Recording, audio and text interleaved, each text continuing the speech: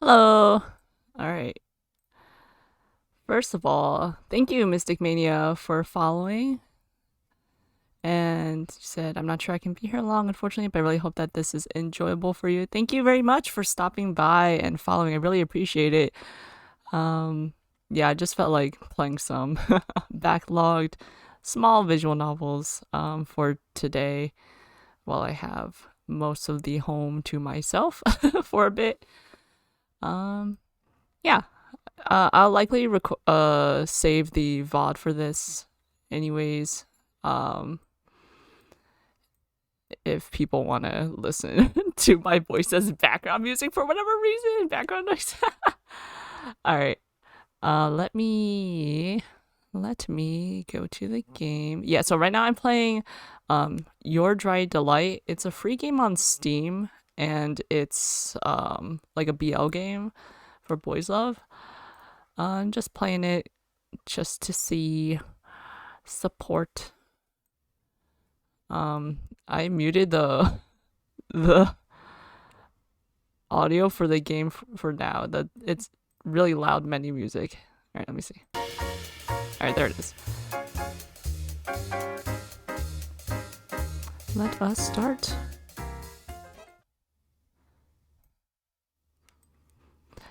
Ah, what a lovely night. What do you say we go get a drink? Tilde? Question mark? Boss, that's the 5th time you've used that joke today. Well, it's your fault for making such a hilarious face every time.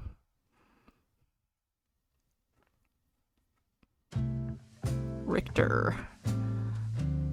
My name is August Richter, and I'm a detective. Unfortunately, my parents thought a nice classic name like James or John just wouldn't be good enough for me. Everyone thought it'd be downright hilarious to call me July during my training. So I decided going by Richter would suit me just fine. This is like there's someone I know whose name is also a month. And then we just started calling them by another month for their name.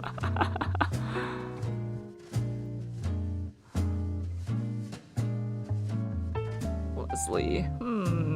Richter, I'm hungry. Didn't we just have dinner an hour ago, boss? Oh, he's our boss.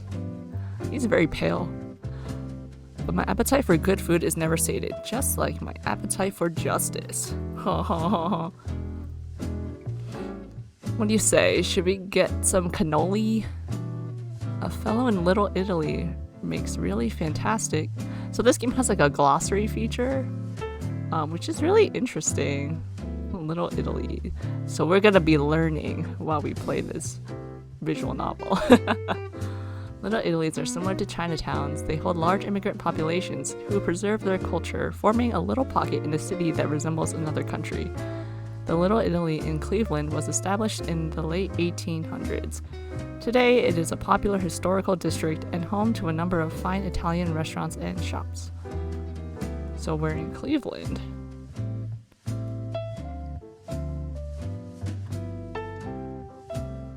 That's what you thought when you saw the presentation of the text.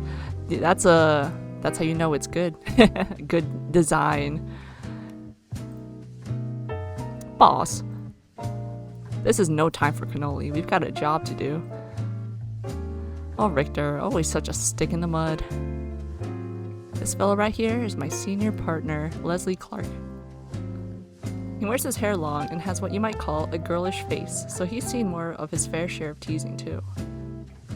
But somehow, absolutely nothing seems to faze him. Case in point, he's worried about cannoli when we're supposed to be tracking down criminals. A true inspiration to us all.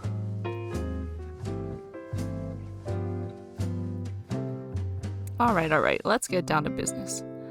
Run through the plan one last time, step by step. You're still new to solo assignments, so I want to make sure you've got all the details down pat. Or you've just forgotten them because you fell asleep during our last meeting.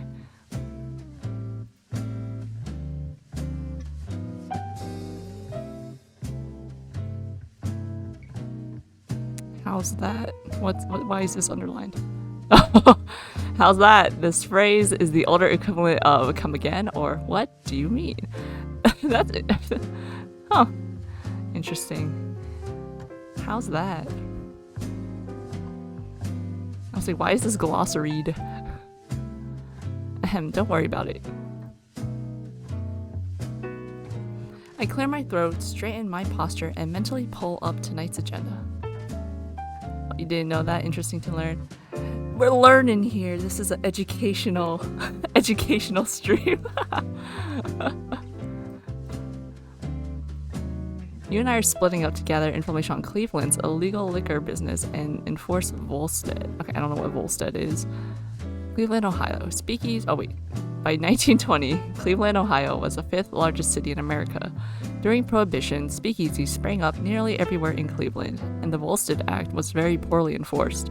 It was home to several infamous mobsters, both Italian and Jewish, such as Shondor, Burns, and Mo Dalitz. I don't know if I'm pronouncing that correctly. Yeah, educational official BL stream, let's go!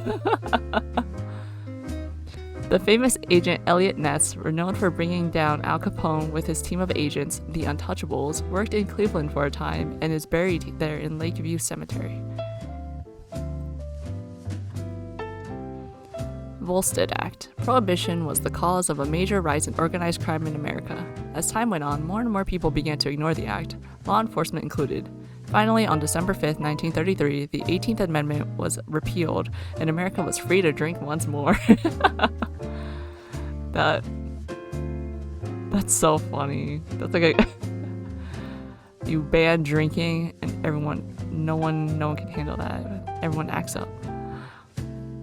I'm heading to the speakeasy on Ness Avenue, and you're meeting with an FBI contact to scope out some warehouses. ... Leslie nods with his eyes closed, swiveling a little in his chair. Dang it, he'd better not be dozing off again. For tonight, my cover is Jack Vaughn, and I work for the city government. Yes, so you can say your job is helping civilians, and it'll be technically true, because you're terrible at lying. Why'd you get into this line of work again? I heard the agency needed detectives who didn't spend their payroll hours hunting for food. Richter, how cruel! He's so distressed. With a theatrical gasp, Leslie spins rapidly around in his office chair, like my dry remark just sent him into orbit. Sometimes I wonder about what bizarre twist of fate landed us together. Hurtful remarks aside, it sounds like you're all prepared. We'll meet back here tomorrow morning to trade reports, drink coffee, eat donuts. Is it my imagination, or is he drooling a little?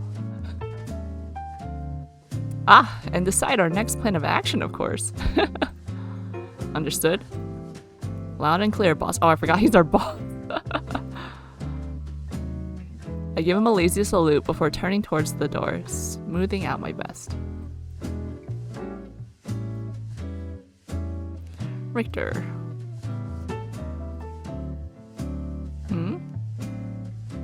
Please be careful. Watch yourself, stay alert, and don't do anything I wouldn't do. Like what, skipping out on the job to get cannoli? I'm serious, Richter. You're my partner. I don't want you to be turned into Swiss cheese by a Tommy gun or something.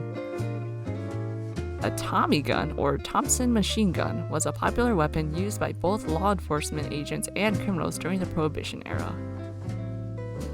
You know, a great piece of media based around the Prohibition era is Lackadaisy by Tracy Butler, I believe is her name, or their name. I haven't caught up in a bit, but I remember reading it and keeping up to date with it years ago. It's really good. ...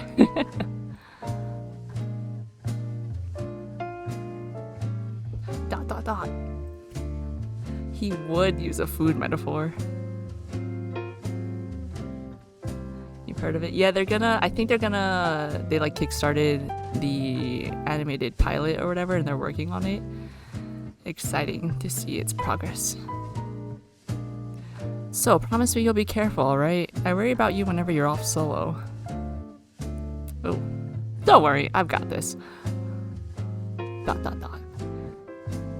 I feel like a kid trying to get permission to leave home. I don't know how many endings there are to this game, actually. He does know I've done other undercover missions, right? No need to worry about me, boss. This may come as a surprise, but I can tie my own shoes too. Oh, so you've been letting me tie them so I wouldn't get my feelings hurt? Richter, I'm touched. He flashes me a playful grin, although it doesn't do much to mask the concern still in his voice. I know him well enough by now to see through his masks, for better or worse. Unless there's anything else important, boss, I'm gonna head out. Alright. Leslie pushes himself up from his chair, stepping over to get the door for me. I expect great things from your report tomorrow. With any luck, we'll be well on our way to making Cleveland a boring old town drier than the Sahara Desert. Doesn't sound quite so encouraging when I put it that way, does it? Can't argue there. God bless America, land of the liquor free. See you in the morning, boss. Give a metal detective. He reaches out to ruffle my hair fondly, as he often does. I stopped brushing it down a while ago. Leslie always likes to mess it up first thing anyway. We trade wry smiles, and with that, I head out into the cool night air. Next stop, Richter's first speakeasy. We're gonna die. Argent Games presents Your Dry Delight. Forgot our name was August.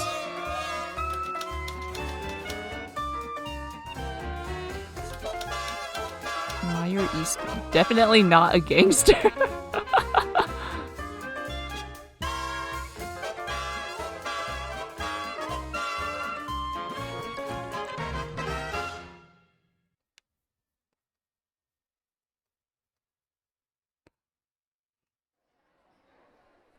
Yeah, it's a nice, succinct intro. Definitely not a gangster.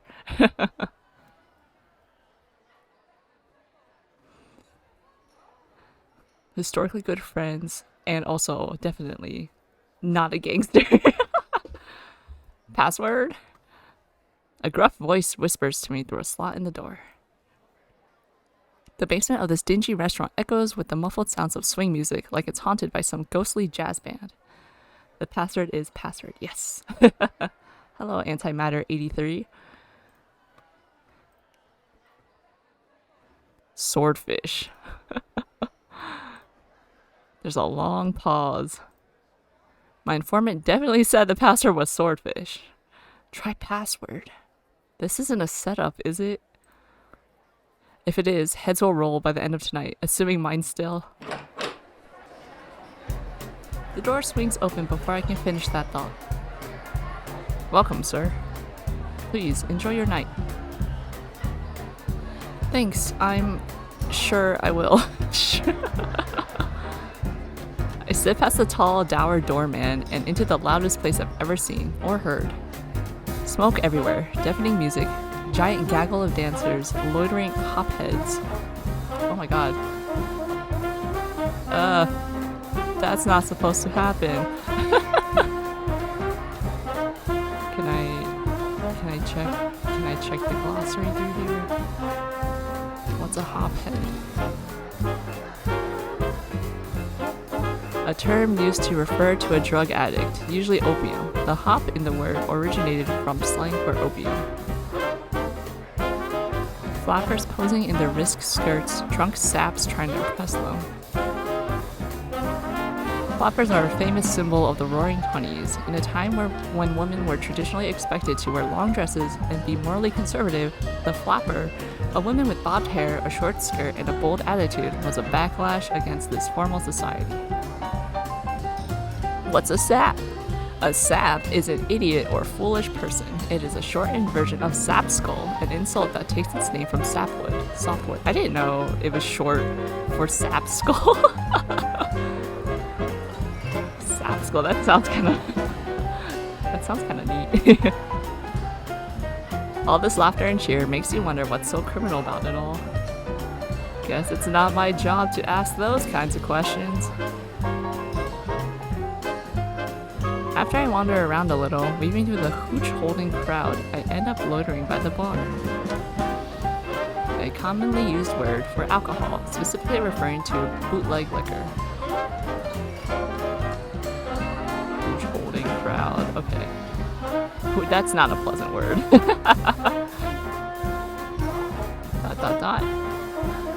The bartender's staring at me. I raise a brow at him, offering a silent defense. What, isn't it normal to come to a speakeasy and not order any liquor? I don't think so, sir.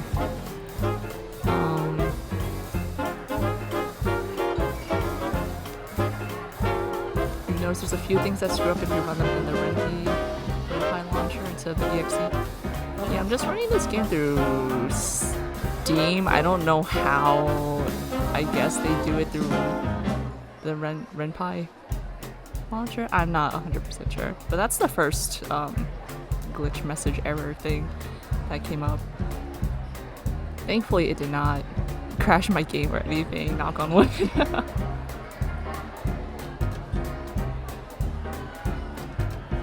Dot dot dot. No. His face is definitely saying no.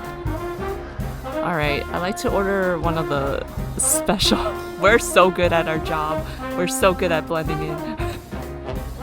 The special comes out of Ed's bathtub, mister. Oh my god. Bathtub gin. During Prohibition, many people bottled their own liquor at home. They often used their bathtubs in order to water down homemade fermented alcohol. Sinks were usually too small to fit bottles. The resulting bathtub gin was usually disgusting. It sounds disgusting.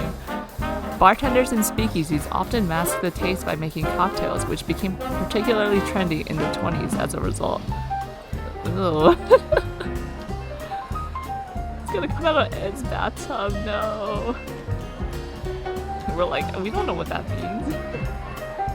Wahahaha.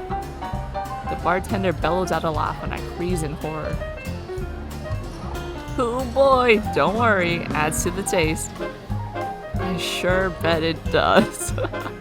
Still laughing, he uncorks the bottle and pours me a glass of clear liquid, stuffing a lime slice onto the rim.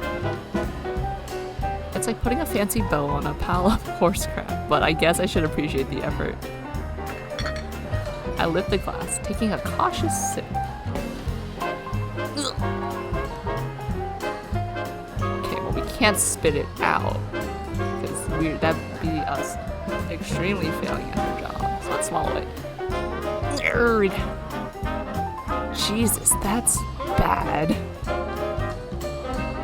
What does it do in his bathtub? Oh god. Actually, I don't want the answer to that. As I hold my glass of God knows what and lean back against the bar, my gaze wanders around the crowded parlor. The informant said this place was a key part of Cleveland's liquor business. Apparently, it's owned by mobster types. And now that I think about it, those guys over there look a little rough around the edges. They're not drinking or dancing, just watching the patrons. Dot dot dot. I casually scoot down the bar, getting close enough to overhear their conversation. It's so loud in here that I can't make out what they're saying, but I manage to catch a few words. Dang Italians. Our turf. Them and the cops. Did I hear that right? They aren't part of the Italian mob? The Italian mob gained a foothold in Cleveland during Prohibition. It began with the Leonardo and Pirello brothers during the early 1900s, and Cleveland's first major mob boss was Joseph Leonardo. The families made the majority of their money through supplying corn sugar, a crucial component for making alcohol to bootleggers. Later in the 1930s, a larger consolidated group known as the Mayfield Road Mob formed in Cleveland, with a powerful Frank Milano at its head. Interesting. I wonder who owns this place then. It must be a different gang. Some kind of deal. That'll work? Risky. I strain my ears as much as I can, sensing the conversation's about to get even more interesting. Just 1 or 2 hints. Maybe a name. Come on. Only 1 drink for you tonight, my friend? A low, eloquent voice murmurs right in my ear. The culprit The culprit smirks at me when I whip my head around in surprise, offering a little wiggle of his fingers in greeting. Tall, suited, and well-groomed, he has an unusually refined look to him. Totally not a gangster. ... Is he offering to buy me a drink?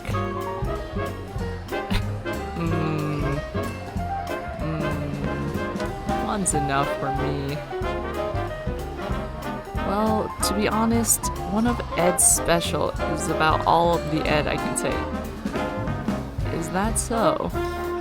You seem like someone who can take quite a bit more. I think you're just being humble. No, really. I like my tongue too much to put it through more of Satan's mouthwash.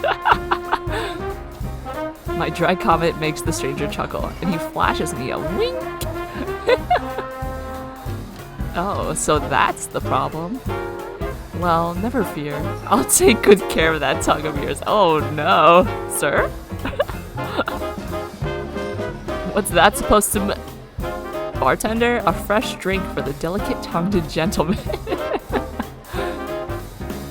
And the usual for myself. He waves at the man behind the counter, who quickly nods. Oh great. I can't actually get drunk, dang it. It's like this guy's here just to ruin my investigation. Yeah, that's totally not gangster. We'll get you fixed up with something that'll tickle your fancy, mister.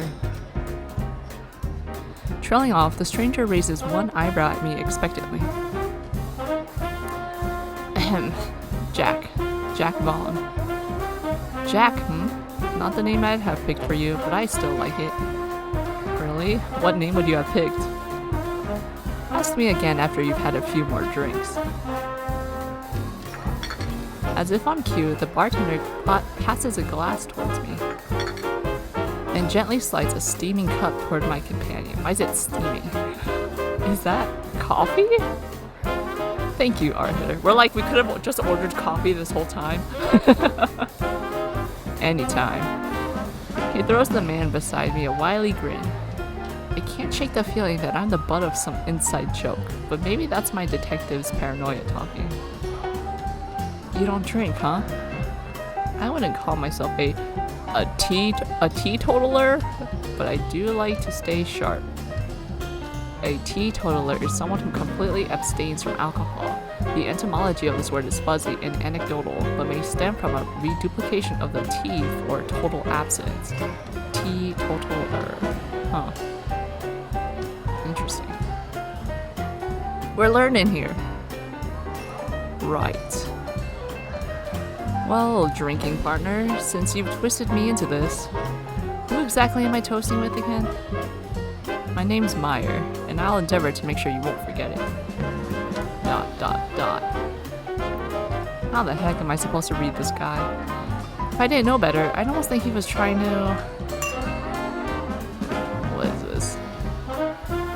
I can't pronounce that. It's a toast that translates literally as to life in Hebrew. To life! Exclaiming some sort of toast, he clinks his cup against my glass. To life! I mimic Meyer's pronunciation, and when he happily nods in approval, we both sip our drinks. Herk. Not as bad as Ed Deluxe, but still feels like I swallowed a gasoline cocktail. And why the puckered face, Jack? Not smooth enough for that tongue of yours? Meyer leans in closer, popping his elbow on the counter and gazing at my face. Well, if he's hell-bent on being all friendly, maybe I can pull some information out of him. I bet he knows something. He's got that kind of smug air. Yes, woe is me and my delicate tongue. Really, where do they get this stuff? Is it all homebrewed? Surely there's a big cellar. Of course! Why, the biggest cellar in town, no less. So he does know. Now I just have to. But more importantly, why don't you tell me a little more about yourself? Or a lot more. I promise you, I won't mind. Alright, play cool, Richter. I can't rush this, or he'll catch on. I'm nobody special, really. I help keep civilians safe, serve the city and all that. His smirk deepens for some reason. Just another average fella, here to relax after a hard day's work. This is so how do you do, fellow kids vibe.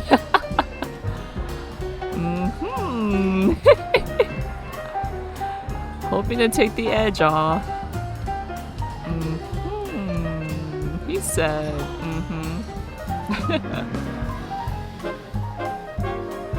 Are you just gonna sit there and me all night, or what? Well, I don't mean to be rude, but I have a sneaking suspicion that you're lying. Impossible. He can already tell? Was Leslie right? Am I really that bad at this? Why don't you be honest with me, Jack? Be honest with you? I'm not... Meyer leans even more, this time sneaking an arm around my shoulders and pulling me in close. Ooh! I swallow, trying to keep a hold of myself as his lips brush against my ear. Okay, that's a little close, sir. I don't even know your name. He can't know. There's no way he knows. You're really a Simcha, aren't you? Is it... what was that? Simcha? Confused, I steal a side glance at Meyer, and his eyes glimmer back at me mischievously. A pimp, of course. What? Oh, you can't fool me with that act, Jack. I saw you looking around earlier for any attractive girls, subtle as a train wreck. ... Lord have mercy. If I have to pretend to be a pimp, I think I'll just run out the door instead.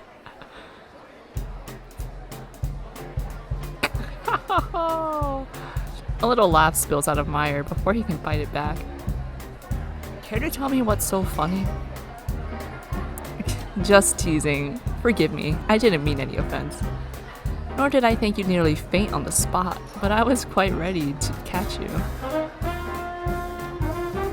Alright, you got me.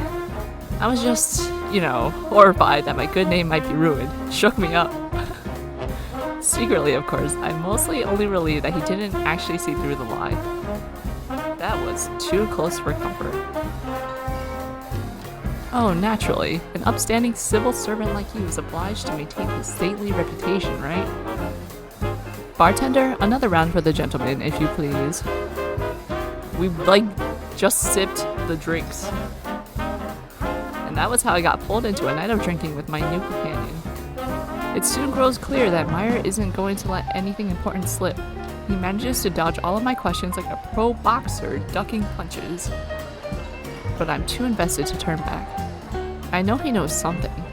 He knows I know he knows something. But we're just dancing around the subject. And as much as I hate to admit it, it's fun talking to him. So much so that I nearly forget what I came here to do. The way he gives me all of his attention is, well, flattering in a way. Like he's watching us. ... While we banter back and forth, I notice the sketchy-looking men from earlier throwing glances towards us. Are they looking at me? At Meyer? Just trying to get the bartender's attention? I can't tell, but I've got a feeling we're being watched. If you don't mind, Jack, I have a question for you. An elbow nudges against my side, interrupting my thoughts. A question? Sure, I'm all ears. I turn my head back toward Meyer, only to see him already pressed close to my side. Our cheeks are nearly brushing together. You wouldn't happen to be looking for underground work, would you? My heart skips a beat. He's finally bringing it up? You could say that, more or less. Well, in that case, how about we make a deal? I'll trade you a little business information in exchange for something on your end. He whispers conspiratorially to me, lips curled upward in a sly, daring smirk. Something, huh? What kind of something are we talking about here? Oh, I'm so glad you asked. His breath lightly tickles my cheek. That's too close! For a second, my focus gets a little hazy. All I can see are those sparkling green eyes. My mind races through all the things he might want from me, things I'd normally never think of until... Bring me a cassata cake. A cassata is a traditional cake from Sicily, Italy. It consists of sponge cake, ricotta cheese, and candied fruit with various types of icing.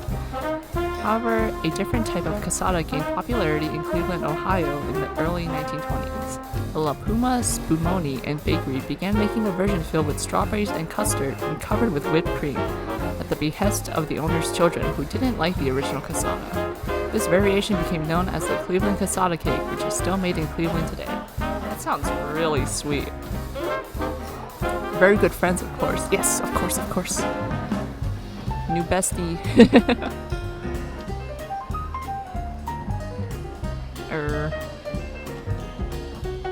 A cassata cake, the type from Frank's Bakery on the east side. Almost certainly not kosher, but I won't tell if you don't. I've heard they changed the recipe to something simply amazing, but let's just say I'm not very welcome in that neighborhood. Not exactly the offer I was expecting. A cake. Right. I'll think about it. No promises. Playing coy, Ari. Well, very well. I see how it is. He exhales a small laugh that brushes my skin again, sending a little tingle down the nape of my neck. Please, think it over carefully, and if you decide to accept my offer, come back here tomorrow night. How does that sound, Jack? I hesitantly nod. Can this wise guy really be a part of some criminal outfit, trading information for cakes? Perfect. It will be plenty worth your while, so keep that in mind. When he finally pulls back, I subconsciously exhale the breath I didn't know I'd been holding. No matter how I look at it, he's acting sweet on me. To be sweet on someone is to have a crush on or strong affection for them. He's flirting. Of course, it's not like anyone would notice, crowded as this place is. Do you happen to have a favorite kind of drink? He casually throws another question out, catching me off guard. I want to have it ready for you tomorrow night. That's awful nice of you. Well, my favorite drink, I guess that'd be water. Something sweet. Let's go whiskey. Whiskey, of course. Do I look like a guy who drink anything else? I mean, are we saying this because it's true, or are we lying? Does Richter actually like whiskey? You didn't seem to have much trouble with the other drinks you've enjoyed tonight. That's because you were distracting me. Really? Am I that captivating? You were practically holding me captive from the start, so yes? He lets out a low chuckle, shaking his head. There's something charming about his laugh, maybe the way it comes from deep in his chest, gentle but resonant. Whiskey it is then, and only the best kind, as a mensch deserves. Mensch is a Yiddish term that literally means man, but can be used to refer to women as well. It is a compliment used to describe someone who is honorable and compassionate. I'll make sure to take excellent care of both you and your refined palate. You're acting like I've already made up my... You're leaving? Meyer sips the last of his coffee and pushes it away, smoothing his hair back with one hand. I'm afraid so, Jack. I've got some business to attend to, but I do hope I'll see you tomorrow. Oh, and tonight's drinks are my treat, as a small token of thanks for your delightful company. Wink!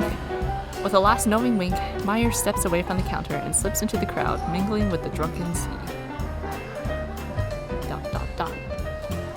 He left so suddenly. Oh, we're so sad about it. I wonder what business he's attending to. Well, never mind. I guess that concludes tonight's investigation. What a ride. I leave the speakeasy, unsure whether Meyer pulled one over, whoa, whether Meyer pulled one over on me or if I actually pulled one over on him. He's sure something, that Meyer. Did we gain any information out of this? No one's ever swept me into their pace so fast before. I can almost still feel the warmth of his breath on my skin. Just the drink talking. Just the drink. It's just the drink. It's just the drink. And with that poor attempt to reassure myself, I stuffed my hands in my pockets and began the sobering walk home.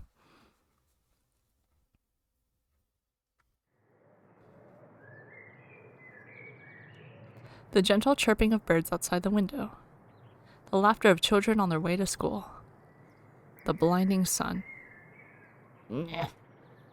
Why is our office so goddamn bright? Oh, my head. The things I do for this job, I swear. As I sit in my chair, sipping my morning coffee and trying to ignore this horrible hangover, my eyes drift up to the clock. Leslie's even later than normal. I hope nothing's wrong. If he doesn't come in soon, maybe I should just leave a note and go nap in my car. Did we sleep in the office? Good morning! As if I'd summoned him from the bowels of sunny hell, Leslie bursts into the office. In one hand, he's holding a stack of paperwork, and in the other... Is that a cake? Fresh from Frank's Bakery. I tell ya, those fellas really nailed the whatever this is. Leslie reaches into the paper bag to grab a piece and happily stuffs his face, chewing away with relish. Cake for breakfast? That's the exact same cake Meyer asked for last night, isn't it?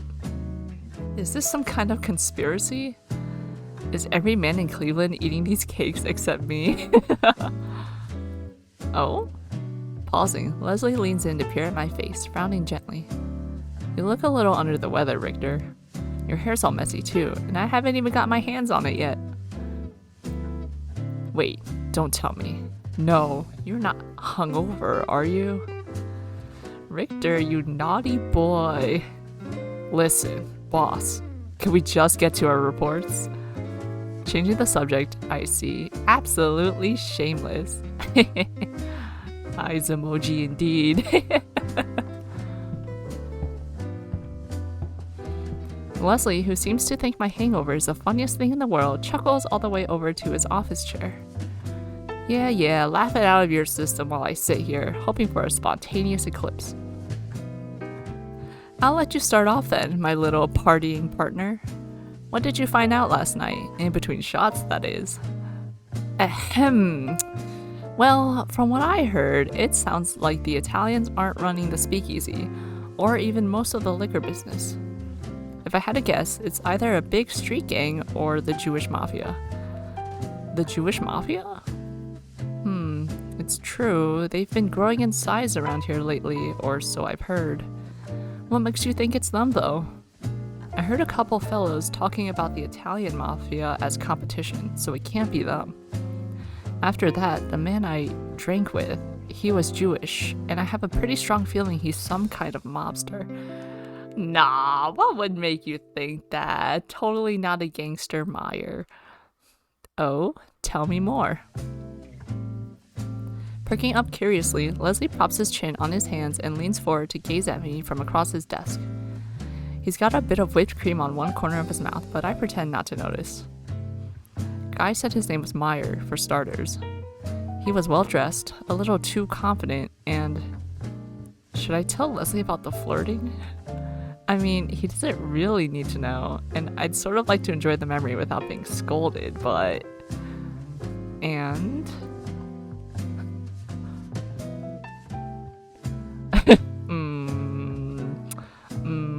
What should I say? What should we say? What should we say? And he seemed important. Did he seem important? He seemed important. I think he's important. Maybe a spy. Maybe an assassin. Not sure. And he's totally not a gangster. Important. Why do you think he was talking to you? Beats me. Maybe he just wanted a drinking partner. Richter, you are so dumb. Leslie drums his fingers on his desk, frowning thoughtfully. He didn't see through your cover? Sure didn't act like it if he did, and I'm still alive, right? Fair point. Maybe your lying skills really have improved. His chair squeaks as he leans back, propping his feet up on his desk. And I just cleaned the mud off it yesterday too. So he's important, maybe part of the mafia, but he didn't bump you off. To bump off is slang for to kill. It is thought to have its roots in early underworld criminal slang, likely coined in the early 20th century. That sounds like a more pleasant way to say to kill. Maybe just bumped him. What do you plan to do about him? I was getting to that. Oh, I'm listening. He gestures for me to continue. Meyer offered me a deal for information.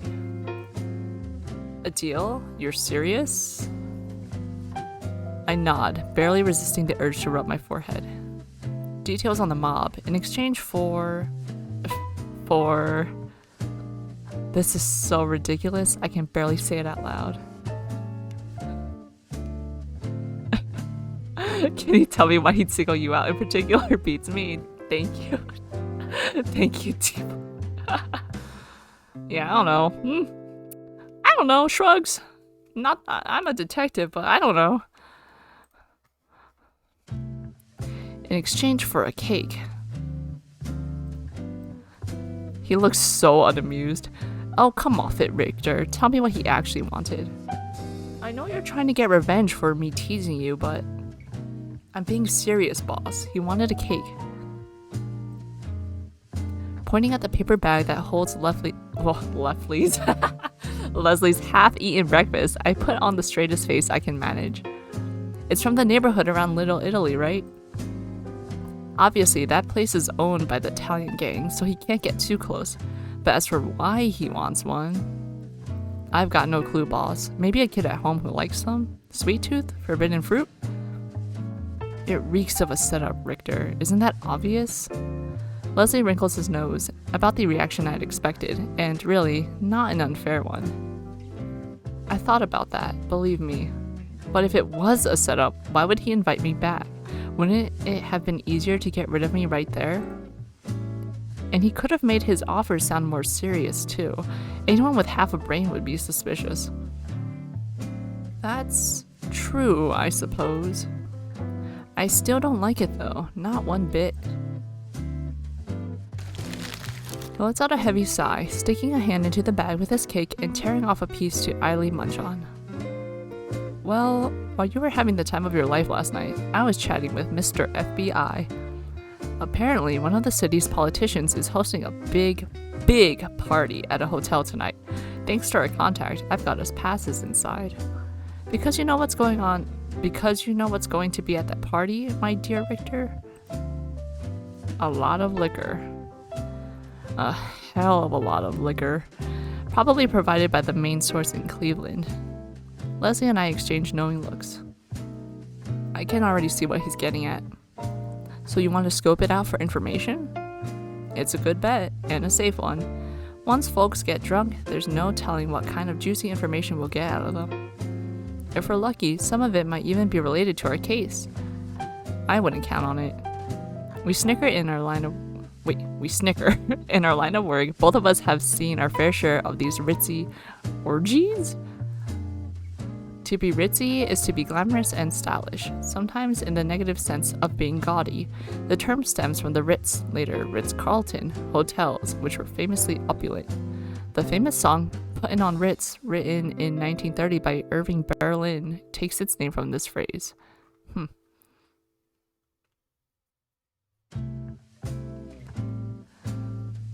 Oh, you've been consumed with visual novels? Specific visual novels?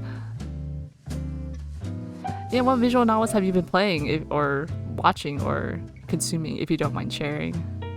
I've been recently getting into more visual novels because it's so much more chill. And it's nice to just continue to be actively progressing through the story without having to do much. Not that I don't mind playing like gameplay games, but Visual novels are nice, chill times.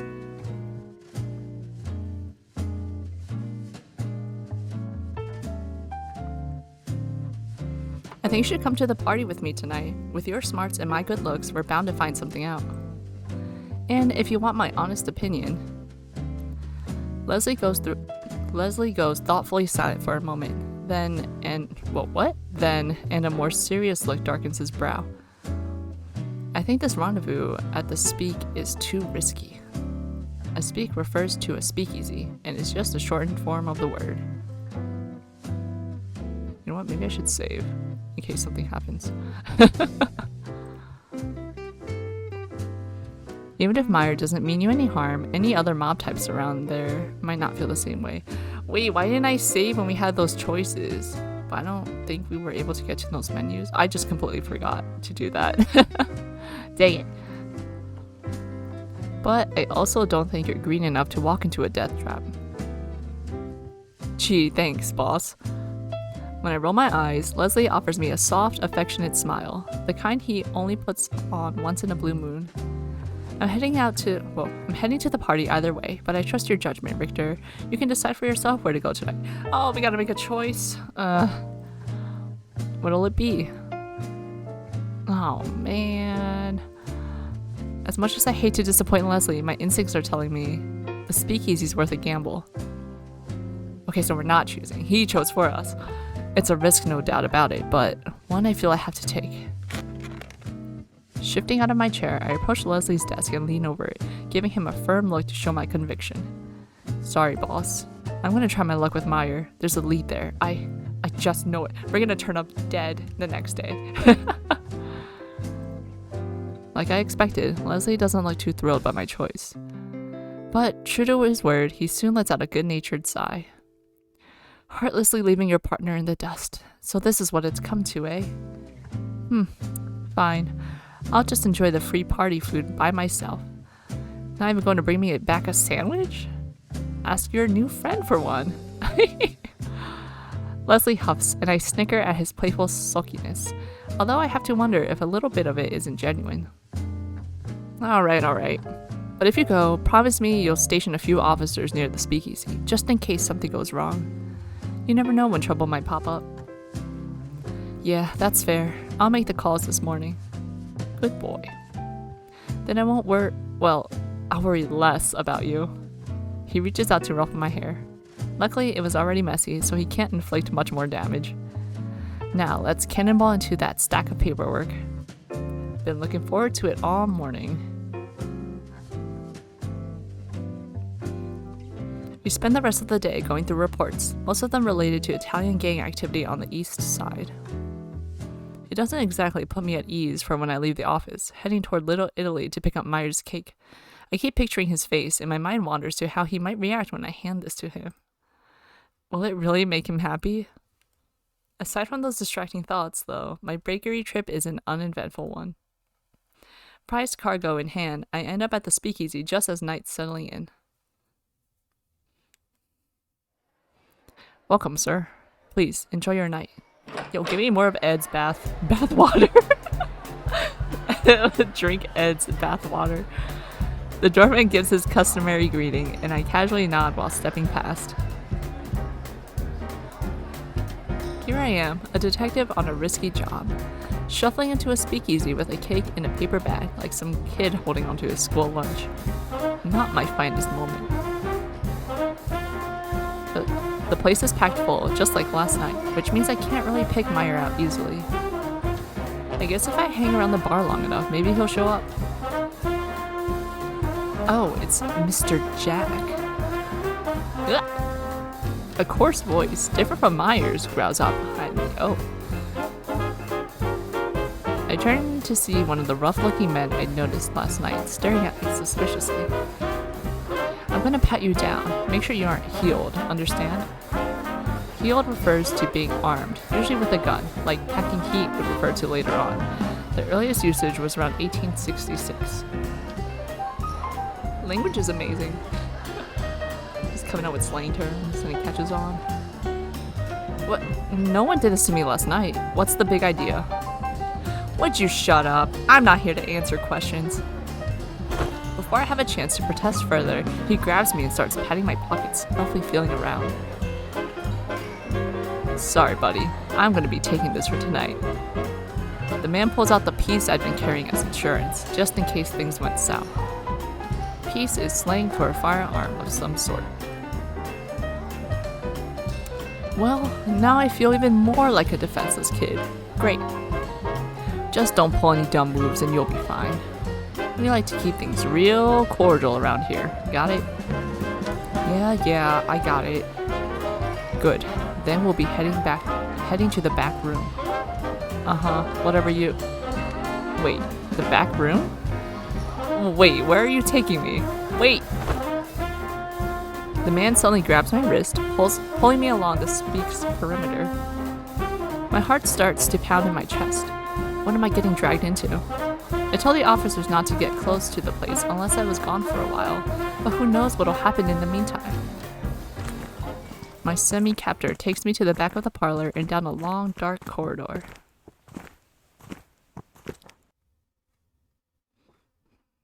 What is this spammer?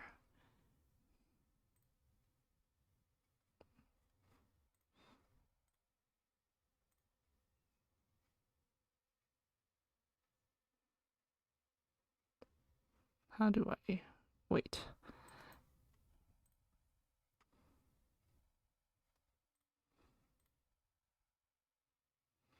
How the heck do I work this? How do I get rid of the spammer?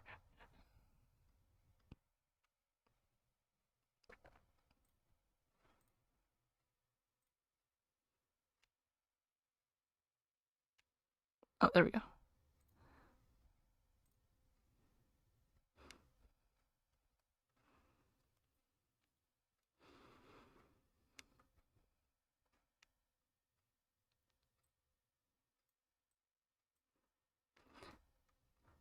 One is finished while the other is being updated. Echo. Ooh, an anniversary update? That's exciting. Let me look this up.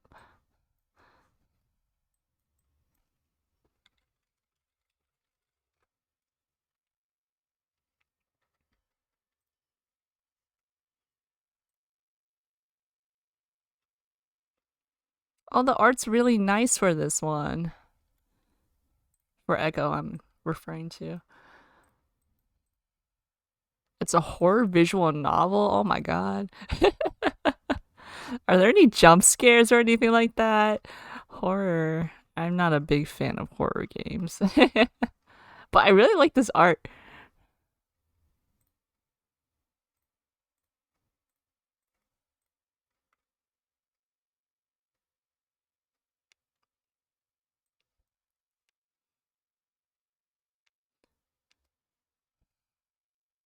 I don't know what got censored in chat. I'm assuming that's itch.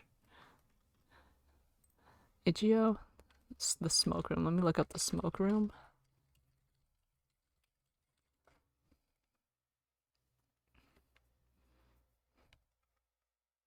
Oh, it's like a spin-off. Okay, so it's the same like story type. Okay, cool. No jump scares.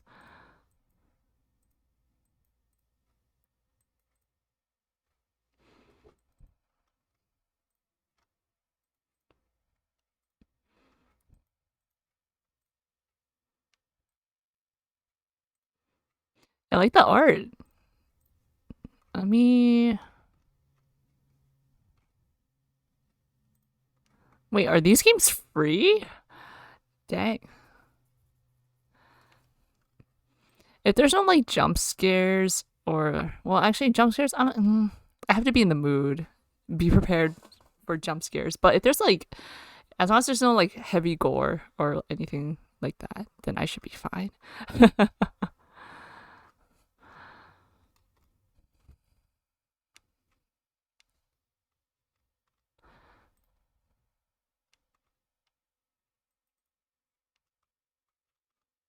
I'll definitely check these out.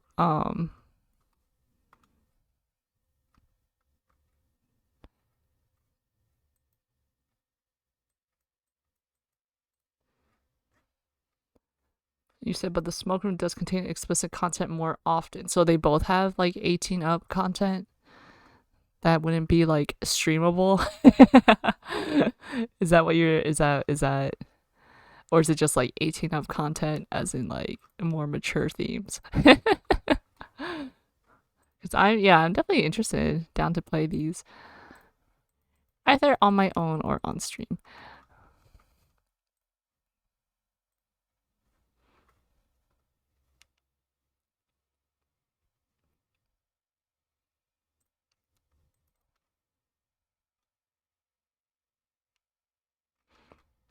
I wish I could see the credits. Wait, more information.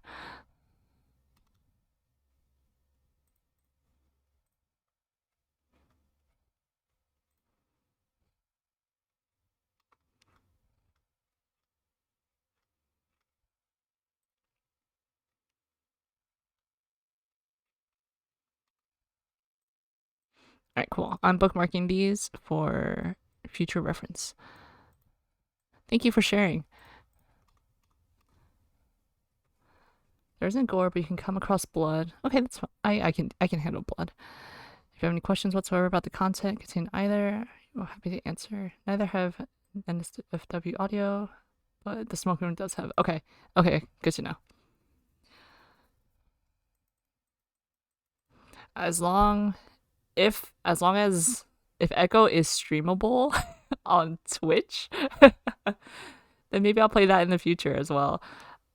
Yeah, because I've been looking for more visual novels to play. Yeah, the ones I'm playing today are like some again from like my backlog. I know they're like shorter, quote unquote, as in like could probably finish in one session, 1 or 2 sessions. Yeah. I don't want to start any like bigger games, like longer games or like longer series, because for streaming, I don't know how consistently I'll be able to do that right now based on everyone's schedule in this household.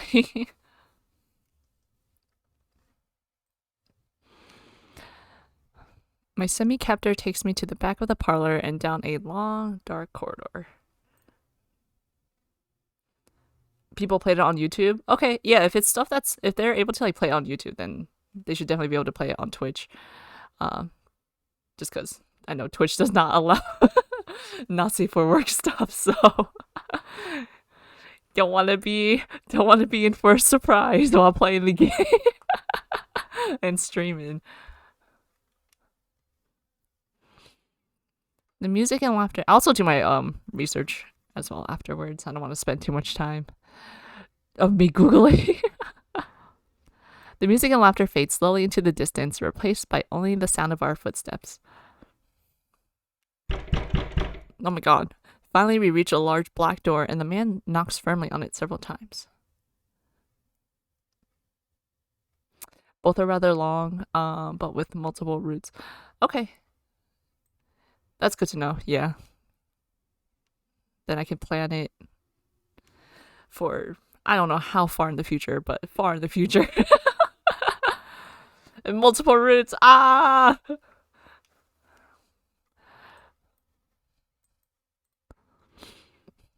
Come in. The door opens into a warmly lit, spacious parlor. Not exactly the scary, dank room I'd been expecting. And there, in the middle of a lush couch, sits a familiar tall man.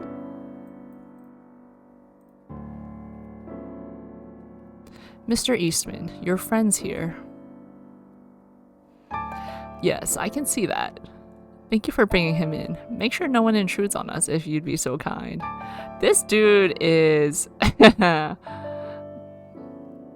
I say, intoxicating? He has all the charms and the charismas. Yes, sir. With a polite nod, the other man departs, closing the door behind him with a soft click. Once he's gone, Meyer and I stare at each other for a few seconds in silence. I can only think that this dramatic reintroduction was deliberate. He knows I can read the subtext. Well, I brought your cake. I lift the bag in my hand and shake it a little, laughing nervously. He got cake, and also he got cake? I knew I could count on you. A pleased smile slowly spreads over his lips, and the sight makes me relax a little. He pats the couch beside him, and I don't exactly feel like I'm in a position to refuse. I approach and tentatively lower myself down, sinking into the soft cushions. Why, you're as stiff as a sheet of glass. What's wrong, Jack? Your secretary back there wasn't exactly the most gentle of fellows. I apologize. They're used to dealing with coarser individuals than yourself, you see, and I forget to tell them to use kid gloves. To use kid gloves with something or someone means to treat it delicately or carefully. The term refers to gloves made from kid leather, the skin from a young goat, which is extraordinarily soft and smooth. It's not that. I just wasn't quite expecting all of this. All of this? You mean a nice back room and a speakeasy? Meyer gives me a faux innocent look. Right, that's obviously what I was referring to. Anyway, here, your prize. I hope it didn't get smushed when your lackey was jostling me around. I offer Meyer the bag with the cake, and his eyes light up when he takes it from my hands. Wonderful, I could smell it already. Oh my god. Oh, that's German! I have not. I took German in high school and have not used it since, unfortunately. Sie ist schlecht zu essen fremden Breit. Oh, it's not German, it's Yiddish. Oh, that's embarrassing. A Yiddish phrase that translates to as, it is hard to eat a stranger's bread. It's purportedly used by Jews in St. Louis, Missouri as of 1920. My rabbi used to say, but I like to pretend it doesn't apply to cakes. What's the origin of Yiddish then? Because it's bright as bread, essence eat. We're learning.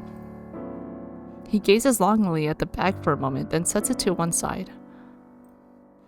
A smile finds its way onto my lips before I even realize it. The way he likes sweets so much really reminds me of Leslie.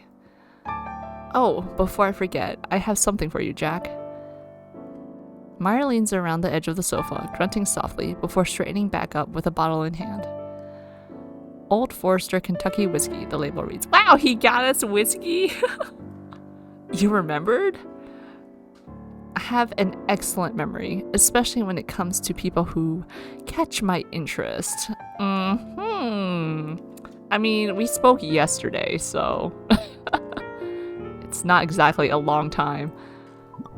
He takes a glass from the table beside him and starts to pour me a drink, humming softly. I notice that he's already got a half-empty cup of coffee for himself, black as the night. This is a quality product right here. I promise there's no Ed involved. But I want more Ed bathwater.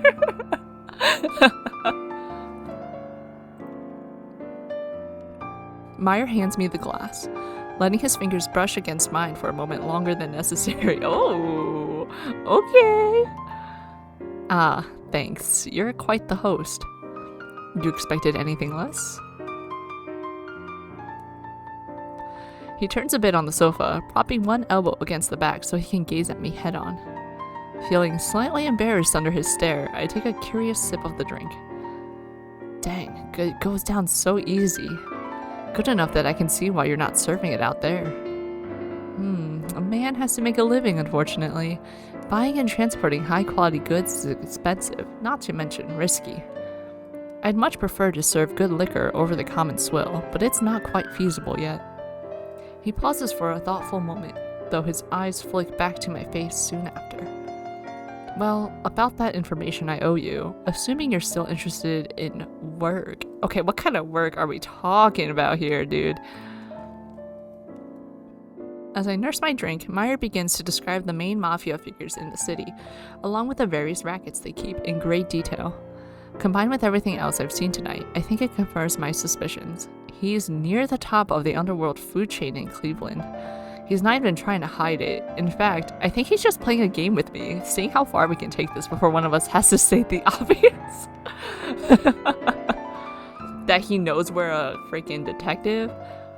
Knowing that, you would think I'd be incredibly uncomfortable right now, but for whatever reason, being around Meyer puts me completely at ease.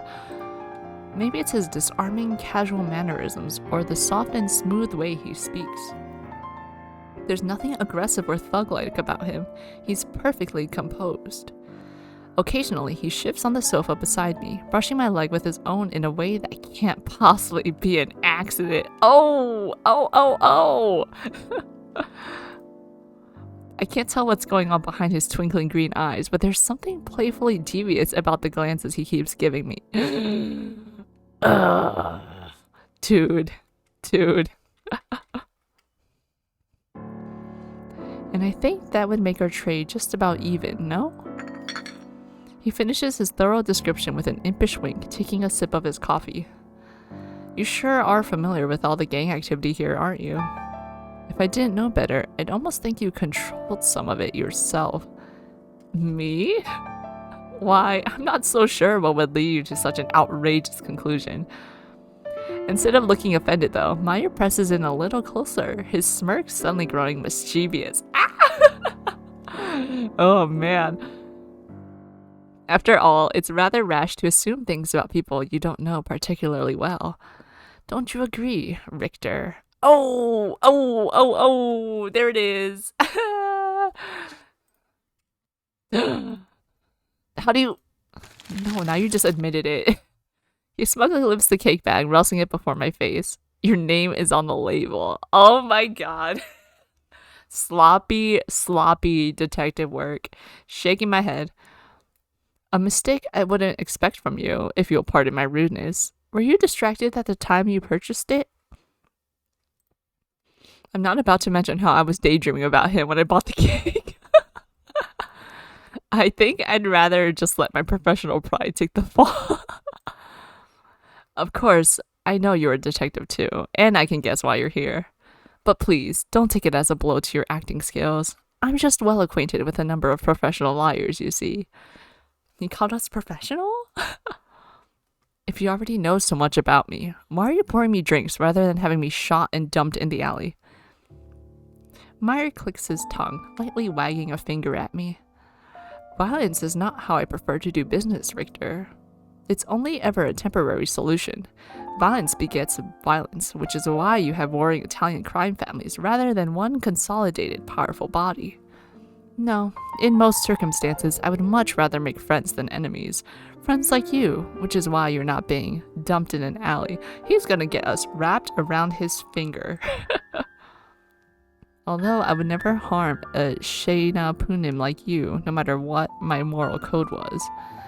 The Yiddish phrase literally means pretty face. Okay. He shifts on the sofa again, this time letting his leg stay resting against my own. Subtle? I swallow, relieved at Meyer's explanation, but acutely aware of his face being a mere inches to my right. You certainly aren't like any other guy I've met, law-abiding or otherwise. Why don't you tell me more about what it's like, being in this risky business? I clumsily attempt to slide the conversation in another direction, daring to glance over at Meyer. No, please. I know a one-sided argument when I see one. With the gloating air of someone who's just caught their opponent cheating, Meyer shakes his head. I'll answer a few questions of yours, but only on the condition I can ask questions of my own. I swear on my honor to answer with the truth, and you'll do the same. But we can each avoid one question in exchange for a favor. Does that strike you as fair? His tone casually rises up at the end, not so subtly daring me to accept. I think I'd be an idiot to expect a businessman like yourself to play fair, but alright, I'll bite. That's what I like to hear. Meyer gives me a rakish, teasing grin, all too pleased with my reply. As a gesture of goodwill, I'll even let you start. Really? How do you make any money with that kind of generosity? Oh, you'd be surprised. As Meyer chuckles to himself, I pause and ponder on just what to ask. What do I want what do I most want to know about?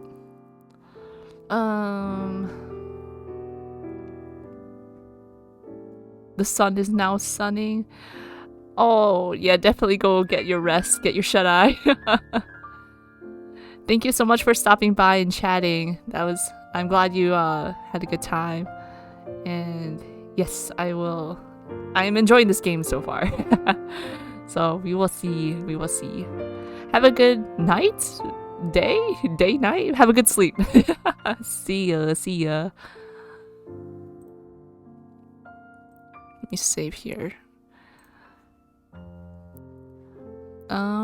Ask about his history. Tell me about your background, your history. What was it like for you growing up? My question seems to catch Meyer off guard, but his surprise quickly shifts into a gentle, pleased expression, and he nods in acknowledgement.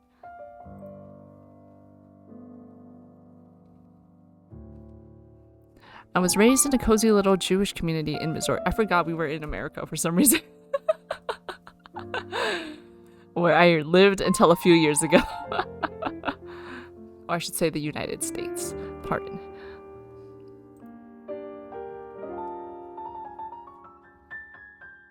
I'm sure you'll find this hard to believe, but I always kept to myself as a boy. I rarely spoke to anyone. I suppose you could say I was afraid of rejection. Our rabbi was my closest friend. We ate corned beef sandwiches and talked about baseball on the weekends. Looking back now, I think he was just as lonely as I. He'd chuckle softly, gaze flicking down to the coffee table and lingering on his cup. I can't imagine Meyer ever being withdrawn. I guess he didn't develop his charisma until later. Several days after my bar mitzvah, a few boys who I'd never seen before approached me on the street. Bar mitzvah, literally, son of the commandment in Aramaic, is a Jewish ceremony often held for boys when they reach 13 years of age. Beyond serving as a coming-of-age ritual, it also marks the time a Jewish boy is obligated to uphold the commandments. The first bat mitzvah, the equivalent ceremony for girls, was held on March 18, 1922 for Judith Kaplan, the daughter of the founder of Reconstructionist Judaism. Meyer, they said, you're a tall, strong guy. Why the heck are you playing with the rabbi instead of making money? I realized I didn't have much of an answer. We formed a merry little crew. It was enjoyable to have that kind of attention from my peers, and my desire to fit in was why I began doing jobs with them. Eventually, my name garnered a certain reputation. The association grew, people started looking up to me, and somehow I ended up on top of it all. Meyer's eyes returned to me. I can't really read the true emotion behind them, nostalgia, regret, or satisfaction. The rabbi, you know whatever happened to him? We don't speak anymore. He gives me one of those brief, thin-lipped smiles, the kind you only show to be polite. Again, it's hard to see through what it means, but I can detect a little longing in his voice. You know, I'd always separated mobsters from real people in my head, like you were all just monsters who'd lost your humanity. But listening to you talk, I guess it made me realize how we're not so different after all. I twirl my glass between my fingers, unsure if that knowledge makes me more happy or grim. Meyer studies me in silence for a little while. It's not an awkward silence, though, just a thoughtful one. Well, your turn. For a question, you have one? Oh, I have many. When the silence finally breaks, Meyer gives me a wry grin, his eyes momentarily flicking down to my mouth. Yeah, I'm listening. Alright, what's your greatest fear? My greatest fear? He nods, watching me expectantly. No immediate answer pops into my head, so I mull over the question for a moment. My greatest fear? Something that would keep me from sleeping at night. Are you sure you want to tell him this? Hurting innocent people. Oh? I nod, forcing a brief, awkward smile as I take another sip of my drink. Meyer doesn't add anything further, though. Is he waiting for me to elaborate? I just think it's my duty, well, the duty of everyone in law enforcement, to make sure Americans are safe and happy. That's why we exist. It's not just a job for you to do money. Wait. It's not just a job you do for money. I can't read. It's a job that lets you go home feeling better about the world, even if it's just a little bit. Meyer tilts his head a little to one side, eyes glimmering at me. Then his hand slips onto my shoulder, resting there gently for a few seconds before squeezing it. His leg is still touching our leg. Very admirable, Richter. Although, I have to wonder just where Volstead fits into that. He trails off curiously. Is he trying to lead me somewhere with that vague comment? Well, it's your turn, isn't it? Why don't you ask me something lighthearted? It's a wink. I don't mind if you get more personal. He leans in a little more, hand still lingering on my shoulder. Dude, he is so...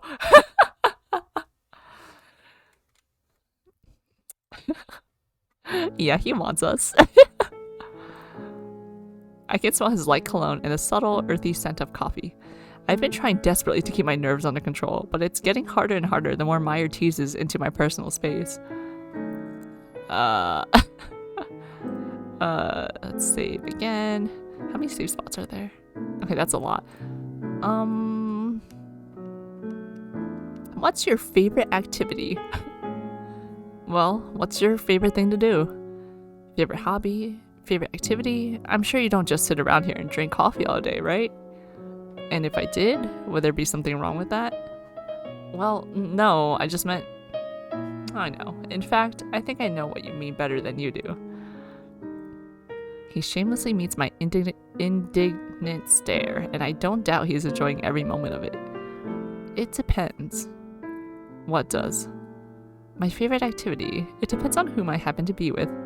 Shall I let you figure out the rest, or would you like me to spell it out for you more explicitly? I think I get the idea. Thanks. Your turn. Go on. Pausing, Meyer makes a show of tapping a finger against his bottom lip, turning his eye towards the ceiling. This feels like we're at like a slumber party and we're just playing this I ask you ask type game.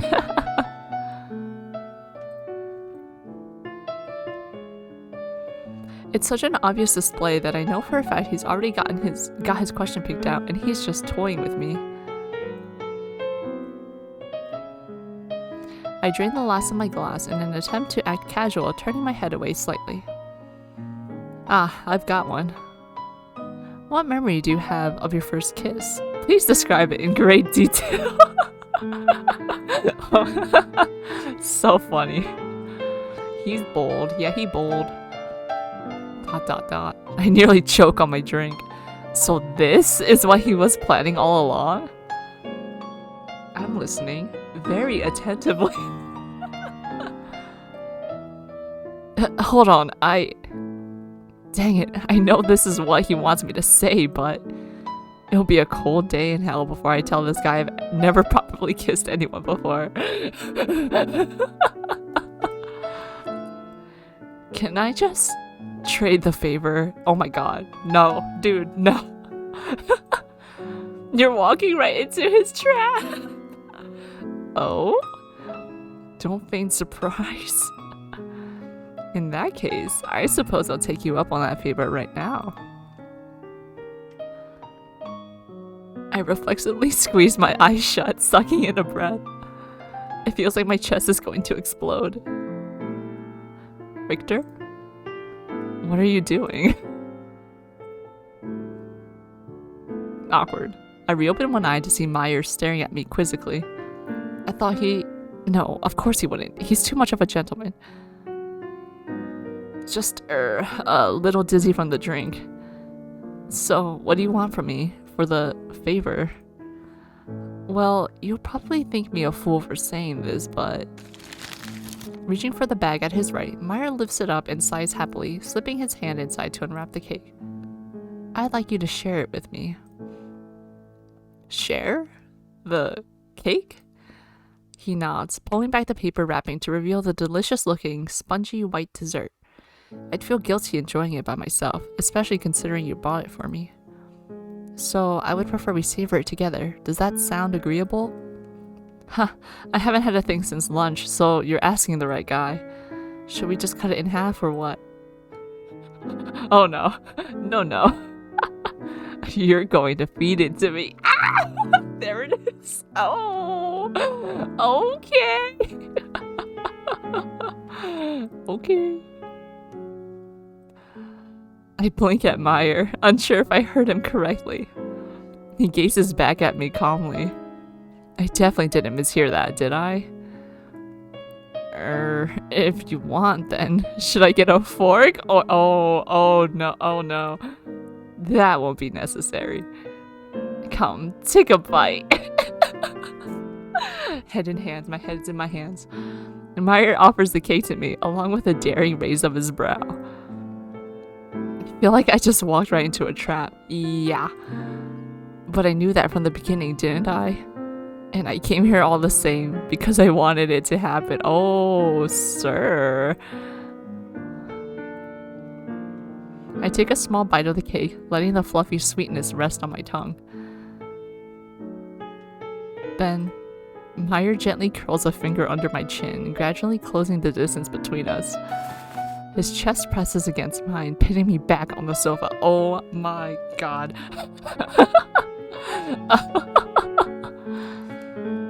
There's no need to be embarrassed, Richter. He breathes those words against my cheek, pulling my jaw down ever so slightly to part my lips. Oh my god. A CG! A CG! Slowly, deliberately, he covers my mouth with his own. I'm firmly grasping. The sweet flavor mingles between our tongues, but my head feels so foggy that I can barely think about how it tastes. Meyer teases me with maddeningly light, soft kisses, pulling back a little bit each time I start to press forward. I did not expect this visual novel to affect me like this. So I gotta say, the writing, good job to the writers. He's really trying to provoke me, isn't he? Well, it's working. Life slug reaction. I bite down hard on his lower lip, exhaling a hot, impatient breath. Why are we biting on his lip? Momentarily, his chest presses harder against mine. His kisses suddenly grow more aggressive, hard and deep, so intense that I have to gasp for air whenever I can. Oh my god. Woo! I pull his coat off his shoulders, grasping needily at his shirt, letting my hands wander all over his powerful body. Oh my god. Just as his tongue starts to slip into my mouth, he pulls back again, this time breaking into a devilish grin. If I had known you would be so eager, I would have done this a lot sooner. Yeah, we were tearing off his jacket. Are we gonna spend the whole night talking, or share more of that cake? I can't disappoint my favorite detective now, can I? It would be horrible if you clapped me in shackles and brought me in for interrogation after all. You sound pretty excited about that idea, actually. And can you blame me? Okay, this guy, okay. Meyer swipes a finger through the cake's icing, then presses it past my lips. Ew, not suckle again. We did this with Laurier in Nickel Power Catboy's Paradise. And now it's back again here. I suckle on it without hesitation, lapping the sweetness off his fingertip, a faint moan leaking from my throat before I can contain it. Okay, we are down bad right now. Richter. Oh, God. Meyer suddenly leans in for another kiss, trailing his finger along my bottom lip. This time, he's the impatient one, his tongue pressing insistently against my lips until I part them. It greedily swirls inside my mouth, tangling with my own tongue, as Meyer presses me roughly against the couch. Oh, whew, whew. It's like he can't get enough of me, and I can't get enough of him. I grasp his hips and keep him pulled forward, wanting more and more. Do I need to, mark this stream... specifically mark this stream as 18 and up only? As we trade eager, wet kisses, my mind hazily wanders towards a certain question. What What am I really doing here? Yeah. Am I trying to live out some detective seduced by mobster fantasy? Or is it like Meyer said? Are we just two men, outside of our opposite professions, savoring each other's company? If Leslie could see me right now, I don't know what he'd think, or if he'd even find it excusable. But if I'm so easily turned away from my duties by a gangster, maybe I was never cut out for this line of work to begin with. I am not. One of Meyer's hands drips down my chest, slipping around my waist to squeeze my hip. I normally wouldn't do this on our first date, especially since I'd like to give you a reason to come back. He heatedly murmurs a string of words in between breathless kisses, not giving me a moment to reply. But it doesn't feel like you'll need too much convincing. How inebriated are we right now? His fingertips tease along my inner thigh, sending shivers through me from head to toe. Ooh. Just a little bit higher. Okay. A little higher. Of course. A frantic knock at the door makes both of us jerk apart. Meyer smooths back his hair and clothes, sitting back and clearing his throat. Come in. The door instantly flies open, and one of Meyer's men bolts inside. Mr. Eastman, there's a bunch of cops sniffing around right outside the door. Great. I think something's about to go down. If we don't stop them, they... Wait. Those are my guys. Safety precaution. I jump up from the sofa, inwardly kicking myself. Dang it, I should have told him to go home earlier. I lost track of time and... there's no excuse. It's alright, Richter. Meyer's gentle voice calls to me reassuringly. Go put your men at ease. Maybe, by some grand stroke of fate, you'll end up here again tomorrow and we can resume our talk. This is a wink. He puts on one of his wickedly innocent smiles, winking at me. Thanks. I hope I can see you soon. You doubtlessly will. Ew. With a hasty nod, I turn and follow the other man to the door, smoothing back my own ruffled hair. Luckily for me, those officers probably aren't being paid enough to ask many questions. Oh, and Richter. He calls out to me just as I'm about to cross the threshold, and I glance back at him. Don't forget what your real duty is, Good night. Oh, he is so... Meyer's man shuffles me along the exit before I have a chance to reply. My real duty? What the heck does he mean by that? Maybe it doesn't mean anything, but those words stick in the back of my mind, even as I leave the speakeasy to reassure the officers I'm alright and defuse the situation. Hopefully I'll get a chance to see Meyer tomorrow, and I'll ask him then. My heart's still pounding from the end of our talk. When I finally get home and roll into bed, there's no way I can fall asleep, so I spend the night restlessly tossing and turning. I'd rather be hungover than this. Jesus. Infatuation doesn't fade away half as easy. Oh, man. Morning, boss. I stumble into the office, feeling like a corpse dragged out of its grave. Coffee. Richter? This is the second day in a row you've come in looking like a bed-raggled cat. Do we need to have an intervention? Fine. Just couldn't sleep. Christ, something really is messed up when Leslie shows up at work before me.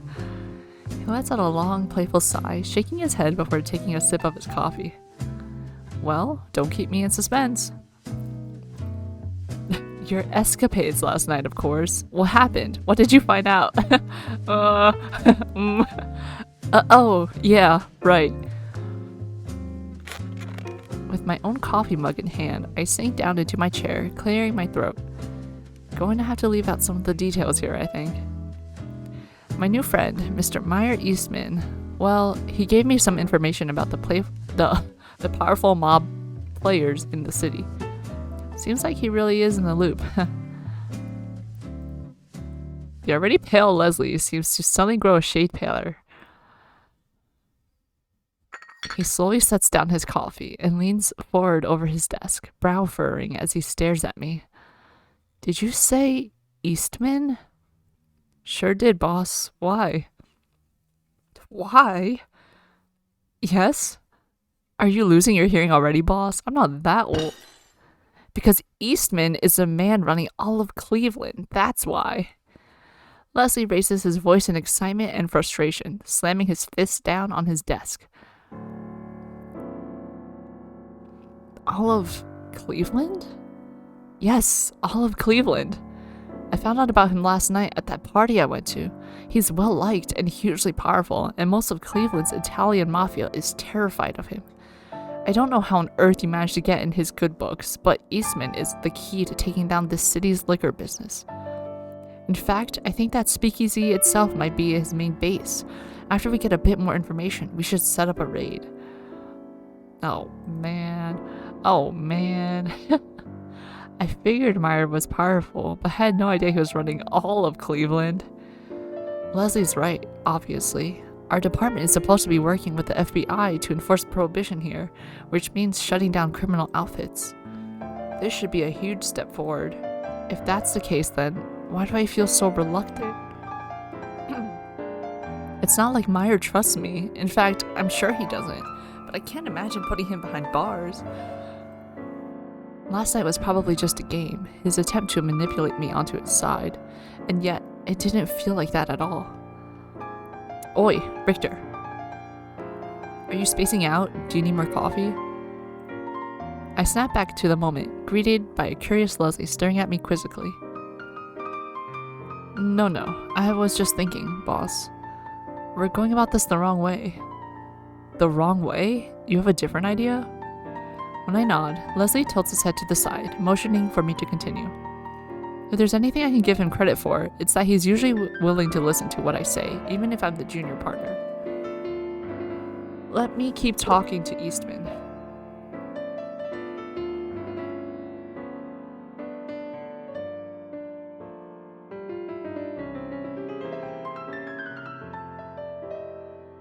Sorry, I had to blow my nose. I'll get more details out of him, I promise. We shouldn't throw him in jail, not yet. Leslie stares at me in stunned silence. Does it really sound that strange? Did you hit your head on the way home last night, Richter? This is a mob boss we're talking about. He's dangerous, not in line to be the next pope. I don't know what he said to you, but you shouldn't believe him. Just because he hasn't killed you yet doesn't mean he won't. Once you've outlived your usefulness, haven't you ever thought about that? His frustrated, skeptical words echo my own thoughts, as much as I hate to admit it. Maybe it's stupid to try and deny them, but before I can control myself, I blurt out the first thing that comes to mind. He's not a murder machine, Leslie. He's not a one-sided villain who was born bad. Uh-oh, we outing ourselves. Sure, most mobsters out there are ruthless, but so are a lot of normal people. Mafia guys aren't some special breed, evil to their rotten cores. Meyer, he's a businessman. He's using the law for profit. I know that, and I'm not saying I think it's right. But after talking to him, spending time with him, seeing how he's just a guy like any other, I'll be if I don't have any more sympathy for him than whatever rich old highbinder is handing down orders in the FBI. Highbinder refers to a corrupt politician or swindler. It originates from the name of a Chinese-American criminal organization in New York in the mid-late 1800s. What's the name of the organization?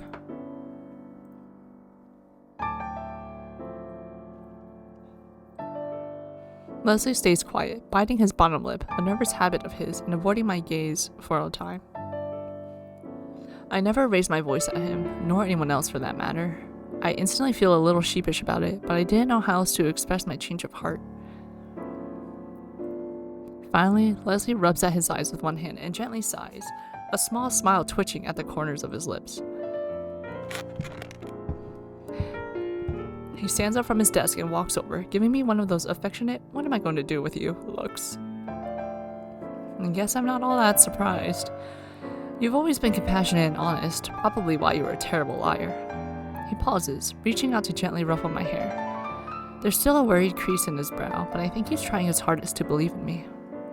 If you really, really think this man isn't out to just screw us over and he'll be of use to the investigation somehow, then I suppose I'm willing to go along with it, for a little while at least.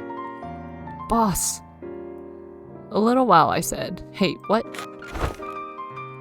I jump out of my chair and pull Leslie into a hug, tightly squeezing his wiry frame. He stiffens for a moment, but eventually wraps his arms around me too, softly patting my back. I sure hope you know what you're doing, Richter. If something ever happened to you, well, let's just say I have a hard time living with myself already. Why? Because you're so high maintenance? Exactly. You know how many times a day I have to feed myself? It's very difficult, and having guilt on my shoulders won't help things any. I'll be fine, boss. Don't worry about me. As we pull apart, I gaze down into Leslie's face for a moment. He still doesn't look fully convinced. And it's perfectly reasonable. We're paid to be suspicious. I'll bring him around to the idea eventually, if everything works out. He's open-minded to just about anything, given enough time. Except vegetables, maybe. He's just like me for real. After we discuss things a little more, Leslie and I settle about our usual routine of paperwork, calls, and more paperwork. It's not like our work normally flies by, but today the hours seem especially long. At last, evening rolls around. When I head outside, my feet start to take me down a familiar road before I even realize it. Welcome, sir. Please enjoy your night. Loud music rushes over me in a wave. The familiar sea of dancers, lights, and sparkling glasses. This place is starting to grow on me. To my surprise, I spot Meyer already standing by the bar, cup of coffee in hand as he chats with the bartender. Should I go up to him? I don't want to come off too strong. Maybe I should casually strike up conversation with someone else and wait for... Just as I mull over my plan, Meyer's gaze meets mine. He instantly breaks into a warm smile, beckoning me over. Phew. I wander towards the bar and step up beside him, clearing my throat to buy time as I figure out what to say. Well, it seems like my detective wandered back to me. Did your flock of officers decide to come along today too? No, I left him at home with the sitter. Good. I can't tell you how disappointed I was when they decided to interrupt. Dude, he could kill us at any moment and no one would know. His suggestive airy murmur sends a tingle down the back of my neck. At least I wasn't the only one who was disappointed. Yeah, well, I was really looking forward to the rest of that cake. I'm afraid I enjoyed the rest of it by myself, but I was thinking of you all the while. Does that make you feel any better? Not one bit. Meyer lets out one of his deep chuckles, low and comforting. It always seems like his sly, evasive mask melts away for a split second whenever he laughs, betraying something vulnerable. Listen, Richter, if you'd prefer, we can always linger out here and talk. As much as I want to savor all of you in private, I'm more than happy to just enjoy your company, discussing whatever flights of fancy we have. I probably shouldn't have said that. I imagine my seductive air mystique is all but ruined for you now. Seductive? No, I hadn't even... Never mind. His leg lightly brushes mine, underneath the bar and out of sight. He's so bold, this guy. I can see how he got into his line of work, no doubt about that. Actually, I wanted to ask you some more serious questions. Privacy might work better, just, as a precaution. Oh, of course. I have no doubt that your reasons are entirely...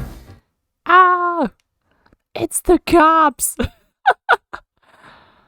At that moment, the speakeasy door flies open and a small group of officers rush in. Screams echo through the parlor after the music cuts off, but the cacophony quickly goes silent. Eastman's men can't even reach for their guns. The officers are already aiming their own. Great. No! And at the head of the group stands Leslie, we're just trying to feed our thirst, Leslie. Please. Richter. The second our eyes meet, he rushes over to me, releasing a huge sigh of relief.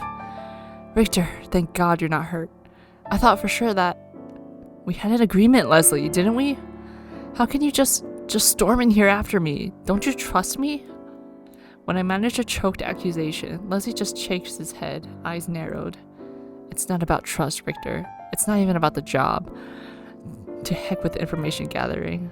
The thing I care about most is keeping you safe. You're too honest, too trusting, and I can't just let you run around with people like this, even for the sake of an investigation. Meyer's just standing right there. He gestures at Meyer angrily, apparently having guessed his identity already. Dude, Meyer's gonna have Leslie killed and dumped in the back of an alleyway. Leslie was really that worried about me? I knew he was still concerned, I just didn't think he'd go this far.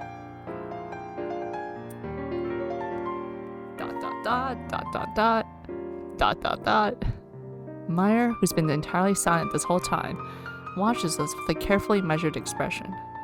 How can he be so calm? He had no idea this was going to happen, did he? Gentlemen, I believe there's been some severe miscommunication. Please, Mr. Leslie, tell your men to lower their weapons. Then we can discuss things calmly without the threat of accidental bloodshed. Agreed? Leslie hesitates. There's a very strange degree of trust going on here, but I get the sense that neither of them wants it to end in violence. I know Leslie hates hurting anyone, even criminals, and Meyer doesn't seem the type to enjoy it either. Understood. He signals to the officers who slowly, reluctantly lower their guns. The tension in the room eases a little bit, though it's still far from calm. Let me say first, Mr. Leslie, that I entirely understand your concern for your partner's safety. But, you see, after our friend Richter here showed up the other night, I was struck with an idea. I knew he was a detective before he so much as walked in the door. Your informant's working for me, so I decided to have a chat with him. You mean, back there? That was... Don't get me wrong, Richter. I was enjoying every second of it. But I've been looking for a way to work out an arrangement with the law in Cleveland for some time. You're a hard-headed sort here, let me tell you. He exhales a breath between his teeth, gently shaking his head.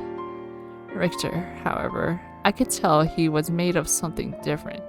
Not so hell-bent on enforcing the Volstead Act, yet not just the type to be bought either. I was intrigued. So I thought I'd try to work out a deal, as is my way. Last night was supposed to be the beginning of that deal, but... Well, I was enjoying the company so much that I thought to myself, what harm can it be to wait a little while longer? When Meyer's glimmering eyes settle on me, I feel my heart skip a beat. Maybe several. He invited me back to make a deal, but it spiraled into something more because he enjoyed my company? So you really believed we wouldn't try to arrest you? It was a calculated risk, of course.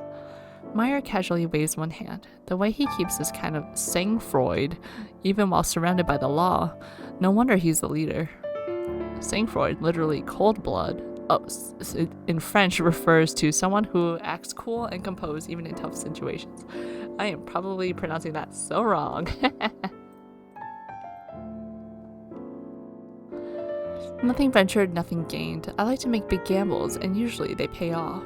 But I've done my research on your backgrounds, your past jobs. I knew you wouldn't simply raid my venue without showing a few of your cards first. So you could say the chips landed where I thought they might. Leslie rubs his cheek with a hand, blinking rapidly, as if trying to understand everything we just heard. I can't blame him. I knew Meyer was sharp, but had no idea he'd planned everything out ahead of time. You know, even though we're the ones with our guns out, I can't shake this feeling that we played right into your hand.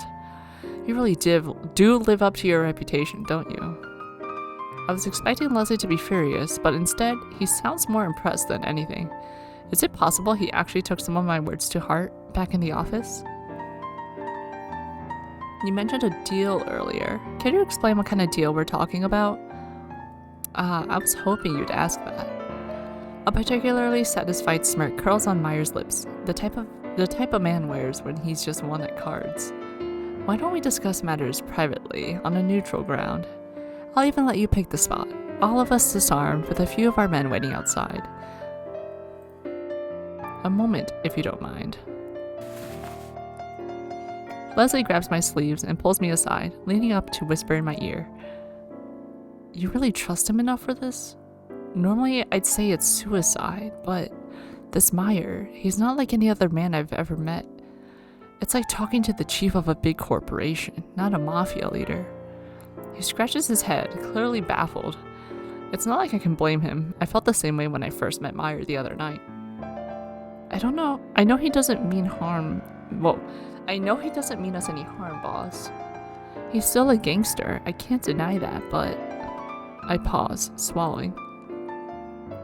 Better word things delicately, or else Leslie might catch on. I think he genuinely wants to work out a deal with us. All of this would be way too much trouble otherwise. My thoughts exactly. You think we should hear him out then? Without hesitation, I nod. Maybe it's an incredibly stupid decision, but I can't bring myself to believe all of last night was just a means to an end. If you don't mind me saying, Mr. Leslie, I gather you're the type to take precautions. Meyer pipes up airily, and we both glance over toward him. Should the two of you not show up in perfect health tomorrow, I'm certain I'll have a big hassle on my hands, and that's not what I want, I assure you. You really did do your research, didn't you? It's a favorite hobby of mine. So that means you know what size underwear Richter wears?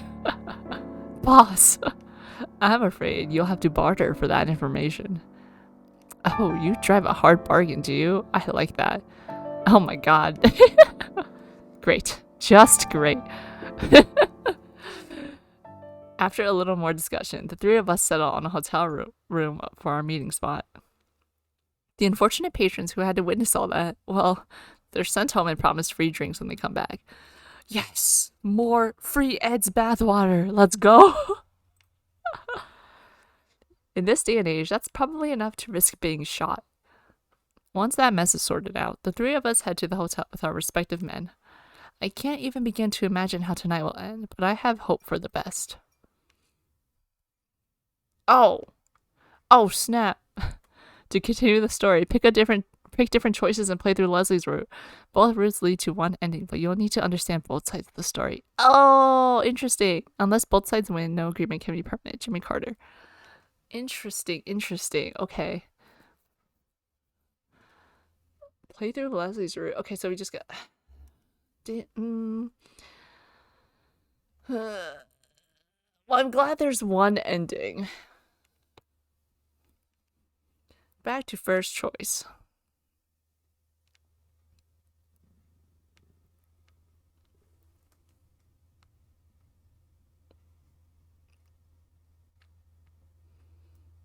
Is it loading? Oh. Sounds like you're prepared. Are you back here tomorrow to share reports? Eat donuts? Okay, so it really is all the way back to the first choice.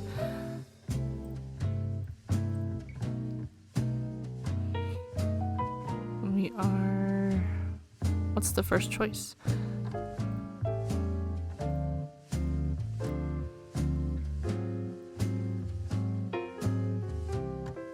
Oh, okay. Yeah, I did not choose Leslie's stuff. Okay, I worry about you too. Alright, but before I actually continue, I'm going to take a little stretch break. So I will be back in a few minutes.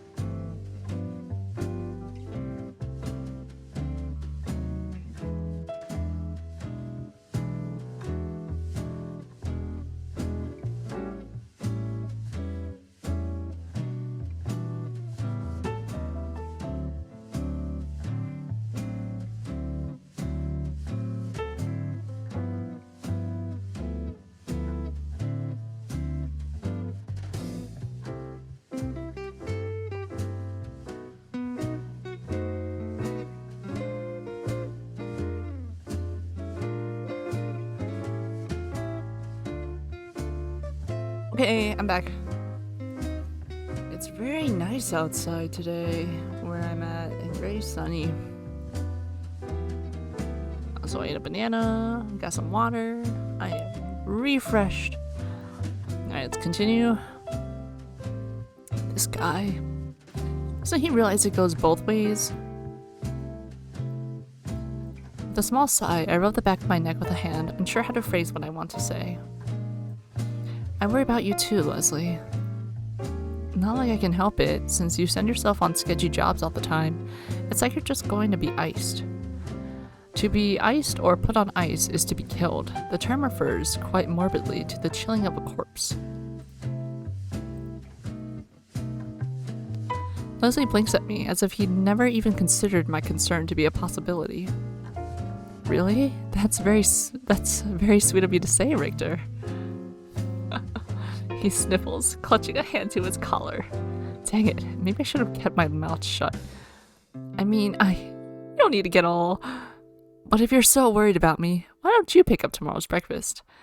We old geezers do need to sleep in sometimes. Unless there's anything else important, boss, I'm gonna head out. Alright. Leslie pushes himself up from his chair, stepping over to get the door for me. I expect great things from your report tomorrow. With any luck, we'll be well on our way to making Cleveland a boring old town drier than the Sahara Desert. Doesn't sound quite so encouraging when I put it that way, does it? Can't argue there. God bless America, land of the liquor free. See you in the morning, boss. Give him an old detective. He reaches out to ruffle my hair fondly, as he often does. I stopped brushing it down a while ago. Leslie always likes to mess it up first thing anyway. We trade wry smiles, and with that, I head out into the cool night air. Next stop, Richter's first speakeasy. Okay, so we're still going.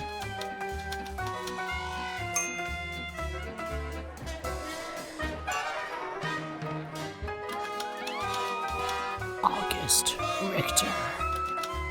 Leslie Clark. Meyer Eastman. Definitely not a gangster. Definitely not a gangster.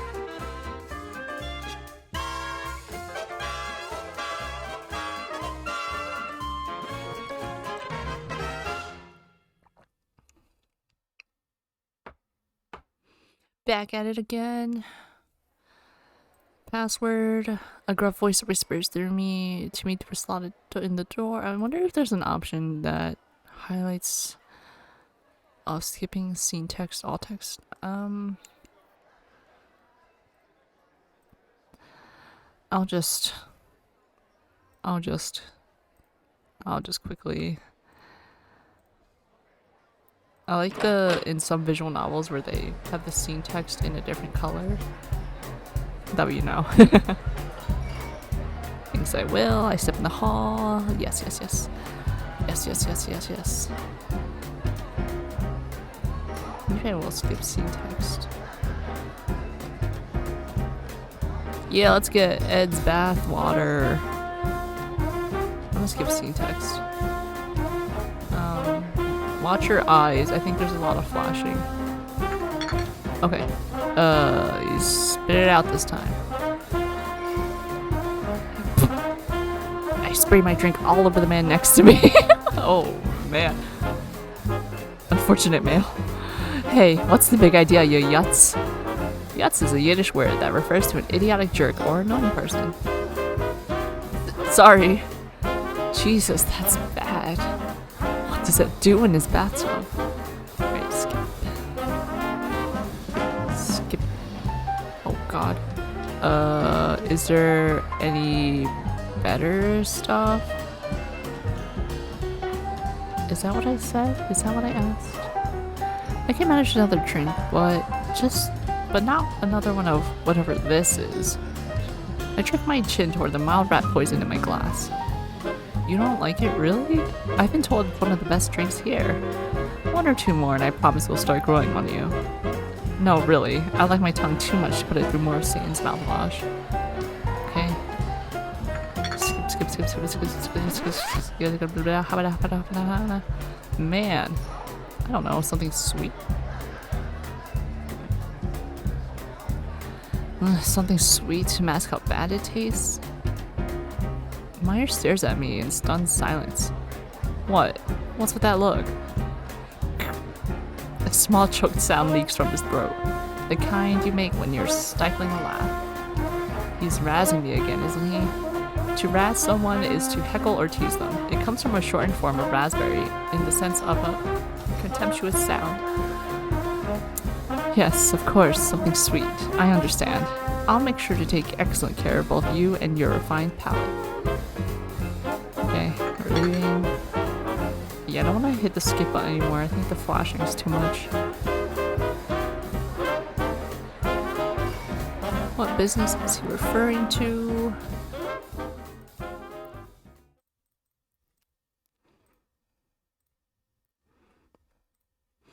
The sobering walk home.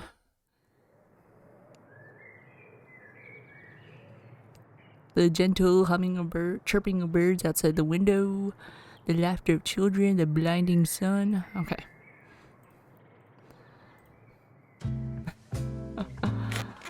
Wait. Okay. Let's just leave later than normal. I hope nothing's wrong. I hope he doesn't. If he doesn't come in soon, maybe I should leave a note and go nap in my car. Good morning. As if I summoned him from the bowels. Cake. Frank's Bakery. Conspiracy. Cake. Look a little under the weather, Richter. Your hair's all messy too, and I haven't even got my hands on it yet. Wait, don't tell me. No, you're not hungover, are you? Richter, you naughty boy. Listen, boss, could we just get to our reports? Changing the subject, I see. Absolutely shameless. Leslie, who seems to think my hangover is the funniest thing in the world, chuckles all the way over to his office chair. Yeah, laugh it out. Sorry, I'll let you start off then, my little partying partner. What did you find out last night? In between shots, that is. Ahem. Well, from what I heard, it sounds like the Italians aren't running the speakeasy, or even most of the liquor business. If I had to guess, it's either a big street gang or the Jewish mafia. The Jewish mafia? That's true. They've been growing in size around here lately, or so I've heard. What makes you think it's them, though? I heard a couple fellas talking about the Italian mafia as competition, so it can't be them. After that, the man I drank with, he was Jewish, and I have a pretty strong feeling he's some kind of mobster. Oh, tell me more. Perking up curiously, Leslie props his chin on his hands and leans forward to gaze at me from across his desk. He's got a bit of whipped cream on one corner of his mouth, but I pretend not to notice. Guy said his name was Meyer, for starters. He was well-dressed, a little too confident, and should I tell Leslie about the flirting? I mean, he doesn't really need to know, and I'd sort of like to enjoy the memory without being scolded, but... And...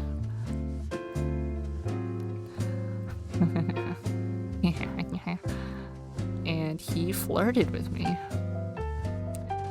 He may have been flirting with me. He what? He raises his voice incredulously, jaw dropping. Well, could have been that I just misread things, but the nerve, unacceptable. Leslie pushes out of his chair and begins to pace around the office. I can't tell if he's genuinely angry or just fussing like he normally does. How dare he, flirting with my junior partner? Really? That's the issue you have with it? Poor, small, defenseless little Richter, at the mercy of some cruel gangster. If only I'd been there. I'm bigger than you, boss. This Meyer had better watch out. Mark my word. Boss. He freezes when I call out to him in frustration. Well, when he gives me that innocent "did I do something wrong" expression, I can't really stay annoyed, can I? Would you just please sit down so I can finish my report? Oh, you weren't finished? Sorry about that. Sheepishly clearing his throat, Leslie sinks back into his chair and nods for me to continue. Meyer offered me a deal for information. A deal? You're serious? I nod, barely resisting the urge to rub my forehead.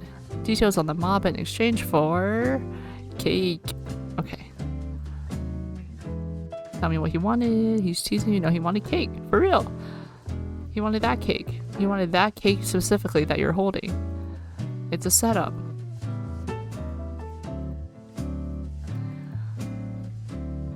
If it's set up, then why am I not dead? True that. Okay, big party. Who's gonna be at the party? A lot of liquor. A lot of liquor. Uh-huh. It's a smirking face. And for lucky, some might even be related to our case. I'm gonna count on it. We snicker. We snicker.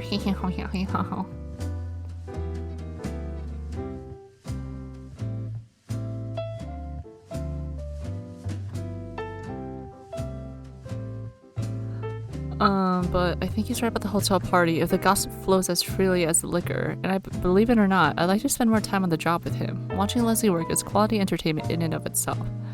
Okay, boss, you've won me over. Party it is. Oh my god, we're just gonna stand up Meyer like that. Atta boy, Richter. Leslie spins around in his chair at top speed, apparently thrilled by my reply. Hopefully our supervisor doesn't decide to walk in right now. I think I'll send someone to the speakeasy anyway, just to scope it out again. That place has gotta be important, somehow.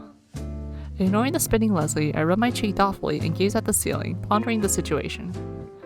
If another agent can get some more information from that place, maybe we can combine it with tonight's findings to form a better plan. I'll call Earl and tell him to head over there while we're at the party. Well, good thing there's plenty of paperwork to keep us busy for the rest of the day. A whole stack of reports arrived this morning, actually. I was getting worried when you came in so late. Thought I'd have to do it all myself. Good thing we're a team, right, boss? Boss? I glance over at Leslie, who's gone silent.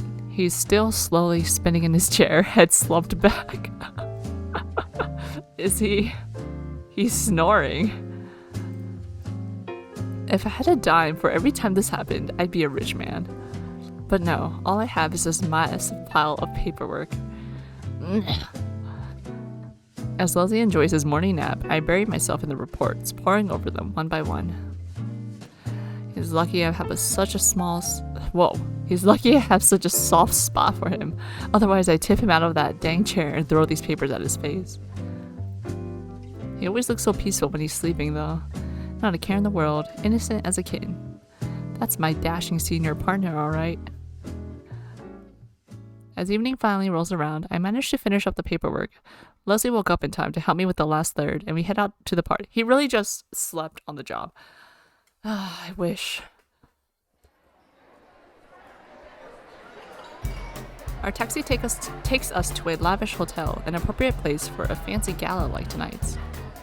The Grand Galloping Gala? Okay. When we get to the crowded parlor, Leslie and I decide to split up, so I'm left alone with a smattering of chatty guests dressed to the nines. To be dressed to the nines is to be dressed very smartly and sharply. By itself, to the nines usually means to the highest degree, and was first used in the early 18th century. I wander around for a while, trying to keep my distance while attempting to spot anyone of note, but it's too crowded for my strategy to work. I'm going to have to get in the thick of it, aren't I? Working at these events is always a nightmare. Let me save here. Let's mingle. I might pick up some useful tidbits if I get closer to the guests. They sure sound chatty. Wait. They sure sound chatty. Mine won't do that to you.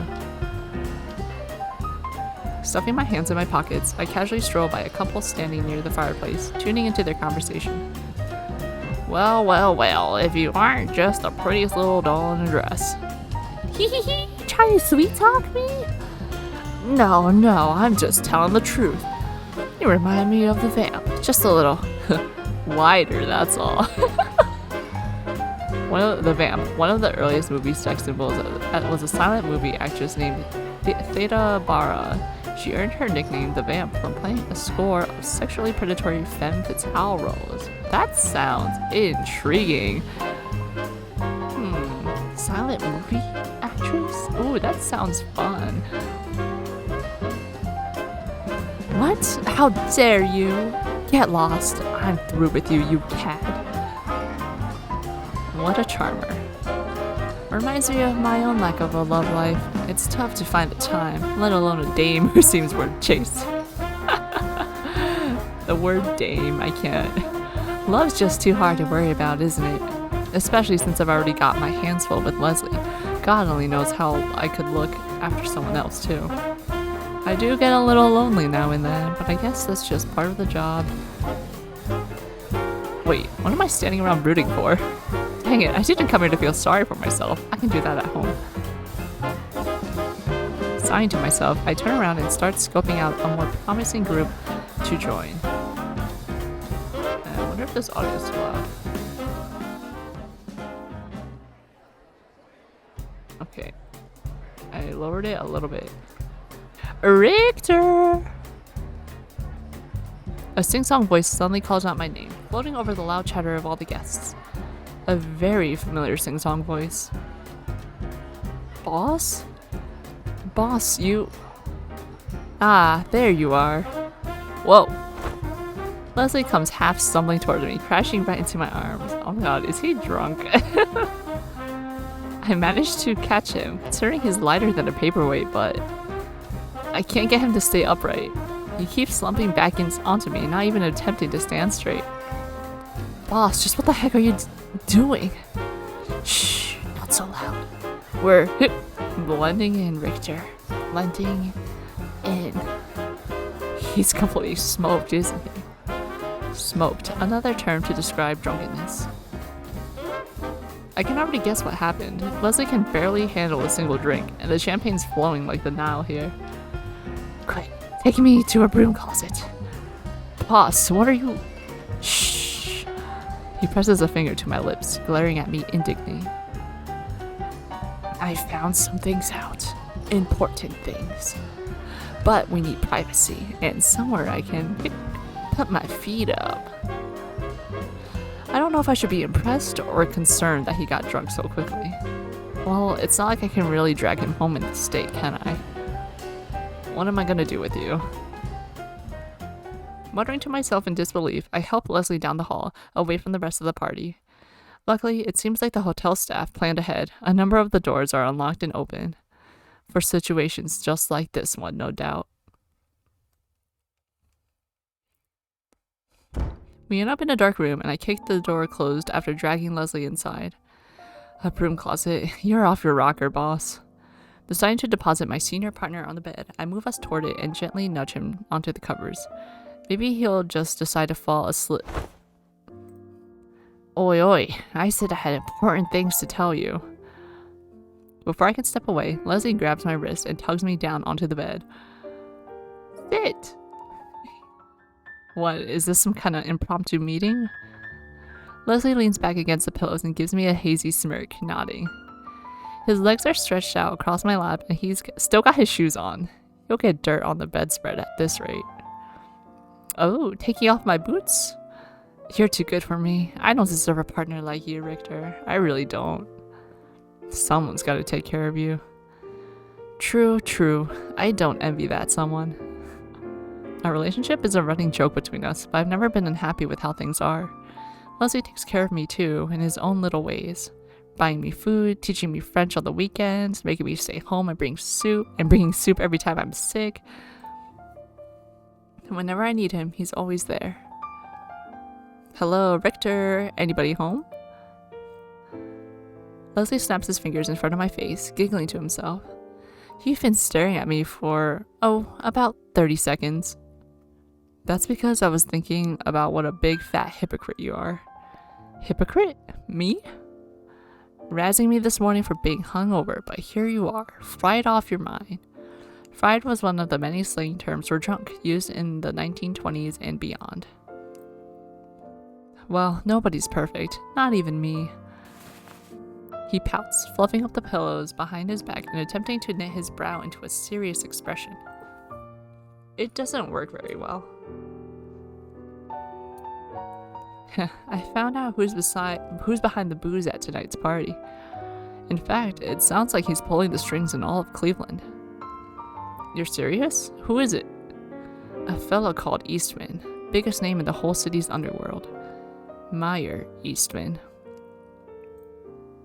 My breath catches. Does that mean that man from last night was...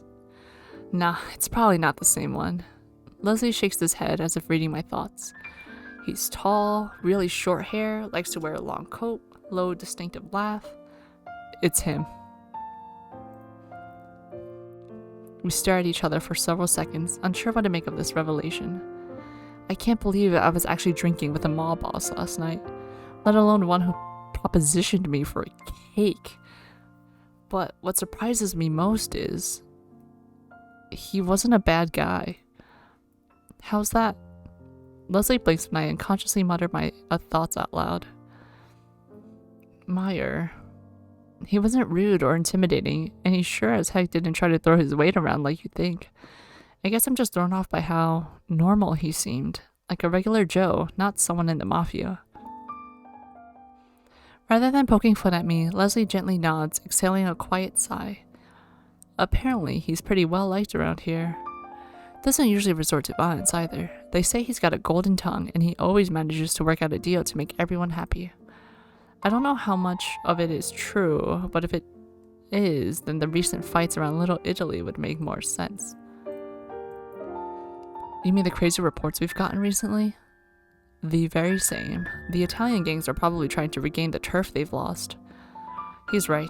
Half of the reports I got today were all about action on the east side of town. Meyer's men must really be putting pressure on them. Just how much of a foothold does he have in Cleveland? Leslie rolls over on the bed, a glum shadow settling on his normally bright features. I expected him to be cheery about this new lead, not so grim. What's gone into him? You know, Richter, sometimes I don't know if we're doing the right thing. His voice drops to a soft, hesitant murmur, the first time I've ever heard him so unsure of himself. Boss? You know, helping enforce prohibition. My shock must be obvious, because Leslie lets out a wry laugh. I bet that has to sound rich, coming from a drunk sap like me. You probably think I'm nuts, but to tell you the truth, I've never been certain of it all. Is it really the government's job to tell folks what they can and can't drink? Will a dry America really be a better place to live? Seeing folks enjoying themselves and relaxing, like tonight, makes me think liquor is not just for fun. It's part of our culture, our customs. It's not about getting drunk, it's about the freedom to drink. Just like anything else, freedoms we've fought for since the colonists came over in their big, stupid boats. He glances away with a self-deprecating, wistful smile. Now that I think about it, he's been a lot less enthusiastic about this job than our previous work. I guess now I know why. Did I ever tell you how much I wanted to be an FBI agent, Richter? Once, I think. Mom and Dad, they always told me to keep at it. I think they believed in me more than I did. They didn't know why I wanted to hunt the bad guys so badly. The bad guys? He nods solemnly, eyes clouded over with memory. My parents were saints, but some of my friends, they weren't so lucky. A few had mothers and or fathers who'd taken to the bottle, and, well, the ones who didn't have marks on their bodies had them in their minds. It crushed me, seeing it happen to the people I cared for, being so powerless to stop it. That's why, when the Volstead Act rolled out, I was all for it. Surely it stopped the same thing from happening to other kids. Leslie slowly trails off. Our gazes meet for a long, somber moment. But I guess I'm starting to grow up now. I know people will always find another thing to abuse, and something like liquor, something so core to society, you can't ever really get rid of it. So should we be the ones to help take it away? Away from the people who drink for fun, over dinner, to celebrate, because they dang well please?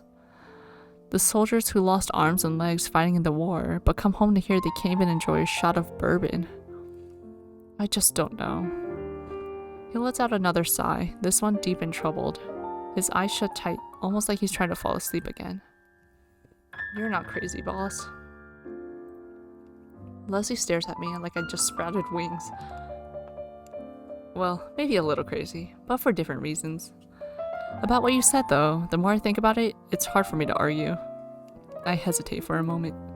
Normally, I don't open much to people, but tonight's proving to be a strange night. And in front of Leslie, I don't feel like I have to hold anything back. My pa, he drank.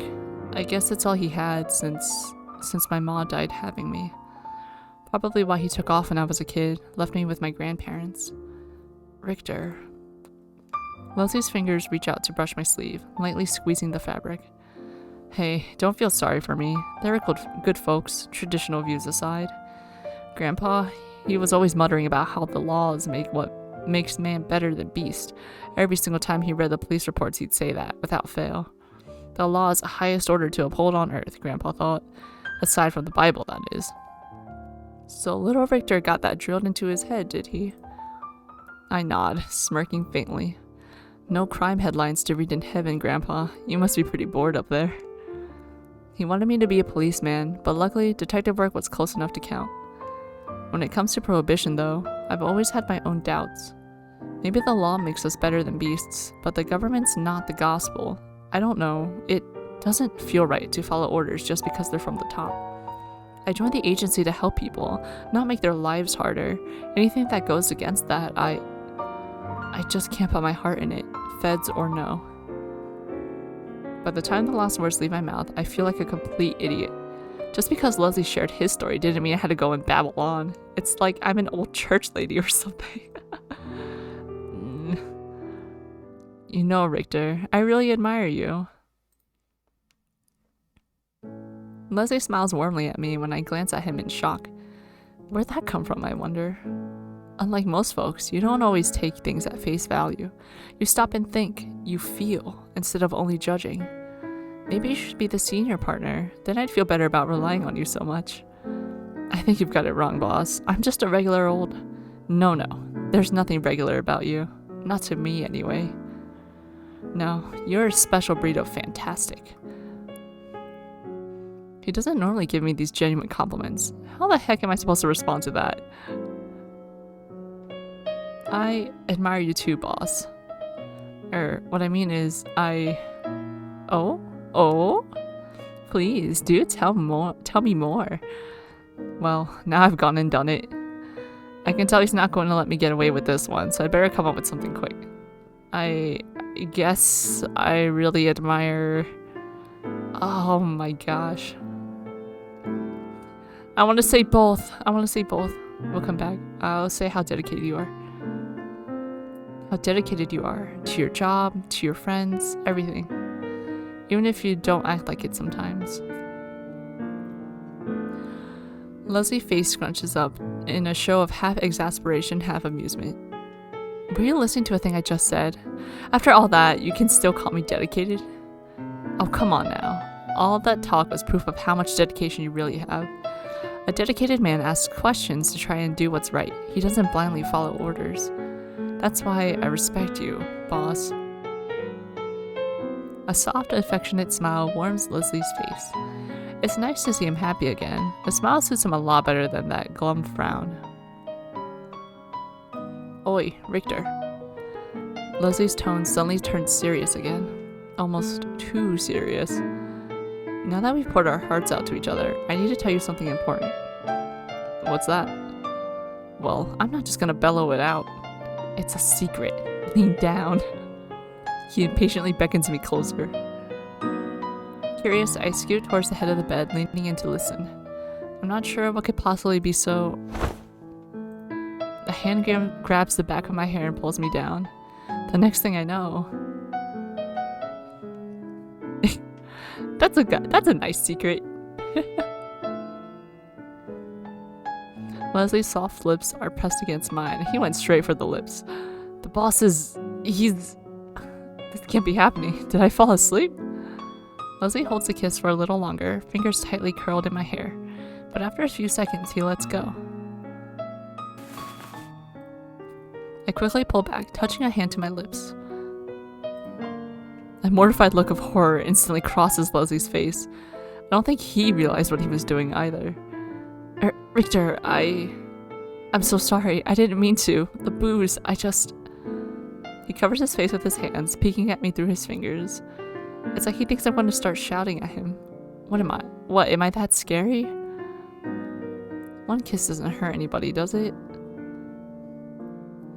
After a moment of hesitation, I lean closer to Leslie, gently pulling his hands away from his face. He's so wide-eyed and embarrassed. I'd better savor this look, because he doesn't wear it often. Just between you and me, boss. I've been wanting to do this for a long time. Richter.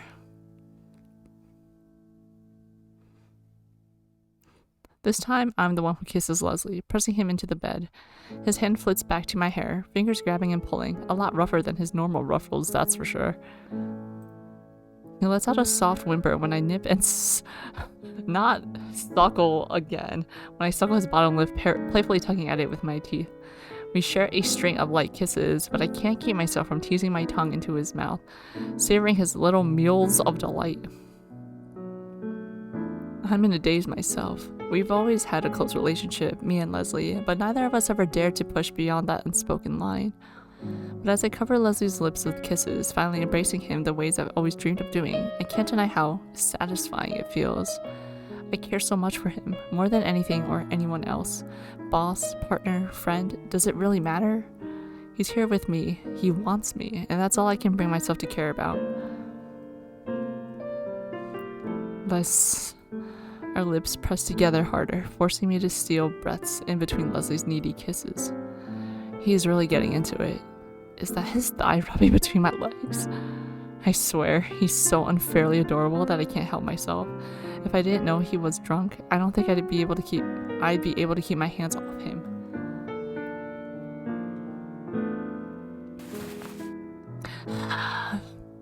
Finally, I draw back, just enough to suck in some much-needed air. Leslie nuzzles against my ear, murmuring softly against it. I hope I don't forget this in the morning, but if I do, you have my permission to remind me. Yeah, sure. The full extent of what we did suddenly hits me like a frying pan in the face. I pull away more, jerking upright and letting out a cough, turning my head awkwardly to one side. Work's sure gonna be interesting tomorrow, eh? How the heck can we resume our normal business after this? I sure hope I didn't make the dumbest mistake of my life. Maybe we should, leave the hotel and head home. It's getting pretty late, don't you think, boss? I steal a glance back over at Leslie, unsure how he'll respond. His chest slowly rises and falls, and quiet breaths flutter out from his parted lips. You'd think I would have seen that one coming. With a sigh, I slide off onto the floor, leaning back against the side of the bed. I guess I'll keep vigil and mull things over until Leslie wakes up. Thanks to his insistent touching, I can't exactly fall asleep right now. Well, whatever happens after tonight, I can't say I have any regrets. You're really something, boss, that's for sure. And I like you just the way you are. Hypocrisy, narcolepsy, and all. I wouldn't have it any other way.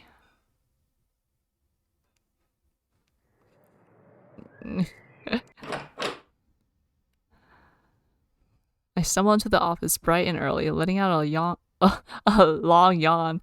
I haven't pulled an all-nighter like that since my college days, and now I understand why. Slumping into my chair, I glug down my coffee and try to slap myself awake. We've got work to do today, so hopefully Leslie isn't too late. I dropped him off around 4 a.m. at his apartment. He managed to get more sleep than I did. You know, maybe I should just go bring the whole coffee pot in here. I've got a feeling I'm gonna need it. I rise unsteadily back to my feet, wandering back to the door in a haze. Just as I reached for the handle. Good morning? Ah! Ow, ow, ow. Did you really have to scream in my ears first thing, Richter? I'm happy to see you too, but really. Leslie pinches his ear with a grimace, frowning playfully at me. Oh, you look terrible. Sit down. I brought some donuts. They'll fix you up right quick.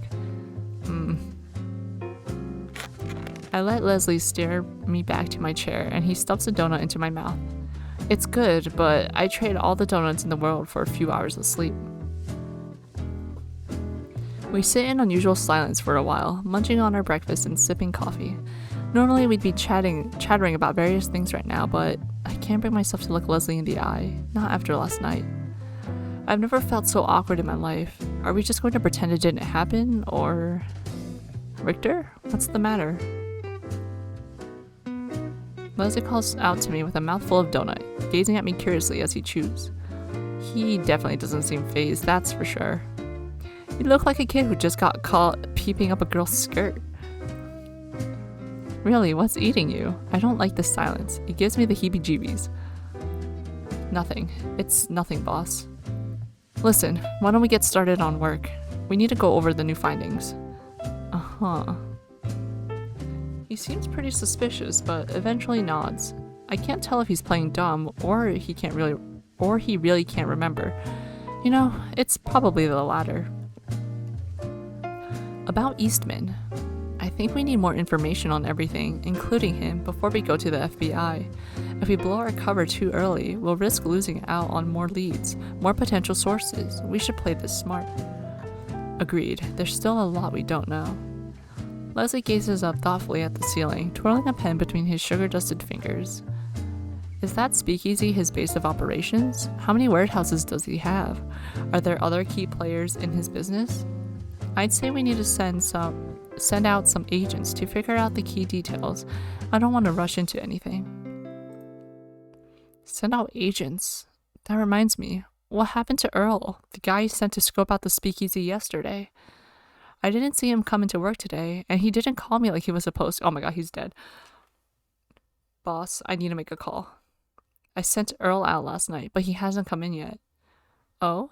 Alright, don't let me stop you. I reach for the phone and quickly dial Earl's home number. Ring, ring, ring. No answer. I have a bad feeling about this. I'd bet anything that his disappearance is related to that speakeasy, Eastman, and the Mafia. Not good, huh?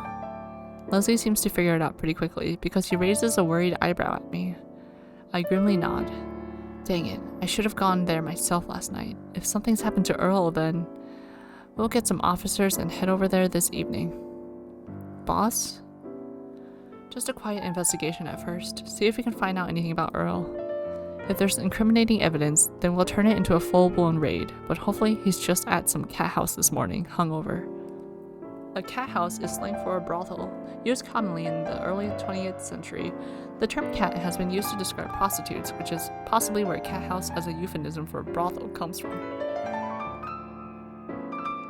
Leslie gives me a small, reassuring smile. Oh, I need a water break, one sec.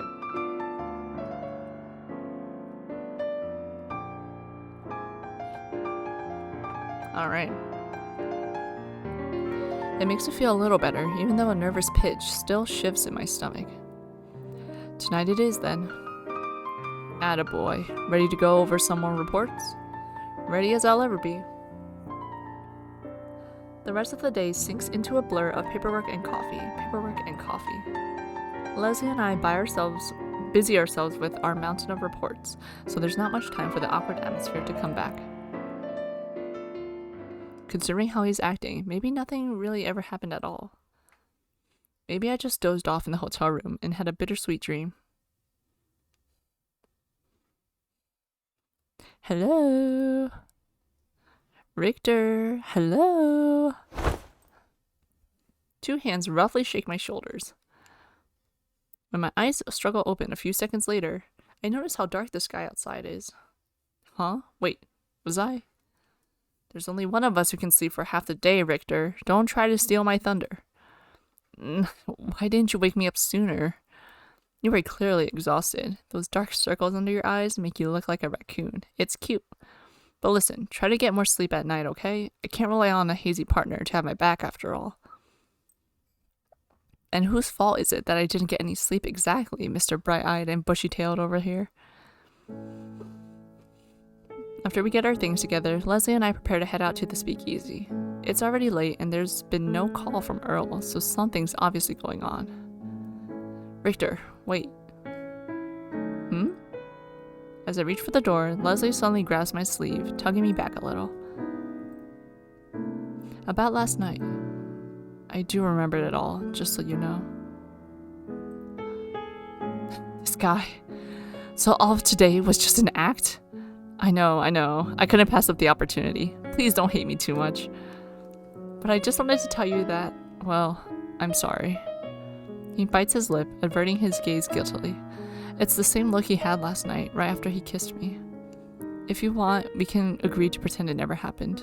Things can go back to normal. We'll just be regular friends, senior partner and junior partner. Neither of us will speak of it again, and we can chalk it up to me being drunk and stupid. Mostly stupid. Leslie loudly clears his throat, fiddling with his tie. Despite his self-effacing joke, I can tell he's being serious about this. Our friendship's important to both of us, so it's understandable, but how do I really feel about things? It's not a question of liking Leslie, but last night's situation was, well,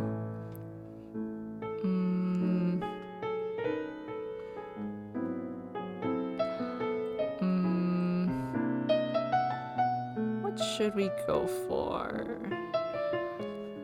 What should we go for? You were drunk, so I feel guilty. It's just that you were drunk, boss, so I guess I feel kind of guilty, kissing you like that when you probably didn't know what you were doing. Oh, is that the problem? Trust me, I knew exactly what I was doing. I'm completely sober right now, so if you'd like, I could do it again. No, I believe you. Leslie snickers at my hasty response, back to his normal smug self. But I can tell he's relieved to clear the air between us. I am, too. Hey, once we're sure Earl's safe, let's talk about this again, in a more private setting. Does that sound okay? It sounds great, boss. Did you just... Before I can finish, Leslie suddenly pulls me into an adoring hug, squeezing so hard I can barely breathe. He buries his face against my shoulder, nuzzling against it. How can he make my heart ache so much? I'll never become a hard-boiled detective if I keep getting feelings like this. Sighing affectionately, I curl my arms around him and squeeze back, enjoying the few moments of warmth we share. Okay. Leslie soon pulls back, taking a deep breath. Then we nod at each other, just like always. If we hurry, we can get to the bottom of this and still have time to get cannoli before the shops close. Richter, you never told me you could read minds. I try to stay out of yours, too scared of what I might see. Hehehe, clever boy. We head out side by side, determined but hopeful, the partners we've always been. I have faith in Leslie, just like he has faith in me.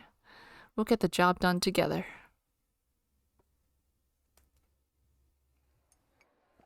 Welcome, gentlemen. Please enjoy your night. Loud music rushes over me in a wave. The familiar sea of dancers, lights, and sparkling glasses. Phew, this place is quite a scene, isn't it? Leslie murmurs at my side as we walk along, glancing around the speak. It's a little less crowded today. They must have known you were coming. Oh, low blow. As we weave our way to the bar, my attention's drawn to a group of familiar figures. Those sketchy guys from the other night, but it looks like there's more of them today. I nudge Leslie's side and jerk my chin in their direction. He follows my subtle gesture, eyes narrowing faintly. We exchange no words, but I can tell we're thinking the same thing. Those are Meyer's men. At the bar, Leslie orders us a couple of drinks, just to keep up appearances.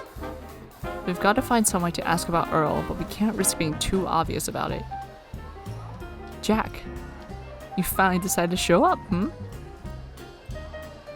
When a certain voice calls out over the music, I freeze. If that's who I think it is, then... I was terribly disappointed last night, Jack. The expensive bottle of honey Slivovitz I got for you was my sole conversation partner. Slivovitz is a plum brandy produced in Eastern Europe. It was distilled in large amounts by Jewish communities in Poland before World War II. While often very strong and bitter in its normal form, it is sometimes combined with honey to make it sweeter and less pungent. Sure enough, Meyer saunters up with his usual sly grin, leaning one arm against the bar. Oh, I see you brought a friend. Meyer turns his attention toward Leslie, studying him for a few moments before offering a polite nod. Leslie does the same, sizing the other man up silently, but quickly breaks into a smile of his own. You must be Meyer. Jack was just singing your praises, and you know, I can really see why. Singing my praises, was he? My gaze meets Meyer's, and he suggestively winks. Great, Leslie. Thanks for encouraging him. And whom might I have the pleasure of meeting tonight? Leslie's the name. How do you do? Wait, he's giving Meyer his real name? Is he planning something? They reach around me to shake hands, each still wearing a confident smirk. How do you do? Would I be correct in assuming you're a public servant like Jack here, Mr. Leslie? You would be very correct. We met through work, actually. I see. Very interesting. There's something uncomfortable about this atmosphere. What exactly is going on? And you, Meyer? What do you do for work? Curious you should mention that. I consider myself a public servant as well. Oh my, what a coincidence. I had a feeling, really. The second I saw you, I thought to myself, here's a charitable man, alright. I knew it. You may not believe this, but I had the same reaction. That noble air you have, why, it speaks volumes about you. You strike me as a dutiful sort of fellow, and I respect that. Richter's just standing here like, No, something is definitely very wrong. There's no way either of them is being serious. In fact, it almost sounds like... Actually, Meyer, I have a question for you. Pausing for a moment, Leslie glances up at the clock. It's only a quick look, but it seems deliberate. Of course, please, go on. You don't happen to see a man around here the other night?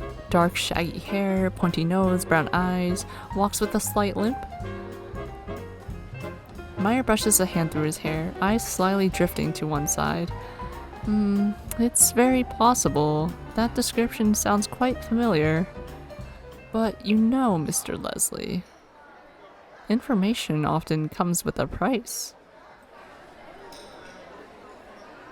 At that instant, it's the cops! The speakeasy door flies open and a small group of officers rush in. Screams echo through the parlor after the music cuts off, but the cacophony quickly goes silent. As the officers pull out their guns, the mafia types grab their own pieces, pointing them back at the officers. Leslie, what? Richter, please. Leslie sharply raises a hand at me, and I fall quiet, stunned. This wasn't the plan we discussed. I thought we were supposed to wait for more information? Unless Leslie did this because he thought I'd be too soft on Meyer. I suggest you cooperate with us, Eastman, and give us the agent's location. Meyer doesn't seem nearly as shocked as he should be. How could he be so calm? He had no idea this was going to happen, did he? Alright, I'll cooperate with you.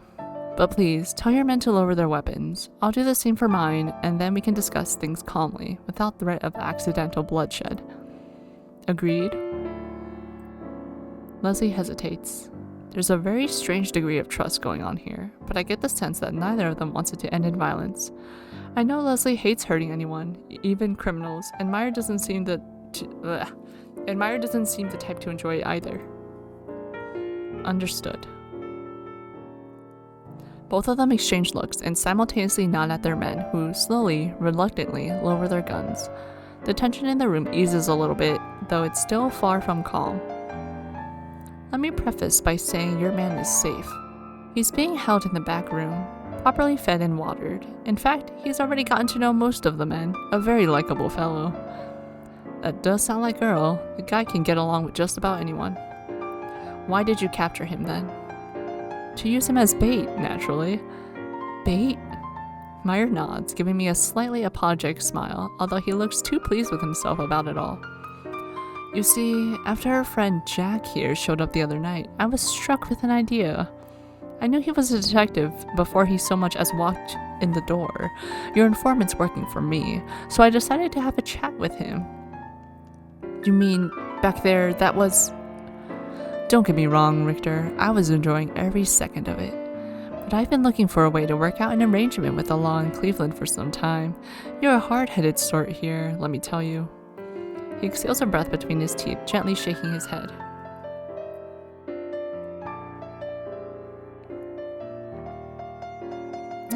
Drinking water is nice. Richter, however, I could tell he was made of something different. Not so hell-bent on enforcing the Volstead Act, yet not just the type to be bought either. I was intrigued. So I thought I'd try to work out a deal, until he cruelly decided to leave me hanging, that is. Giving him my name was what you might call a backup plan. I knew he'd put it together soon enough, and come back when he did. Capturing your agent now, that was a little more spontaneous. A little foolish too, more than likely, but that's how I operate. His lips curl in a devil-may-care smirk, and he shrugs nonchalantly. You really had this all planned from the beginning? Wasn't it a huge risk? Of course, but a calculated one. Meyer casually waves one hand as if brushing away my disbelief. Nothing ventured, nothing gained. I like to make big gambles, and most of the time, they pay off. But I've done my research on your backgrounds, your past jobs. I knew you wouldn't simply raid my venue without showing a little of your hand first. So you could say the chips landed right where I thought they might. It's suddenly all too clear how this man became a mafia leader. He's got the right mixture of planning, risk-taking, and charm, all wrapped up in one dangerous package. Phew. I feel like a man who just got cheated out of his fortune at cards. Leslie rubs his cheek with a hand, blinking rapidly, as if trying to understand everything we just heard. I can't blame him. I knew Meyer was sharp, but I had no idea he'd planned everything out ahead of time. I'll admit, despite the fact that your methods are incredibly questionable, you've made me curious. You've mentioned a deal, didn't you? What kind of deal are we talking about here? Leslie. To my surprise, Leslie cautiously questions Meyer, one eyebrow slightly raised. I was expecting him to be furious, but instead, he sounds more impressed than anything. I was hoping you'd ask that. Why don't we discuss matters privately, on a neutral ground? I'll even let you pick the spot. All of us disarmed, with a few of our men waiting outside. A moment, if you don't mind. Leslie grabs my sleeve and pulls me aside a little, leaning up to whisper in my ear. You really trust him enough for this? Normally, I'd say it's suicide, but this Meyer, he's not like any other man I've ever met. It's like talking to the chief of a big corporation, not a mafia leader. He scratches his head, clearly baffled. It's not like I can blame him. I felt the same way when I first met Meyer the other night. I don't think he means us any harm, boss. He's still a gangster, obviously, but I think he really wants to work out a deal. All of this would be way too much trouble otherwise. And honestly, I'd like to hear what he has to say. My thoughts exactly. You think we should hear him out then? After a brief moment of hesitation, I nod. Ooh, that slight difference between this and then Meyer's route, where he nods without hesitation. We're playing with fire here, and we both know it, but that's nothing new for us. If you don't mind me saying, Mr. Leslie, I gather you're the type to take precautions. Meyer pipes up airily, and we both glance over towards him. Should the two of you not show up in perfect health tomorrow, I'm certain I'll have a big hassle on my hands, and that's not what I want, I assure you. You really did do your research, didn't you? It's a favorite hobby of mine. So that means you know what size underwear Richter wears? Boss, I'm afraid you'll have to barter for that information. Oh, you drive a hard bargain, do you? I like that. I feel like my only ally just switched his colors. Great, just great. After a little more discussion, the three of us settle on a hotel room for our meeting spot. The unfortunate patrons who had to witness all that, well, they're sent home and promised free drinks when they come back. In this day and age, that's probably enough to risk being shot. Once that mess is sorted out, the three of us head to the hotel with our respective men. I can't even begin to imagine how tonight will end, but I have to hope for the best. I hope this isn't the part where we get shot by a sniper through the window. My restaurant across the street wouldn't let my man inside. The restaurant across the street wouldn't let my man inside, unfortunately. Ah, what a relief. The three of us stroll into the hotel room, still followed by the tense air from earlier. Meyer and Leslie have been constantly bantering on the way here, but I can't tell if it's genuine snideness or the playful kind. Well, no point in wasting any time, eh? Let's hear your proposal, Eastman. We're listening. Of course. I'm sure both of you are exceptionally busy men. We shift into a fairly close circle, close enough that we don't risk our voices carrying too far. Leslie stands nearer to my side than Meyer, almost protective in his stance. I don't know what he thinks he can do. If worst came to worst, I guess I could pick him up to use as a battering ram. I assume you're already aware of my influence in our city and the control I have over a large amount of business. But I'm not without competition. There's a number of smaller, persistent groups that, while less organized, are still significant. And as a result of my extensive network, I'm very familiar with the movements of these various outfits and their leaders across Cleveland. In English, that means you know what the other gangs are up to, right? Precisely, Richter. He winks at me almost imperceptibly, like I've finally been let in on some inside joke. I propose that I offer a steady stream of that information to you, more than enough to fill reports for the FBI, surely, at least for the time being. You'll discover a new warehouse to raid every other week, one that coincidentally belongs to a different organization than my own. Funny thing how coincidences like that happen. Leslie quips dryly, glancing between Meyer and me. His gaze stays locked with mine for several seconds, one eyebrow raised in a "what do you make of this so far" kind of way. So, what would you want in exchange? A level of discretion on your part that will allow me to carry on with my business. Meyer murmurs his terms rather naturally, blowing on his nails and polishing them nonchalantly on his collar. I'll see to it that my men keep their noses clean. After all, I'm interested in providing alcohol to customers, not filling the streets with the bodies of my enemies. Very poetic. There's certainly more where that came from. He doesn't even make eye contact, innocently gazing in another direction, but his tone is teasing enough to get the message across. Leslie narrows his eyes a little at Meyer. Is he trying to read him, or has he already made up his mind? Believe me, I don't doubt that a part of this conflicts with your senses of justice as detectives. After speaking with Richter, I wouldn't expect anything less. But you're both logical, practical men. Try to view the situation through a more objective lens. There's a short pause, but an important one. My mind flashes back to my conversation with Leslie, our doubts and guilt over what we're doing.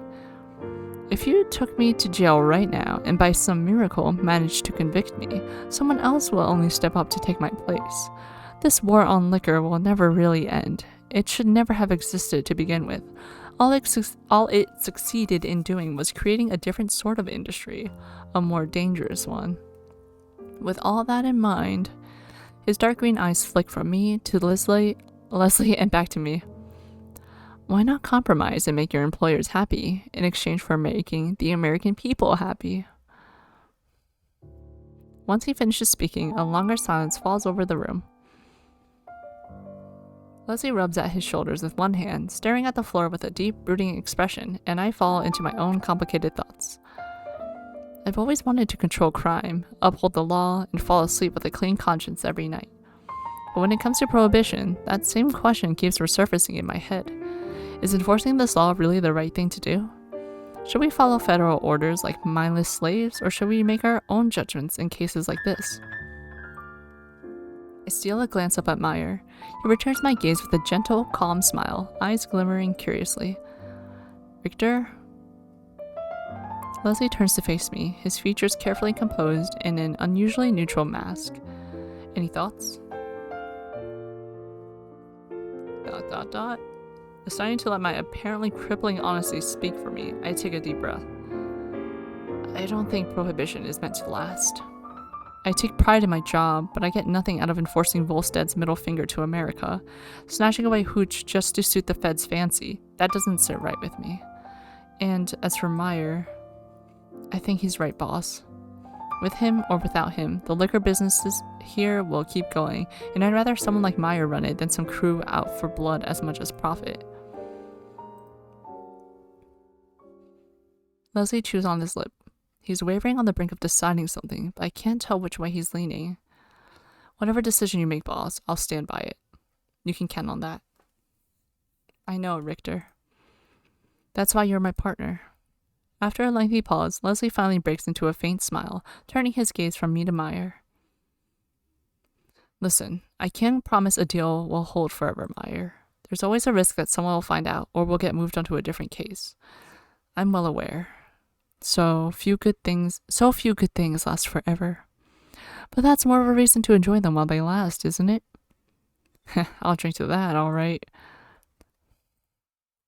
He suddenly takes a deep, sharp breath, eyes flashing. Dang, it sure feels good to spit in Voldsted's eye. That S.O.B. And grabs Meyer's hand firmly, shaking it with pure determination. In fact, he seems so convicted that I have to wonder how hard the decision really was for him. It wasn't just pausing for a dramatic effect back then, was he? You know, my sister got married last week, and the reception was completely dry. Not a drop of booze in sight. Have you ever had to sit through 15 wedding speeches completely sober? I've never prayed so hard for the rapture in my life. As his hand is pumped up and down by an enthusiastic Leslie, Meyer breaks into delighted laughter. Maybe the first time I've heard him be so loud. Whether it's from amusement or relief, though, I can't really tell. Well, this is certainly a cause for celebration, gentlemen. Wouldn't you agree? Meyer steps over to the door, lightly knocking 4 times. A few seconds later, it opens slightly and someone discreetly hands him a bottle and several wine glasses. Is that... You had them bring it here? Wasn't that a bit presumptuous? I only make bets I'm confident in. I have a feeling we're going to get along just fine. They exchange playful glances, and then their eyes slide over to me. Why do I suddenly feel like a rabbit spotted by a pair of lions? Hey, what are you...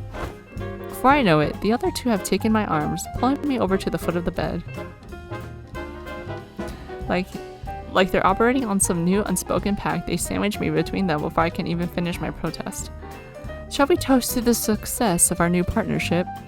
Don't mind if I do. You're a true gentleman after all, Meyer. Oops. Leslie holds out his glass, and Meyer casually reaches over to me to pour. And of course, we shouldn't forget the wonderful little detective who brought us together, should we?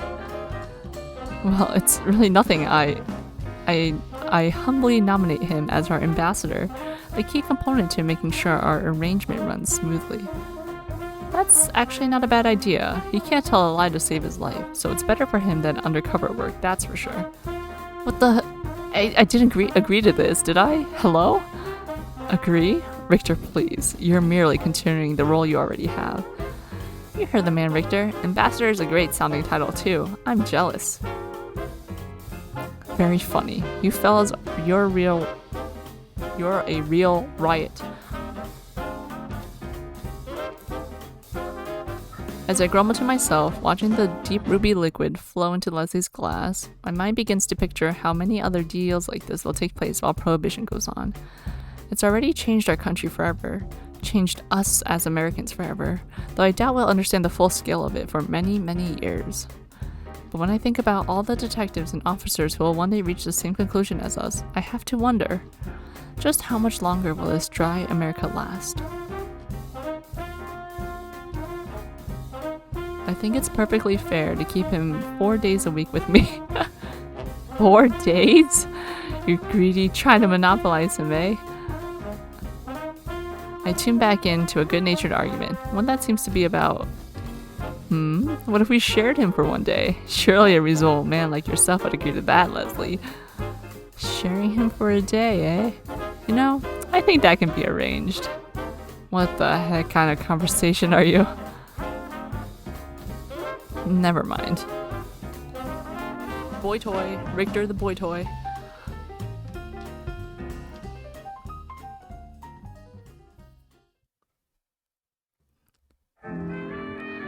Prohibition, 1920 to 1933. 13 dry years.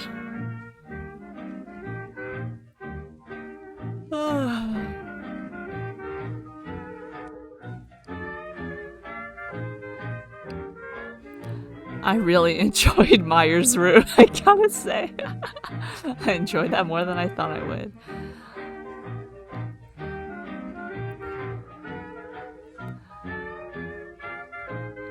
This is great for a free game though, like, the heck? The writing was really, I enjoyed it.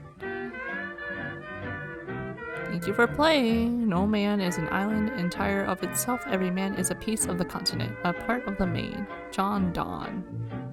John Donne? Thank you for making this game. Do I have to click? Yes. Okay. Nice. Extra.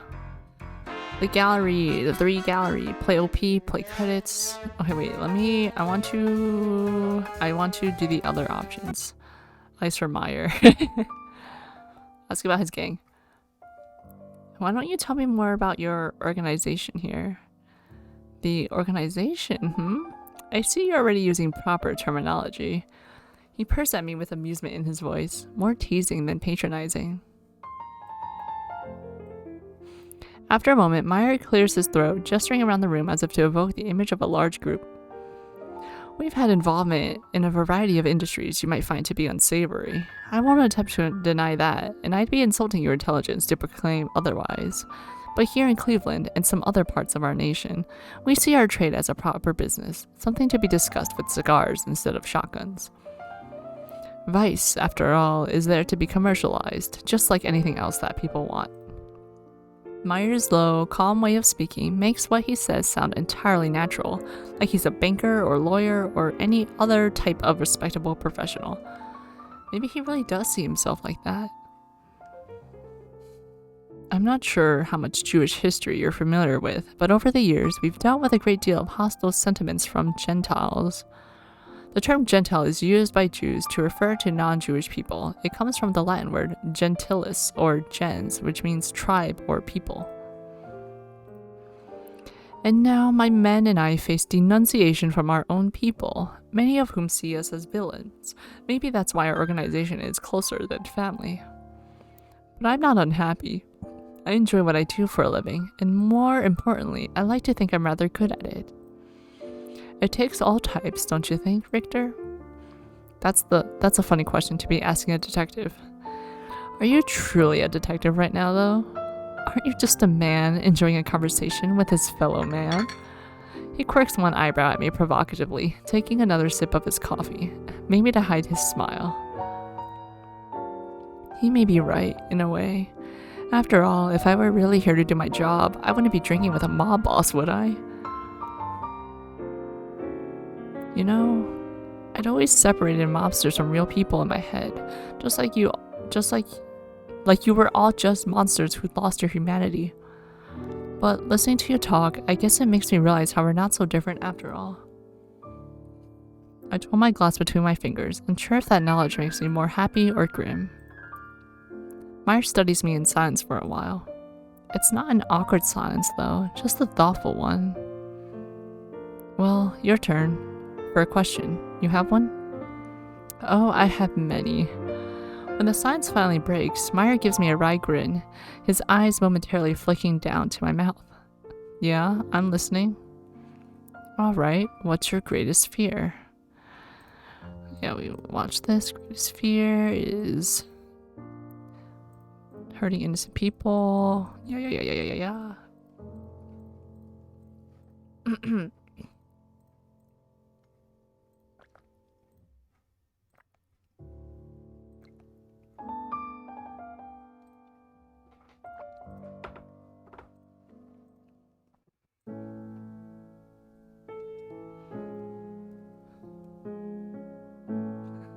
Ask him if he has a lover. Do you, have a lover? A wife? You must, right? Being the cat's meow and all. No. Meyer responds casually, offering a little shrug when I shoot a glance over at him. Is it my imagination, or does he look incredibly smug right now? Why are you wearing that expression? Are you so very surprised? Or maybe you're relieved? No, just surprised is all. I really didn't think you'd still be a bachelor. And why's that? Because I'm the cat's meow? Can we just get on with the next question?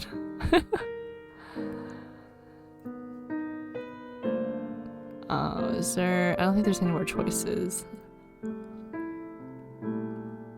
Yeah. Oh, I really enjoyed this scene with Meyer though. That was good. Okay. Bump off. Casada cake, cat house. Dough. Common slang word for money.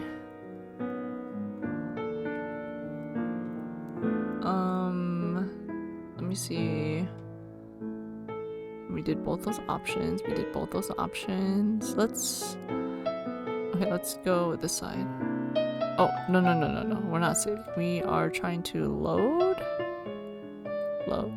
Okay. Okay.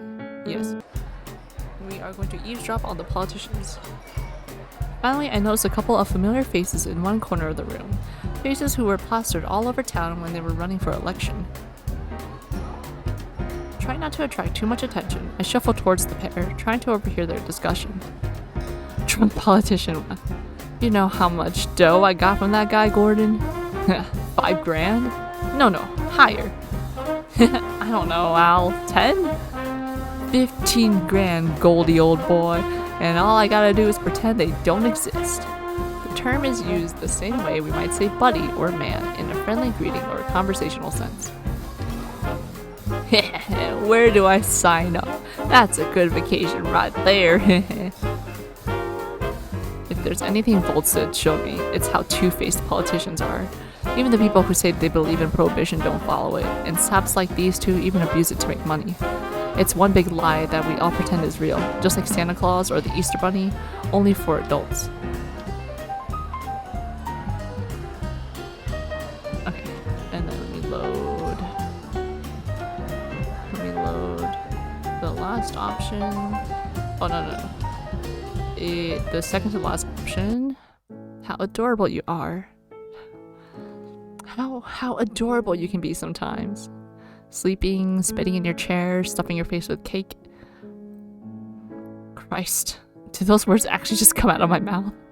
I haven't had a single drink tonight, so there's no excuse. None at all. God rest my soul. Oh, so you finally noticed? It's about time. I was preparing drastic measures to get your attention. Drastic measures? They're not important now, though, since apparently I've won you over after all. He cackles, obviously pleased with himself. This is why I shouldn't give compliments. Oi, Richter. Okay. That's that. And then the last option. I definitely don't want to forget it. No, boss. I don't want to pretend it didn't happen. Definitely not. Even though I don't know where things will go from here, I know for sure that I like you. You liked kissing me, is what you mean. I thought that was a given. Well, you were really enjoying it. I felt that little, or should I say, big surprise between your lips. Right, yeah, good talk.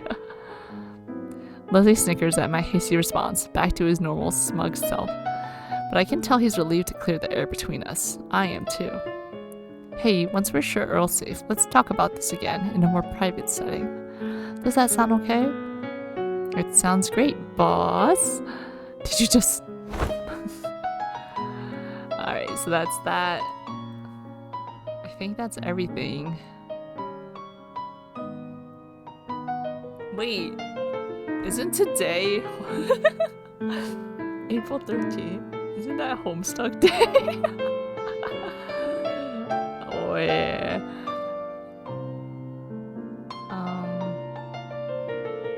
Let me see here.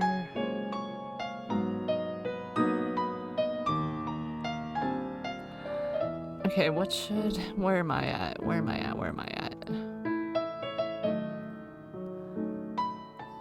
I've been streaming for 3 hours. Okay.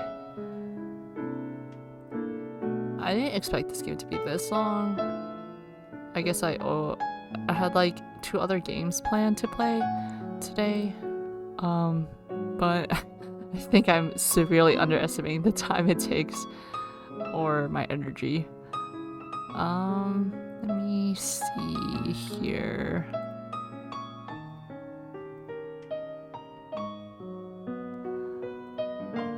Let me see.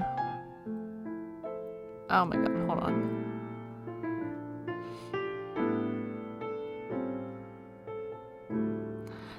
Maybe I'll take a break and start the next game, or maybe I'll just break. I don't know. Let me I will be right back.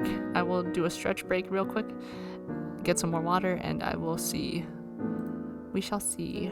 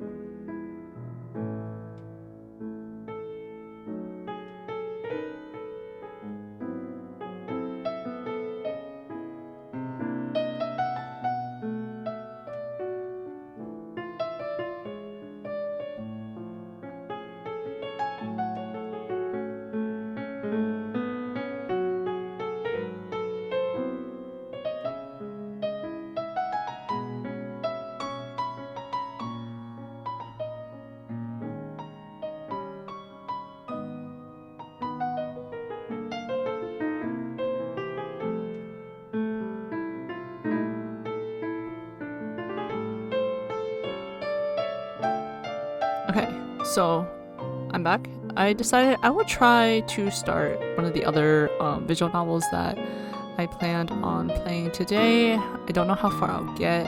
Hopefully maybe through at least one route of it. At least. Again, I don't know when the next time I'll be able to stream is, so it may not be for a bit. But I think as long as we get to finish a route, we should be able to pick it back up more easily. Alright, just bear with me for a sec while I adjust this. While I switch games. One sec.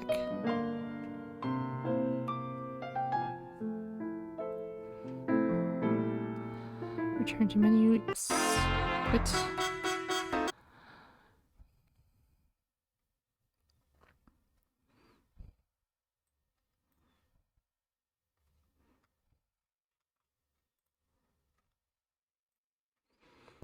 Let me set this up.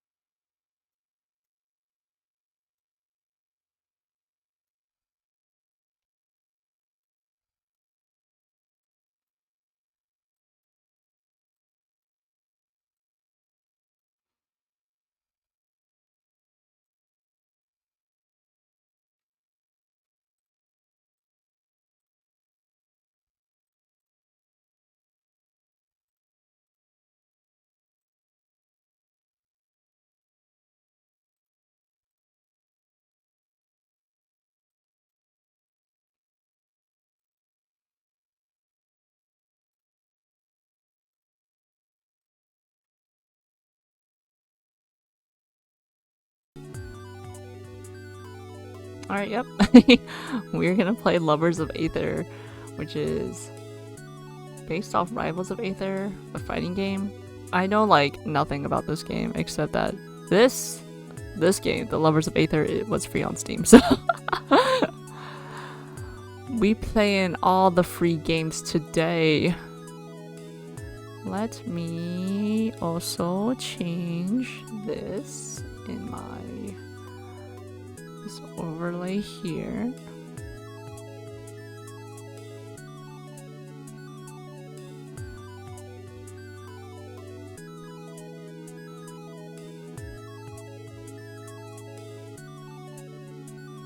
There we go.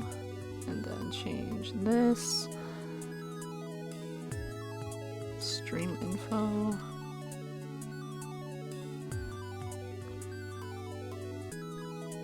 Alright, cool.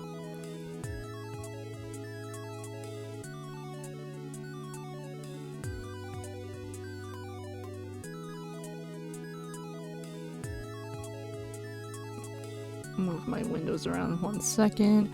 Still just adjusting things.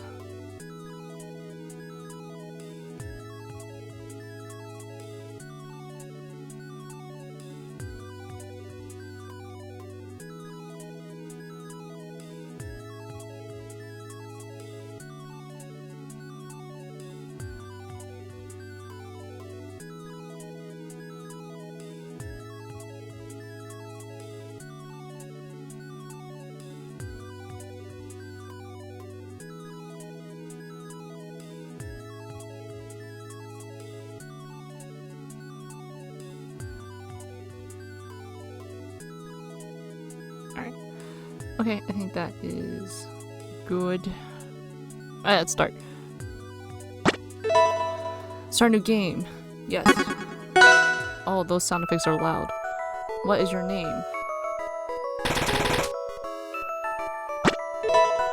Are you sure this is the name you want? Yeah, I am Jackal. Yes. I need to change these sounds.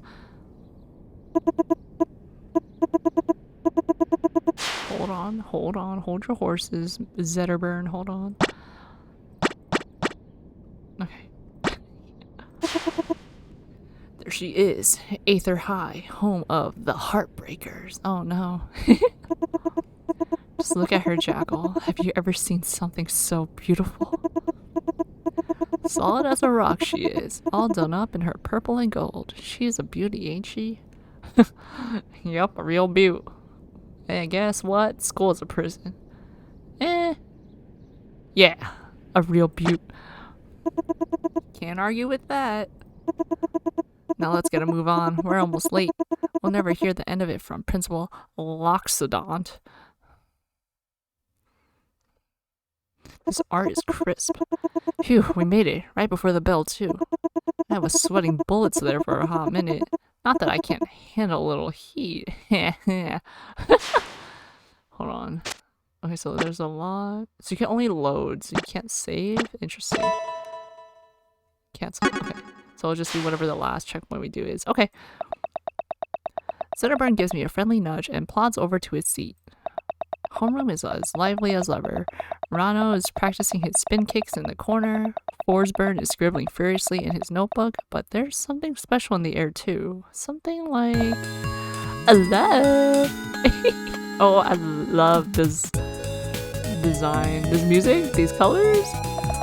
That's right, the homecoming dance is tonight, and I still haven't asked anyone out. There are so many options, so many people I could ask. Still, it feels like something or someone is missing. This song is nice. This music's nice. Well, no time to think about it now. Class President Maypole marches to the head of the room and raps the blackboard with a pointer. This might be too loud. Drawing everyone's attention. Maple. Ahem.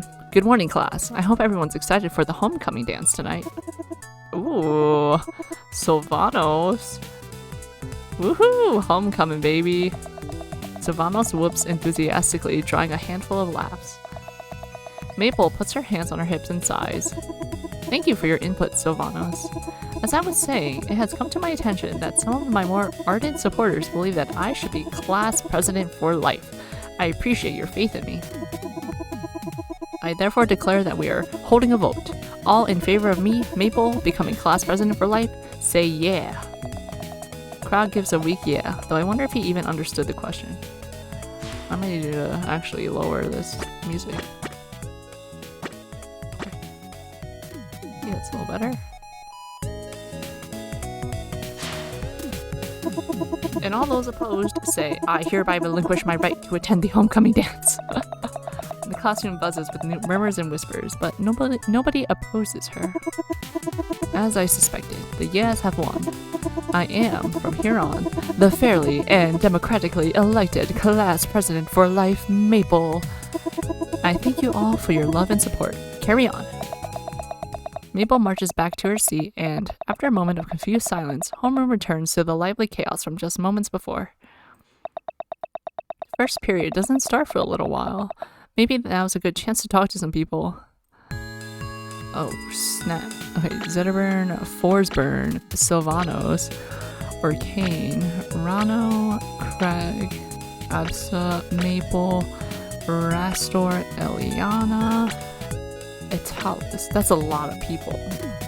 2, 3, 4, 5, 6, 7, 8, 9, 10, 11 people? Wow. Okay, I guess let's just start with Zetterburn since he's the first one we talked to. Yeah, Maple was an option. Okay. What's up? Zetterburn's deep in conversation with a couple members of the football team. The mighty lion gestures frenetically about some play or another, hypnotizing the crew around him. I decide to see what's going on. And that's why the Jingle Boys can't handle one of my patented Flaming the Rose trademark. His teammates erupt into a bout of raucous laughter. Oh, hey Jackal, haven't had enough of me yet? I was just telling the guys about my throwing technique. Hey, I've got an idea. Uh-oh. How's about we demonstrate it for the whole class? Hey Jackal, go along! I think Italis is open. I think Atalis is open. Oh, good eye. Hey, Atalis, catch. Zetterburn picks up a football and winds up for a Hail Mary. Atalis, completely oblivious to the situation, remains at his desk reading a book. Flaming throw! Zetterburn zings the ball with a reckless heave, and in the blink of an eye, it ricochets off Atalis' head with a dull thud. Atalis looks up from his book, confused, as if he didn't even feel the ball, and pulls his head. Oh, did I just get hit with a football? Sorry, Atalis. Jackal told me you were open. Hey, don't- we speak. Awkward. Hey, don't blame me. You're the one who threw the ball. Whoa, careful next time, boys. But great pass! Boy, I sure like football. And pranks. Love them both. Atalis rubs his head one last time and returns to his book. Zetterburn and I share bemused looks and snicker quietly to ourselves. The would-be quarterback shrugs and returns to his teammates, immediately starting into his next big story. Oh, did we talk to all of them? Okay, Atalis, is your head okay? What's up? Just another beautiful day in paradise, am I right, Jackal? Oh yeah, it's like I died and went to school. I'm just happy to be here. So many hilarious and wacky classmates. Every day they give me a new nickname. Want to hear some? Sure. One of my favorites was the Fat Golem. Pretty neat, huh? Want to hear another one? Sure. They used to call me Glue Eater. Pretty neat, huh? This flavor text, or if that's the right word, this rainbow text, it reminds me so much of RuneScape when you could customize your chat text.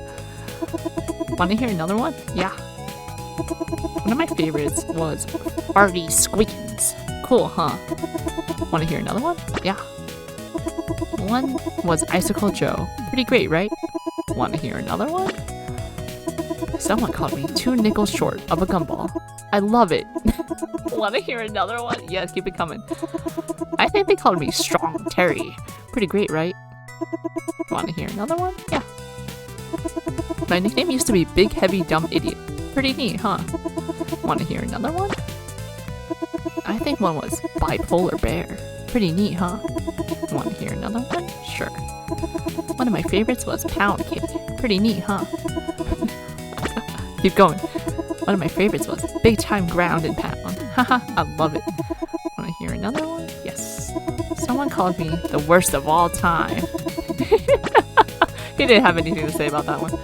Someone called me Dumb Bad Bear that nobody likes. I don't really get it, but it sounds cool. I think one was Professor Gummy Bear. Pretty neat, huh? How many nicknames do you know? I think one was Bare Bones Billy. I love it. Give me. Someone called me Clumsy Funkerton. Haha, I love it. Want to hear another one? I think one was Mr. Gummy Buttons. Pretty great, right? That's all of them that I can remember. See you later. Nice. Thanks for sharing. Eliana. What's up?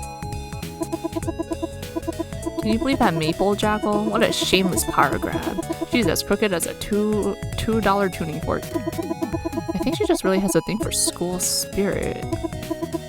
Yeah, right. Are you blind? Are you deaf? Are you so totally unable to understand rudimentary socio-political maneuvers to not know that she is a power-hungry robber baron looking to thieve the crown out from under our very noses? Huh? You need to start reading between the layers, Jackal. Listen to the writing on the wall. Mabel has big plans, and some brave soul has got to stop her. Okay. Suddenly, Zetterburn catches my attention with a lively wave and lumbers over to my seat. He gives a playful grin, and there's a twinkle in his eye as if he's up to something. So, homecoming dance, huh? Oh, he's definitely up to something. Yeah, homecoming dance. So... He gives a cloying smile and crosses his arms as if he's trying to hold something back. It doesn't work. Okay, just spill it. Who are you asking? It's a secret. Aha! I knew it. Well, you know what they say about secrets, right? Zetterburn pauses in thought for a moment, then raises his finger as as if he's about to make a great point. Well, they probably say something about them. So who is it? Ooh, I know who it is. It's the new girl, isn't it? Ooh. As if on cue, the door bursts open and Clarin steps through. She gives a strange, almost suspicious glance. Oh, is this music loud? Almost suspicious glance into the hallway before shutting the door and slinking to her desk. It is her, isn't it? Clarin, right? Yeah, she is kind of cute. Okay, she had her own introductory music. Well, we're going for Zetterburn this time, because why not? I kind of wanted to ask you. I open my mouth to say the words, but they get stuck in my throat. Nothing comes out. I gulp awkwardly and Zetterburn laughs. What's the matter? Cat got your tongue? Well, go get it back. He gives me a light push in Claren's direction. Huh, maybe I could talk to her for a little bit. I mean, what could it hurt? I walk over to Claren and pull up a seat next to her desk. Oh, hey, Jackal, right? I'm still trying to get all the names down. I remember yours for some reason, though. Heh. Spooky. Why did I say that? Why am I so awkward? So, hey, Claren, I was wondering. What was I wondering? Where are you from? Phew, Claren does a quick glance down at her watch and scratches the back of her head. Oh, here and there, you know? I guess I, travel a lot. I'm a traveler, so I travel. At least I'm not the only awkward one here. That's cool. So, anywhere in particular? Well, that's classified, but... Okay, maybe I can trust you. I know this is gonna sound weird, so bear with me. But I'm actually from...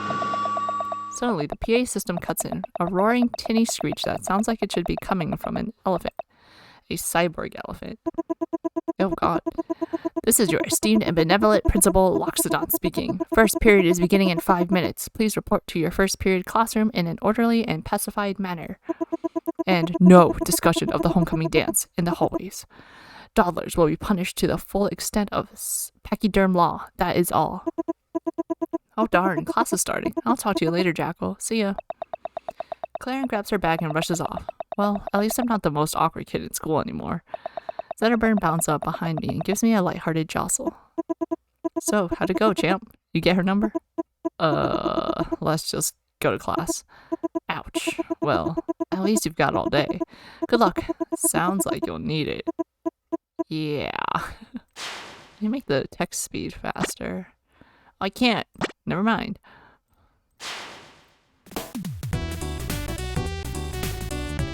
Is that rocks in the locker? Maple, arcane. Oh, there's like these two. Okay, I guess we'll talk to Claren. What's up? Claren sneakily looks down either end of the hallway before slinking into an empty room. Being the creepy voyeur that I am, I decide to follow her.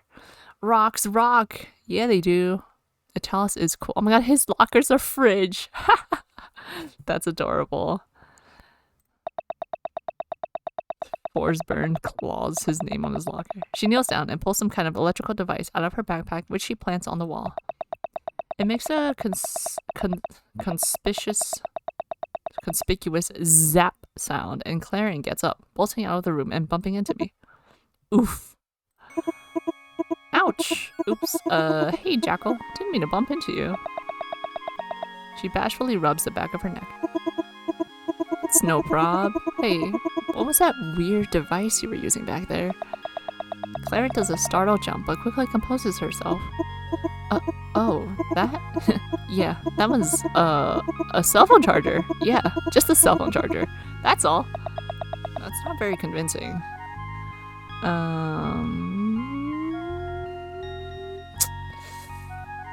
Let's play along. Oh, duh, of course, a cell phone charger. Yep, just a regular cell phone charger. There's an awkward pause. Well, hey, it was good talking to you, Jackal. I've gotta run. Maybe we can talk after class? She's definitely up to something.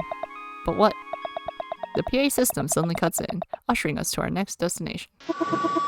Proceed to first period immediately. The rowdy students file into their first class, Aetherian History 101. I took a seat in the back near Rastor, Zetterburn, Atalis, Krag, and Apsa. Just as I look for Clarion in the crowd, she slips into the seat desk beside me. I cannot read. Wow. Rastor breathes a long, dramatic sigh. Man, I'm wiped. I got none left in the tank. Let me guess, you just flew in, and boy, are your arms tired. Ha ha ha ha! That's a great joke. That's a great joke, Zetterburn. For your information, Fire Breath, I was out last night with a little ladybird.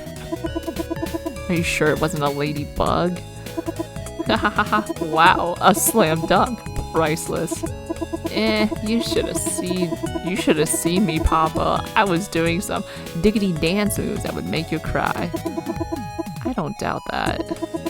Master's so cool, you guys. He's got so many tricks with the chicks. Illusions, more like. I don't get it. Did anybody study for the test today? What? There's a test? With that, Mrs. Granny gently wraps the board with her cane. All right, class, shut your mouths. Today is their first test of the school year on Aetherian history. These are all basic questions about the world around you. You should have no trouble answering them. Watertown is the blank capital of Aether. It's the lobster. It's beautiful. Oh, help. What? What is the name of the military arm of the Air Nation? I'm gonna guess on all these. I will not ask for help. I will flunk this test. I will not cheat. I did not study, clearly. What's the name of the military arm of the Air Nation? The Swoop Squadron. Why was the rock wall built? To protect and contain the force. Yeah. Who is the rock wall patrolled by? The hall monitors. The wall runners. Yeah.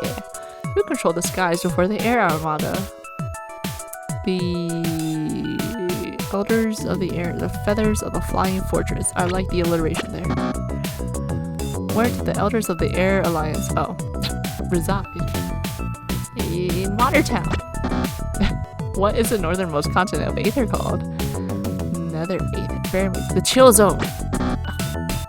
What people live in the ice barrens?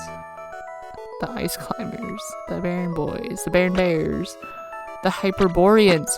That's a great name. What entity protects the Hyperboreans? The glacier wall. What event caused the air armada to form? Aetherian forest fire? I feel a light tap on my shoulder. Hey, Jackal, I'm having some trouble with this one. You wouldn't know the answer, would you? No, cheating is wrong. Well, we're gonna give her the wrong answer. Yeah, it's... No. Yeah, it's the Aetherian forest fire. Thanks, Jackal. You're really smart. Hey, thanks. Did you want to say something from before? Enough dawdling. Idle minds are the devil's discotheque. So get your books and get moving.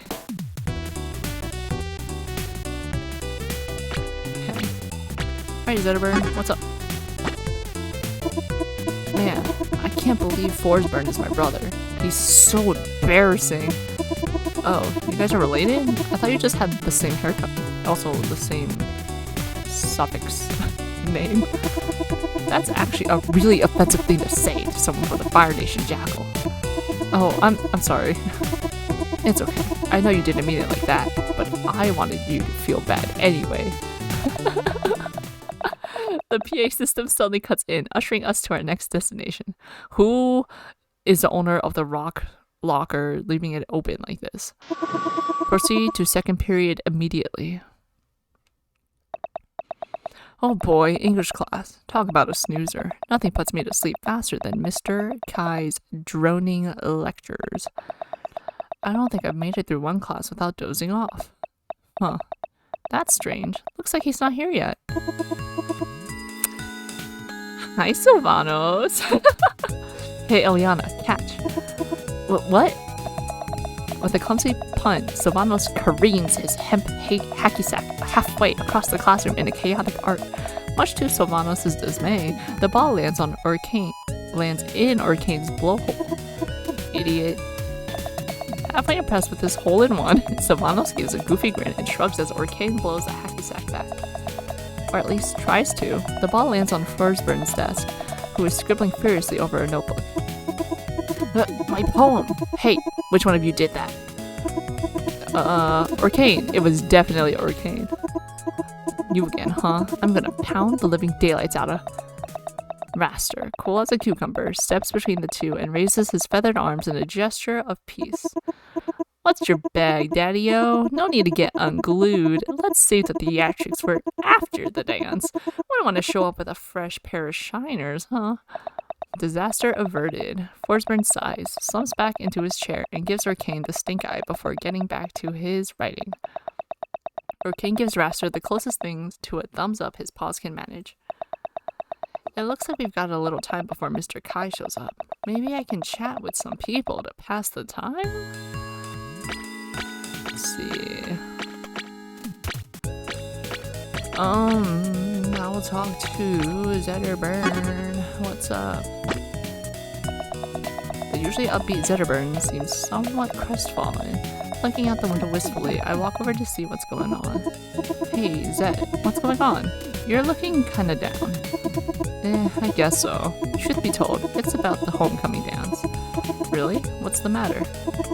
Well, I guess I'm kind of a popular guy, and I kind of had a few Meyers and everything. Maybe a lot. I'm really not trying to humble brag here. A couple people have asked me to the dance today, and, well, I've had to turn them all down. There's someone I really want to ask to the dance, but I just haven't worked up the courage yet. But rejecting all these people, it's kind of starting to wear on me, you know? I can take 100 tackles on the football field, but that look of disappointment when they walk away, jeez. That sounds rough, Zet. Hang in there. Yeah, I will. It really stinks, hurting all their feelings. It's just, I'm really holding out for that special person. Forget it. Hey, Jackal, thanks for coming over here and cheering me up. I'm starting to feel better already. You always know what to say. No prob, Zed, and good luck with that special person. Zetterburn's mane flickers especially brightly for a second. Yeah, and good luck with your homecoming endeavors too. Let's talk to Claren. What's up? Claren is off in a remote part of the room, furtively tinkering with something on the wall. Every once in a while, she gives a suspicious glance toward the door before resuming her work. Hey, Claren, what are you up to? She gives a startled jump and then tries to hide whatever it was she was working on. It's not very subtle. Oh, hey Jackal, you kinda surprised me. I'm not really doing anything. Just going over notes, that's all. It looked a little like you were messing around with something on the wall, but okay. Okay, maybe a little. I was messing with the PA system, just taking a look inside. Why? I guess I'm just interested in technology? Cool, I'm into tech stuff too. Oh, that's cool. Actually, where I'm from, we've got these really cool... what I mean is... Suddenly, the PA system crackles with static, and Principal Loxodon's dying car horn of a voice blares through. This is your merciful and altruistic Principal Loxodon speaking. Any students caught tampering with official school equipment will be promptly suspended, or worse. If you see anyone acting suspiciously, report them to me immediately. Resume learning. This never happened, okay? I'll explain it all later. See ya. Are we in class right now? Okay. I want to talk to... I want to talk to Sylvanos. What's up? Hey, did you do the reading? Maybe some of it? A little? Kind of. No. Oh man, me neither. I tried. No, really, I did. But I was hyped out of my gourd after taking my pre-workout caffeine. I just had to hit the gym. take pre-workout? Oh yeah, baby. Right through the snap. Hits the brain faster. Gets you amped up to lift some iron. Make some gains. Oh no. So we got to this part where they were riding this magic whale over the rainbow, and they found this leprechaun who taught them the secret of beast dash jump cancels. Well, I think that's what happened. I mean, I was seeing wild colors and disembodied arms lifting kettleballs, so who knows? Sounds like it was some potent pre-workout you were partaking in. Oh man, it was transcendent. Hey, you wanna hook up after school and confab over some Olympic bars? I think I'm good, thanks. I'm pretty sure I'm making gains just hanging around you. See you later, Sylvanas. Catch you later. Offer's good if you change your mind. Suddenly, the door slams open. Mr. Kai stomps into the classroom and sits at his desk. Ooh, excuse me, pupils. I'm sorry for the delay. I'm sure we're all itching to get to our English presentations. English presentations? So we'll begin without delay. Or Kane, would you like to start us out? Sorry, Mr. Kai. I'll have to go tomorrow. My human ate my homework. A few students snicker as Mr. Kai folds his arms and rolls his eyes. You and I will have a word after class, Mr. Orkane. Alright then. How about... Gulp? You! Jackal! How'd I know he was gonna call me? I don't even know what the book was about. I slowly shuffled to the front of the class, as if the seconds I've wasted will somehow spare me from my inevitable fate. The class's stares feel like a million tons. I can feel their judgment. They know I didn't do the reading. Well, it looks like I'll just have to wing it. Maybe if I talk about what my friends told me before class, I can make it through this. Uh-oh. Right. Ahem. This story, like all stories, begins with a beginning. And like all beginnings, this beginning begins with... the strong spin dashing the weak. After a grueling journey, our heroes had to contend with... anime! Too many suitors and not enough pipeline. Overall, the moral of the story is... homework's for the week. So don't rat out your friends to the man. That was... Mr. Kai pauses for a moment to ruminate. I can feel a bead of sweat start to trickle down my forehead. You can cut the tension in the air with a knife. The most creative interpretation of Animal Farm I've ever heard, Jackal. Well done. You get an A+ for your presentation. I sigh a breath of relief, visibly deflating as I drift back to my desk and melt into my seat. Now, Sylvanos, would you like to give your presentation? My human also ate my homework.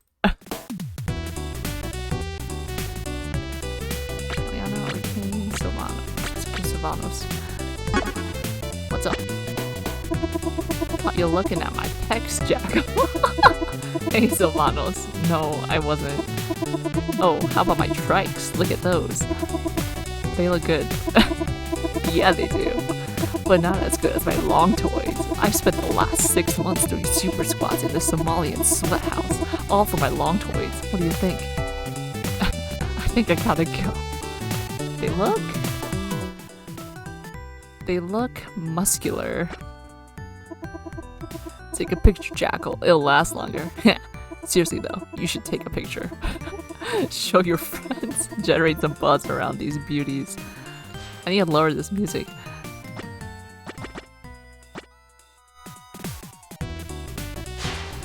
Actually, I think I gotta buzz off. The PA system suddenly cuts in, ushering us to our next destination. Proceed to third period immediately. The computer lab looks like it's straight out of the 80s. The computers are so old, they were probably here when my parents went to Aether High. I sit down at a workstation next to Eliana, who slowly hunts and pecks keys with her face. It looks extremely uncomfortable. She gives me an exasperated look. It's a marathon, not a sprint.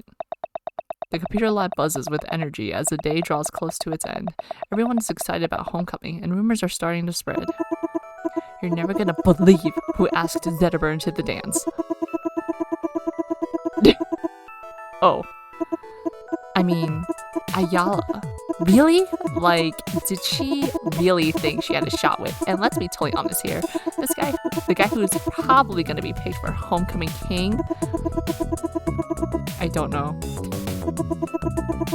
Well, you should hear what's going around about Jackal. Okay. My ears suddenly perk up. Oh, I think I heard about that. Isn't Jackal going to ask? Absa's tantalizing rumors cut off when the class door slams open and Professor Swiftwing stumbles ponderously inside.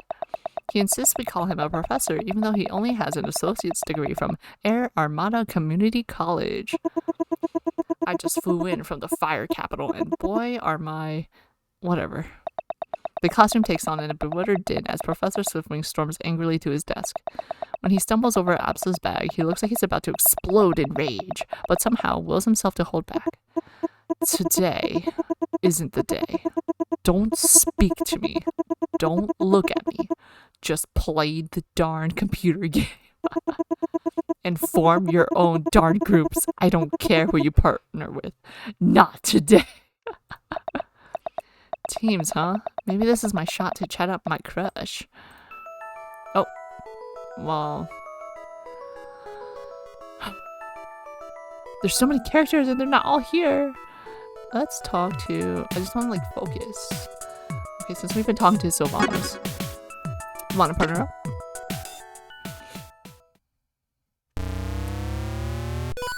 Loxos 3.1. Oh, God. Whoa. So you want to be my lab partner, huh? Can't say I'm surprised. Who wouldn't want to be my lab partner? I've got a 4-foot shelf. I've got delts, lats, glutes, roots. I'm a sight to behold.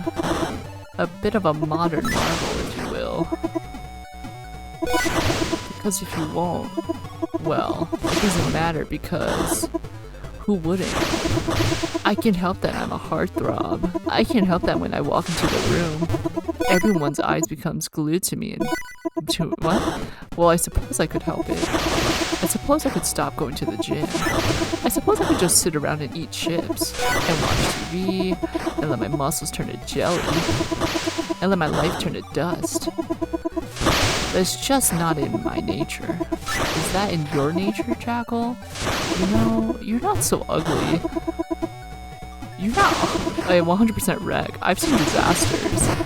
I've been part of disaster relief programs. I've given first aid to highly maimed faces, trying to restore life to dead bodies. And from all I've seen, oh frick, you're not that far gone. You just need a workout regimen and a diet. No! And a sleep schedule. There's powders, which I can get for you. You need to cut out all solids from your life. Only liquids and gases from here on out. And you're gonna be a bit gassy at first. That's normal.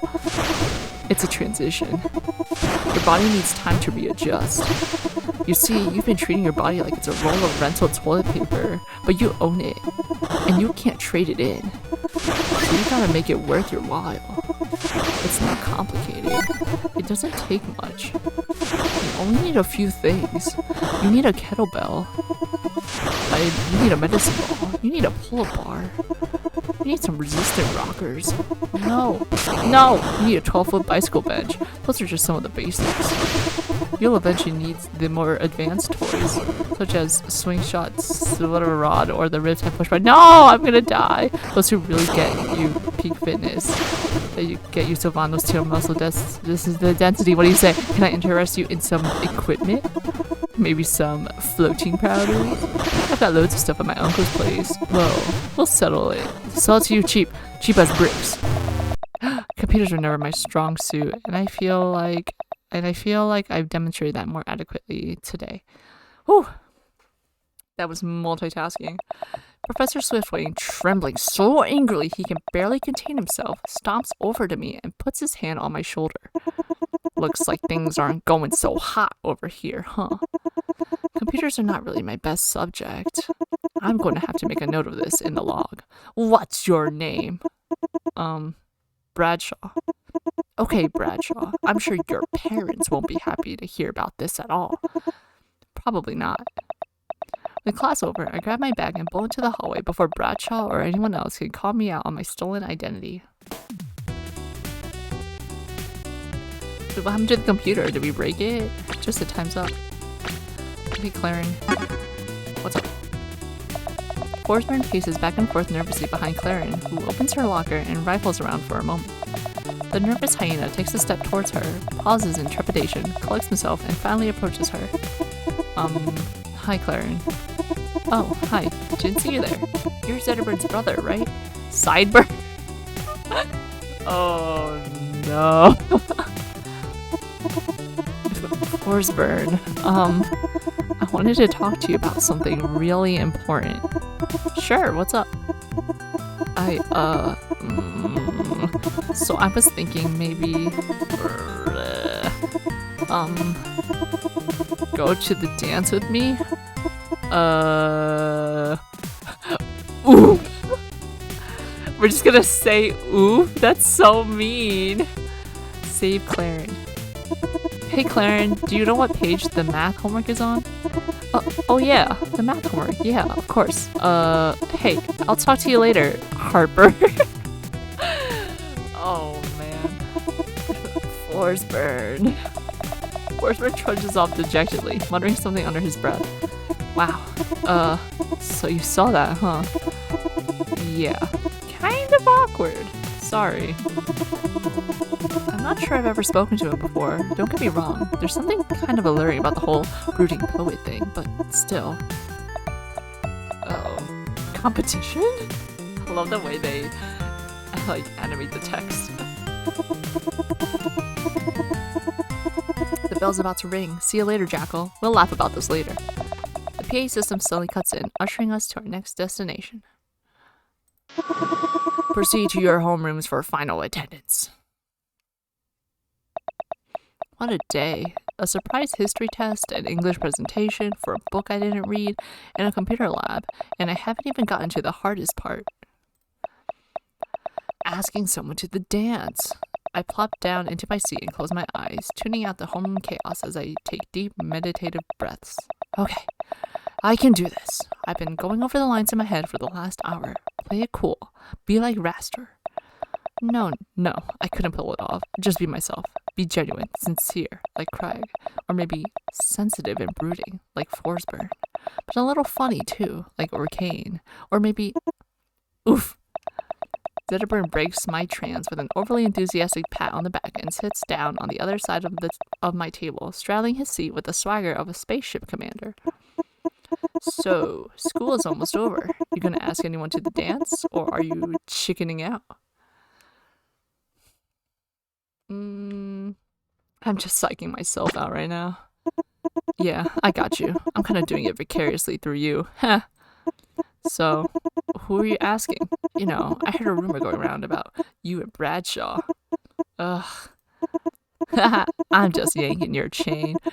Really though, I've heard some things going around the grapevine. Amigo, or is it amiga? I'm not doing so caliente in Spanish class. This is it. It's time to do it. It's time to finally ask someone to the dance. But who's it gonna be? I feel like Claren had the best chance so far. Let's try Zetterbird anyways. He's gonna laugh in my face. I was kind of hoping you'd go to the dance with me, Zet. Me? You want to go to dance with me? Zetterbird unconsciously smooths his flaming mane with a paw. You don't mind the fact that I smell like an old jockstrap? It's kind of manly, to be honest. Wow, I guess I'm just in shock. To be honest, I came over here to ask you, but I got butterflies in my stomach right before I chickened out. Thanks for sparing me the effort. So, it's a date? Oh, Zetterberg gives me one of his big goofy grins, the kind I really like. Yeah, it's a date. Yay! Congratulations! Oh, what's this? It looks like someone dropped a cassette over here. Wait. Pizza freak. Ding dong tree. Oh. What?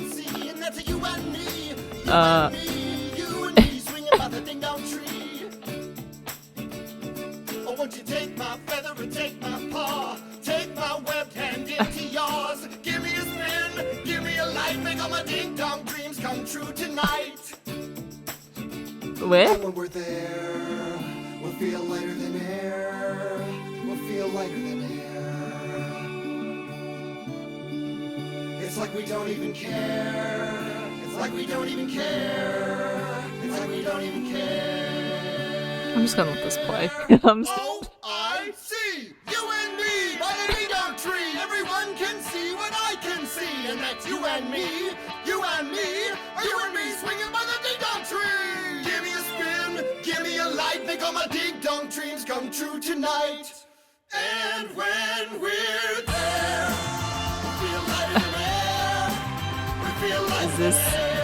Is this from the main game? Or is this just for this game? It's like we don't even care! Like we don't even care! Like we don't even care! When we're there! When we're there! When we're there! The ding-dong tree? Okay. When we're there! When we're there! When we're there!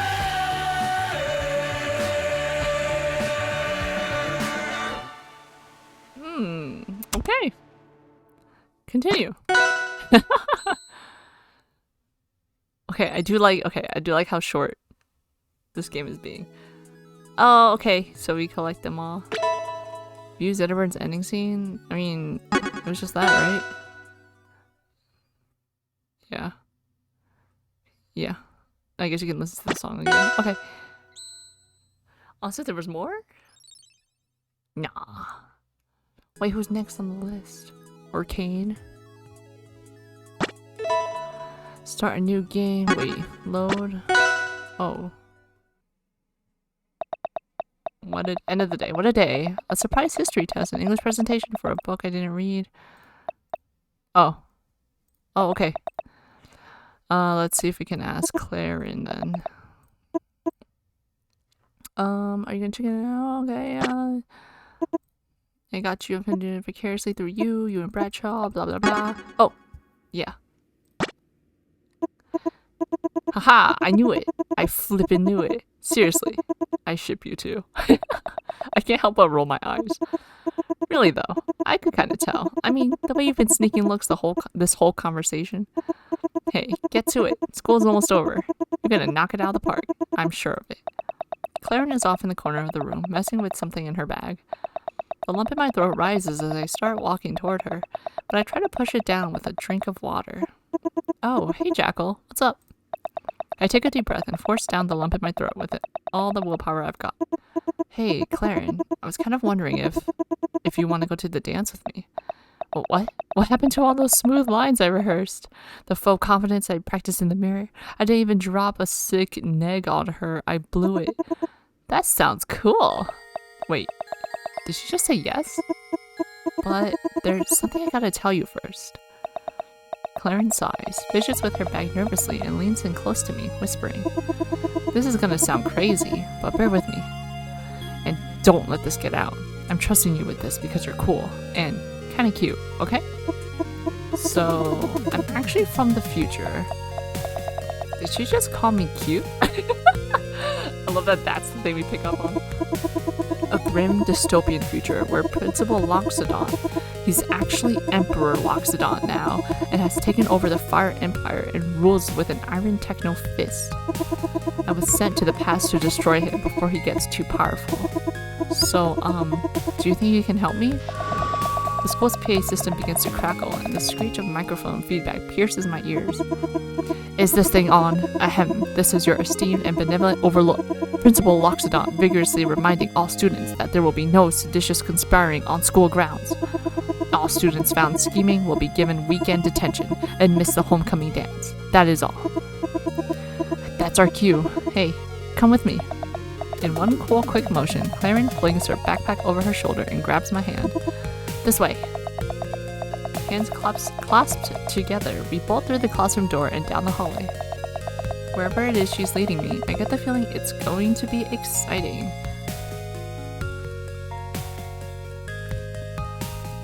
Oh, so what's this gonna be?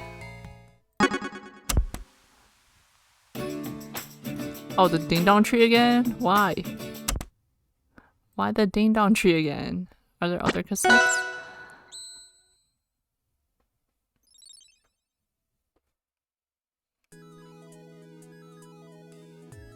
No, she has a little eyepiece thingy. Let's see what happens if we choose another option when Zitterbird asks us. Will he ask us to the dance? Why are you so interested in who I take to the dance anyway? Zitterbird grins mischievously. Ooh, no reason. No reason at all. There's definitely a reason. So, who are you asking? You know, I heard a rumor going around about you and Bradshaw. Okay. Alright, let me just, while we're here, let me just try seeing. Let's do dance. Haha, I knew it. I flippin' knew it. Seriously, I ship you two. I can't help but roll my eyes. Really though, I could kinda tell. I mean, you've been seeking looks. Hey, yeah. Sylvanos, like usual, is doing some kind of makeshift exercise with his weight-filled backpack. I walk over to his desk and sit next to him, trying not to interrupt. 67, 68, 69, 69. The creatine number. Sylvanos puts his bag down and gives me a wolfish grin. Hey, Jackal, come to watch the Emerald Adonis sneak in a few reps before school's over? Can't say I blame you. Actually, yeah, sort of. What I really wanted to do was...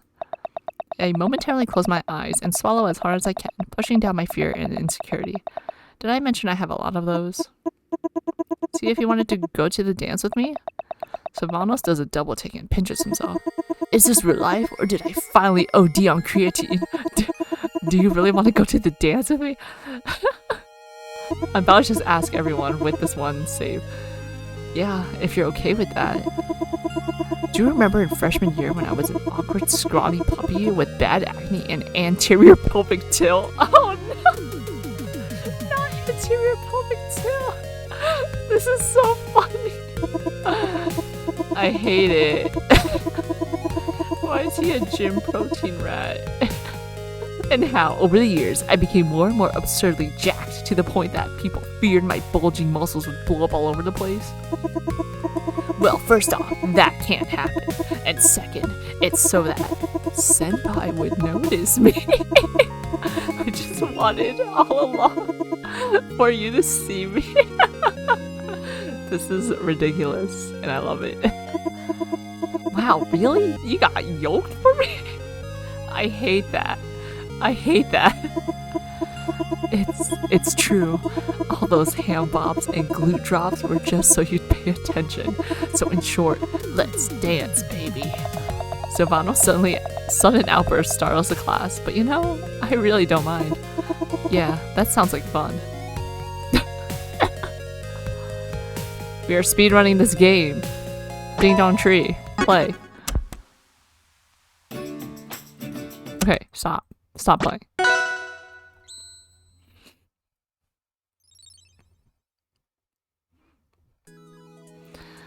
Okay, load. Who else did we talk to? We talked to, Elatus. What did they say no? Well, I guess that just makes you the laughingstock of Aether High, now doesn't it? So don't blow it. So, who are you asking? Blah blah blah blah blah blah blah blah. Oh, no. Italis, not Elatus. Italis. Haha, I knew I ship you two. Can't help roll my eyes. Hey, Jackal. Hey, Italis. Oh, you know my name. Yeah, of course. Actually, I was kind of wondering if you had a date for the dance tonight. Jackal, I don't know what to say. Except, no. All the heartbreak. You've barely spoken to me all day, Jackal. You think I'll just go to the dance with any Tom, Dick, or Harry who asks? Not that any have, but I would have standards if they did. Alright, sorry. Italis, that was cold. Wait, I want to see everyone else's rejection. Let's get rejected. Blah blah blah blah blah blah blah blah blah. No. Okay. Forge burn.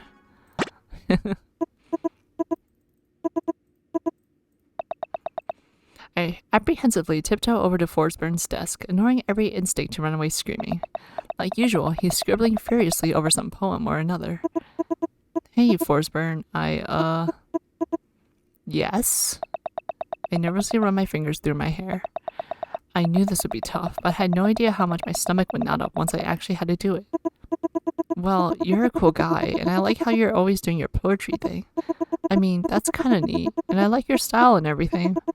I guess what I'm saying is, would you be interested in going to the dance with me? Oh, the dance. Uh-oh. I was going to skip that. My heart sinks in my chest. It takes everything I have not to crumple all over the floor. But it's homecoming, and that's where I'll be, at home, sulking alone in my room where I won't have to deal with stupid social things. Oh. Hey, that corner over there looks really interesting. I think I'm gonna go mope in it for a little while. I can hear a group giggling nearby. I have no idea if they're laughing at me, but it sure feels that way. I blew it. I blew my big shot. What happened to all those smooth lines I rehearsed in the mirror? The one about being the hottest couple in the Fire Clan. Ugh. Looks like I'm skipping the dance this year, just like I did last year, and the year before, and the year before.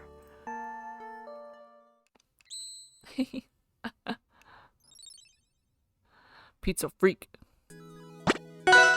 Let's get rejected.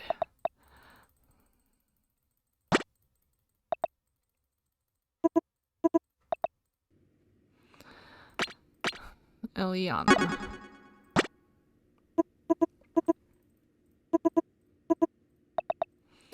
Alright, the moment of truth. Hey, Eliana. Jackal. Hi. What? Well, I guess I'll get right to it. I was wondering if you had a date to the dance tonight? I don't. Cool. So I was also wondering if you wanted to go with me to the dance tonight? Jackal, I don't really think of you that way. Honestly, I don't really think of you at all. Is it? This is kind of out of the blue. Yeah, you're right. It was stupid of me to ask. My life is over. I have never felt such embarrassment. I wish to be executed immediately. Looks like I'm skipping the dance this year, and the year before that, and the year before that. Load. We're speedrunning. We're speedrunning.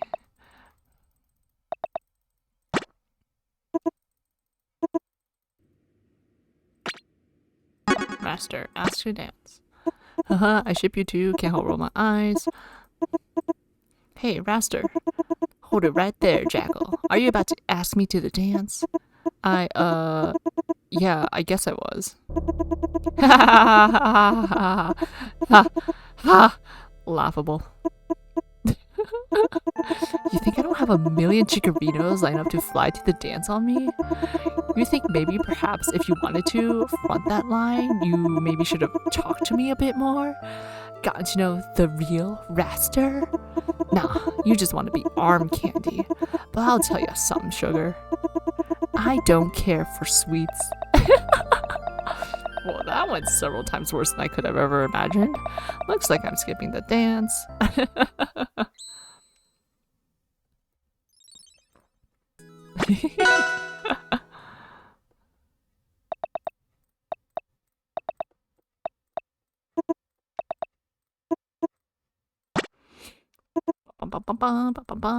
Okay. Maple.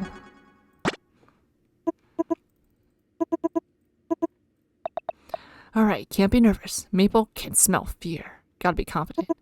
Maple, yo. Oh, hi, Jackal. It's a shame you didn't talk to me earlier. I could have really used you for something. I mean, used your help for something.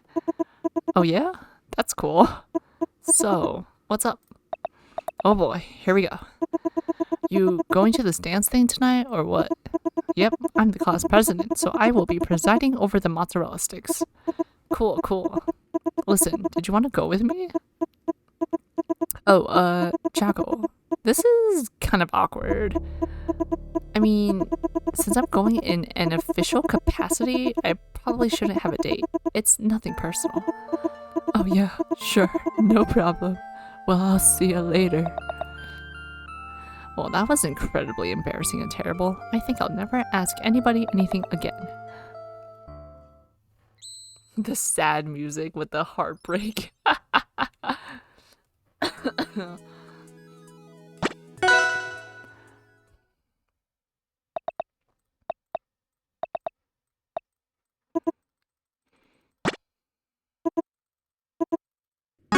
No. I'm sorry.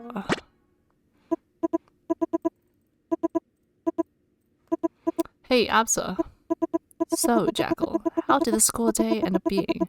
Did you manage to pass any of your classes? Not quite. I am shocked. Anyway, I was actually coming over to ask if you wanted to go to the dance with me tonight. Jackal, let me tell you something. I cannot date a brick. Do you understand? I cannot talk to a stone. Does that make sense? Not really. It's a metaphor, Jackal. Maybe if you paid more attention in English class, you'd have the slightest grasp of what I'm saying here. So what are you saying? I'm saying no, Jackal. I'm saying no in the most obnoxious way I can think of. Oh, why? Don't ask why. Because you're a fool, Jackal, and I can't take you seriously. Please leave me. I have studies to attend to. Dang, Absa sure is good at making me feel inferior. Too bad that just makes me like her even more. Oh well.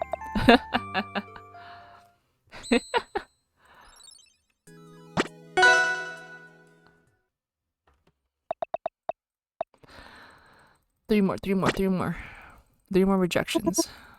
Oh, no. Ask to dance. Hey, Craig. Oh, Jackal, do you need something? A glass of water? No thanks. I just wanted to ask you something. Sure, whatever you need to ask, I'll be happy to answer. Then you'll leave. Yes? Yeah, I guess, if that's what you want. So sorry if I'm presenting as rude, Jackal. It's just that I have many important matters to think about and discuss with my rocks. Oh, you're the rock. The culprit of the rock locker. And every moment that I am away from them is a moment that I am wasting. It's not personal, of course, but you are wasting my rock time, which is very dear to me and my rocks. This is going terribly. Might as well just blurt it out. Craig, will you go to the dance with me tonight? Why would you still ask? Absolutely not. Craig turns around in his seat and puts his ear to his backpack, listening to his rocks. Looks like I'm skipping the dance. 2 more.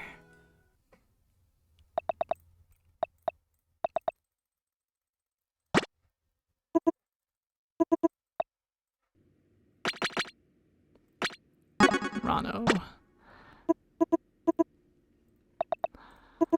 I didn't even see Rano. Oh, something about meditation. Part of me thinks it's a bad idea to disturb him, but all my dating books say you have to be aggressive and not listen to yourself. So, hey, Rano, sweet kicks. He stops and looks right at me. Gulp. You're right. Thanks for noticing. No problem. So, listen, I was thinking of asking you to go with me to the dance tonight. I'm kind of in the middle of something right now, Jackal. Oh. It's kicking stuff. I'm busy kicking stuff right now. Like you said, I have sweet kicks. That's because I practice. I don't have time for a relationship. I'm already in a relationship with my kicks. And I'll tell you what, I'm thinking of tying the knot because I don't ever want them to leave me. Gonna put a ring on one of these toes. Buy a house, kick it down. You see, Jackal, you just don't fit into that equation. I'm so sorry. Oh, it's no problem. That seems very complicated. It's actually quite simple and pure and beautiful. It's a perfect love I have for my kicks. Alrighty, well, I best be going. Why do I always pick the crazy ones? Looks like I'm skipping the dance this year. Just do a sad, pathetic little voice. as we're getting rejected. Alright, one more.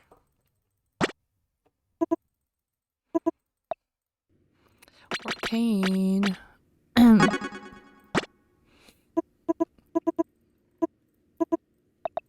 Arcane is at his desk, sipping a carton of milk and impishly fiddling around with some device, surely for his latest prank.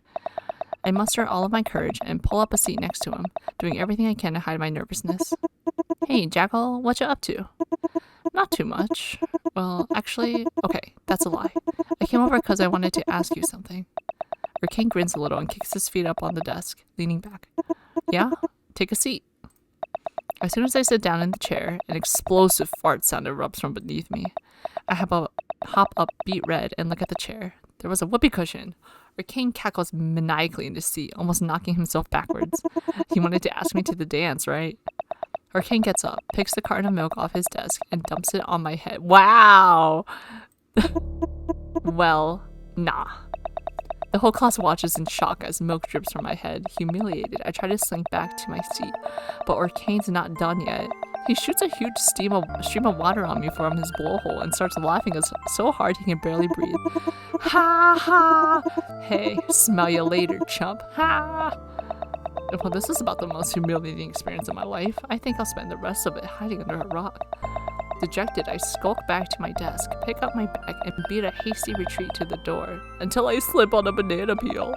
I'm not even sure where it came from, but I feel a cream pie collide with my face. It would actually be pretty tasty if the salt from my tears didn't ruin it. I lie on the floor, defeated, forever. I somehow survived Arcane's Rube Goldberg machine of a prank, but I'm sure my reputation didn't. Maybe I can transfer schools or something. Well, one thing's for sure, I won't be going to the dance with Arcane. Then I get pied in the face again. Lemon meringue? That was so mean. Alright, new game. Yes. Okay. Yes.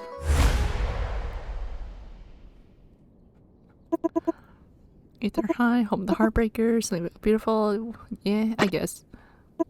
Hey, you guessed right. Now let's get a move on. We're almost late. Alright, alright.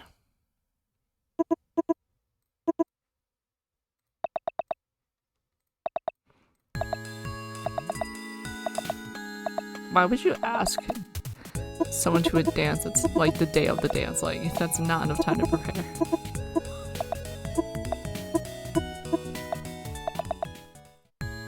Okay, let's do Forsburn since he's right there. Wanna hear one of my dark and disturbing poems? My shadow is the only part of me that's real. Oh, the font change. Wow.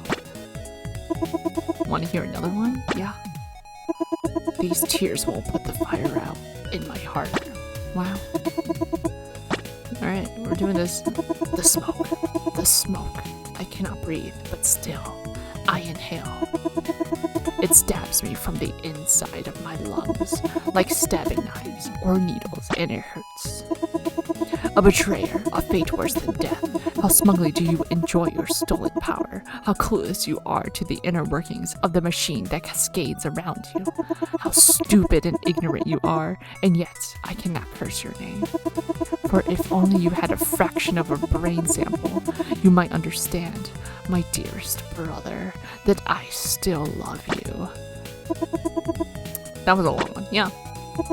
Every day, I die 100 million deaths. Every day, I frown 100 million frowns.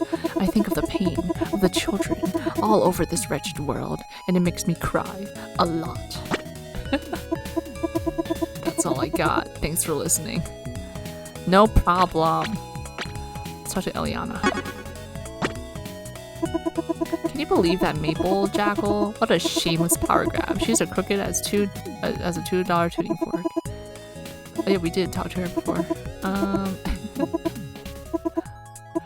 Alright, let's do Master. What's fresh, Snickerdoodle? You got a bottle of gumdrop pudding on you, or what? Master, You're a cool guy, right? The coolest and with the rudest dude, my dude. Do you know anything about talking to your crush? Crush? I don't really get crushes. Chicks, on the other hand. Holy rigatoni, can I hold my Oni against the little chicky bird and her wild and tricky chicky tricks? Raster, it's very hard to understand you. I speak the language of my heart, Jackal. Speaking is a feeling, not a math quadrant. I don't know the meaning of words, I just say. I suppose that's part of your charm.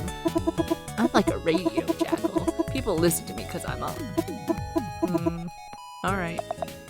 Suddenly... Yeah. Homecoming dance, yeah. I've got someone in mind. Zimmerman's flaming main figures especially bright for a moment. Someone in mind, huh? I knew it. So, you can tell me who it is? Ooh, I know who it is. It's the new girl. Nah,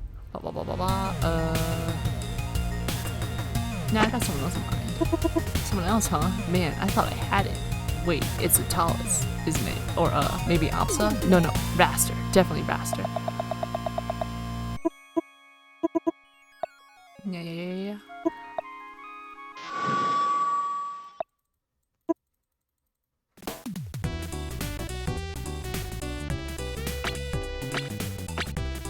Wait, are these different options?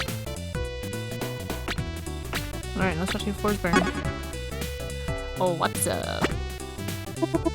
You know, I used to be in a band. You don't say. What were they called? Stack Happy Fat Stacks. We never played a show. The PA system suddenly cuts in, ushering us to our next destination. History class.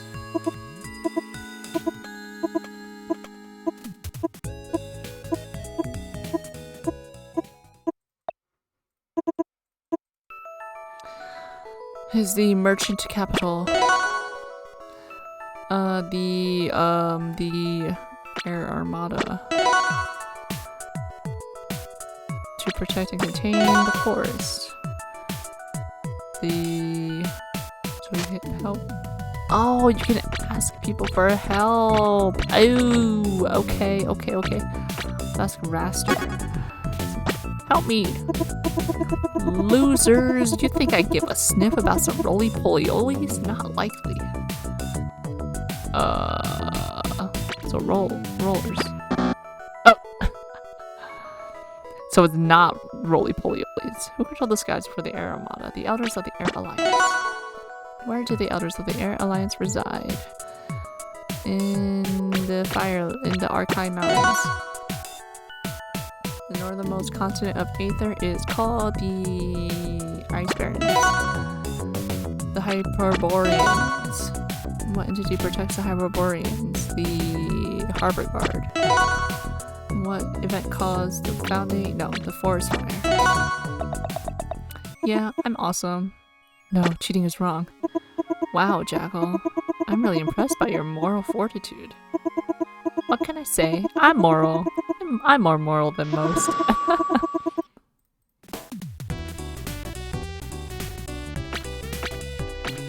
Such an obso. What's up? Jackal, I'm exhausted. Oh yeah? Why is that? My Bobsa is in town and she's driving my mother nuts. Who is driving me nuts? I'm not a squirrel, Jackal. I don't like nuts.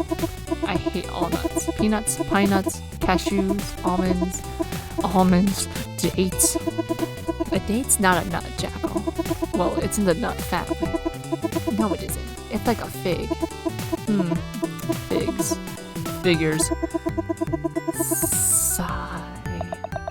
Alright,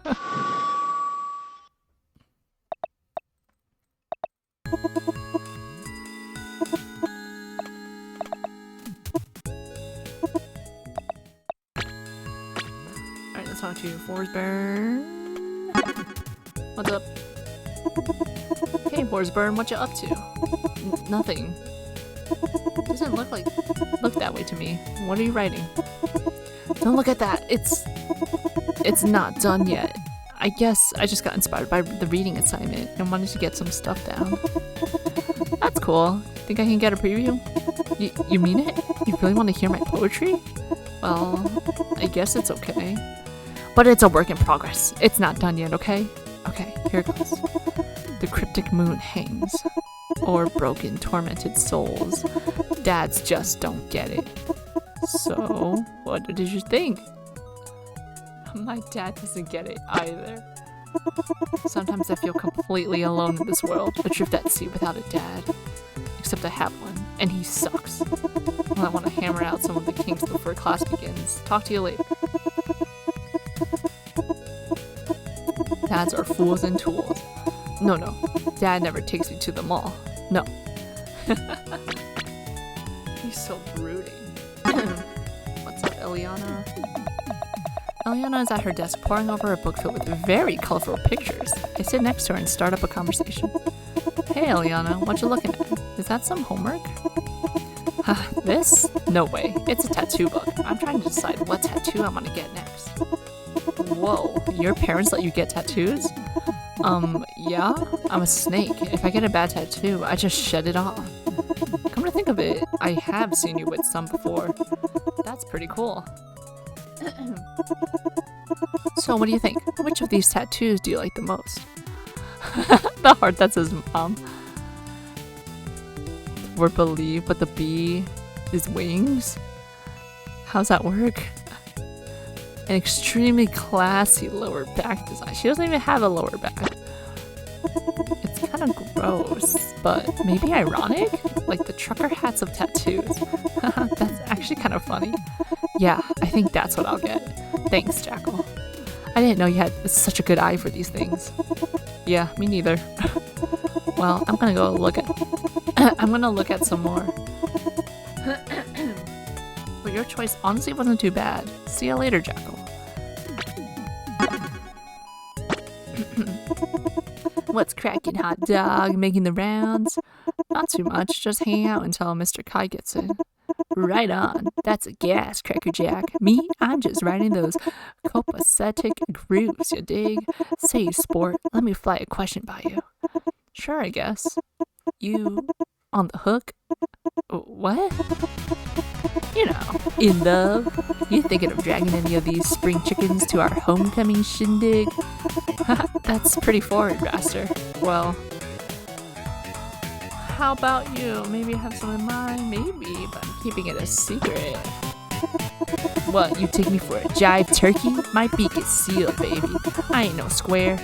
Me? I'm playing it footloose and fancy free, keeping my options open. We'll see where the chips fall, and at the end of the day, sort of like the character from our reading homework. Eyeballing the dolls at the Goonie Roost and talking up that apple butter like a big wheel on the quail hunt. Yeah. Hey, keep playing it cool, kiddo. I'm gonna pile up some Z's before his cap and gown ship hits the scene. Suddenly, the door slams open. Mr. Kai, English presentation, my human ate my homework. My human also ate my homework. Alright.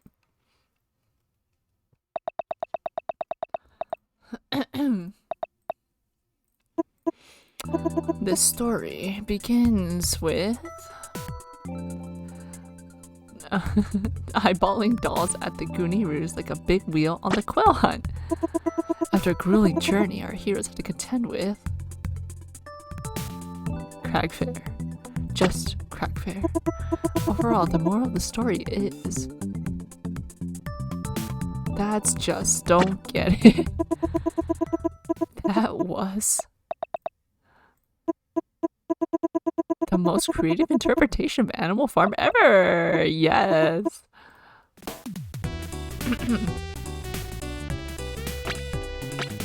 Alright, Raster, since you're here. I said the Schwift it, skibbity bop. I bought my trousers in a melon shop.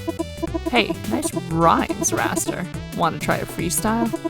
You know I'm game, Jackal. Give me a beat. Ticky ticky tack, ticky ticky ticky tack.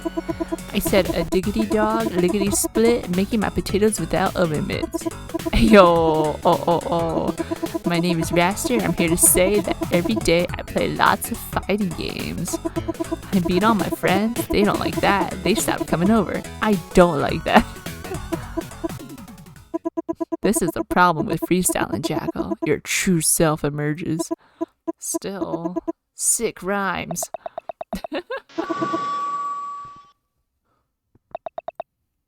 Computer class.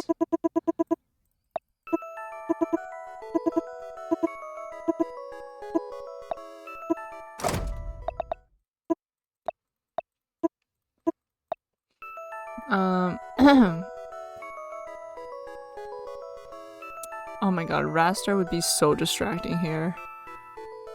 Let's do Eliana. Wanna partner up?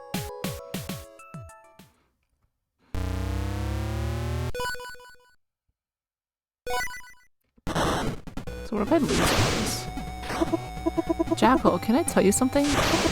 Stereotypes run rife in this school. Am I using that right? This school is rife with stereotypes, Jackal. Now, stereotypes, usually I disavow them. They are a vile, hideous way to characterize a person. To associate them with a few choice details and then extrapolate those out into an offensive caricature, it's wrong. It's wrong, Jackal. And so you can imagine how enraged I become every day when I see people behaving exactly in line with their associated stereotype. It infuriates me, Jackal. These deluded cookie-cutter fools. These hack posers, as they say. So unoriginal, even their deepest thoughts, that they're not even able to construct their own personality. Do you see what I'm saying, Jackal? They act like stereotypes because they think they're supposed to. Because the archetypes of what they see on TV, the Beckys and Johnnies, they've got more personality than these bozos could ever imagine. And I'll tell you what makes me sick, Jackal. What makes me truly sick are these Beckys and Johnnies who tell me to let my freak flag fly. I was already doing that, Becky. You don't like my freak flag, Johnny, because my freak flag makes your freak flag look like garbage. Because they actually put work into my freak flag, because I am a genuine freak, not some sociopath looking for freak sympathy points. I don't get sympathy. I get sat on, and stepped on, and spat on. But do you see me complaining? Do you see me running to Principal Loxodon, naming names? Never, because I have the integrity. Something these hacks will never understand. That's why they will fail, and it's why their systems will fall. Down with this system of lies. Down with the endless student President Maple. Down with the endless Principal Loxodon. Huff, huff, huff. Sorry for all the screaming, Jackal. Student politics really riled me up. Oh man, I was doing so well. That was funny. That was a funny rant. Alright, Absa. What's up? Absa and Raster are having a conversation about the lockers. Although Absa seems bashful, almost ashamed, Raster is his usual boisterous self. Now looky here, Queenie. You want to ask someone to the dance with flair. You just do it like this. Yeah? Raster leans back against the lockers and snaps his fingers a couple times. See that, Dolly? It's all in the snap. All in the snap. Raster snaps a few more times to demonstrate, and then Absa tries. It lacks Raster's trademark coolness. Maybe Rasterness is a better word for it. Yeah, you're working it. You snap a couple times to get their attention and go, hey, chicky, ayy, woochie-coo, ayy, wow, wee. Chicky? Are those even words? Now listen here, dame. I like the cut of your jib. You got a real fine jib cut. Best jib cut this side of Julesvale. Real nice jib. I ain't never seen a jib cut like that. Jibs? What's a jib? Who cut the jib? Now let's say we shake our tail feathers all the way to the dance floor, eh? Come on, Snake, let's rattle. Master gives a satisfied nod, but Absa remains completely bewildered. And that's how you do it. Trust me, kid. Now, if you'll excuse me, I got a couple of chickies to ask to the dance myself. Good luck, kid. You'll need it. Raster struts off, leaving Absa even more confused than when she started. She nervously tiptoes over to me. Hey, Jackal. You saw that, right? Is that really how you're supposed to ask someone to the dance? You should probably just ask like a normal person. Absa sighs a breath of relief and visibly deflates when I tell her that. Phew, I thought I was going crazy. I couldn't even tell what Raster was saying half the time. I'm glad you came along and set me straight, Jackal. Well, thanks for your advice, Jackal. I think I'm just gonna have to see how this goes. Catch you later.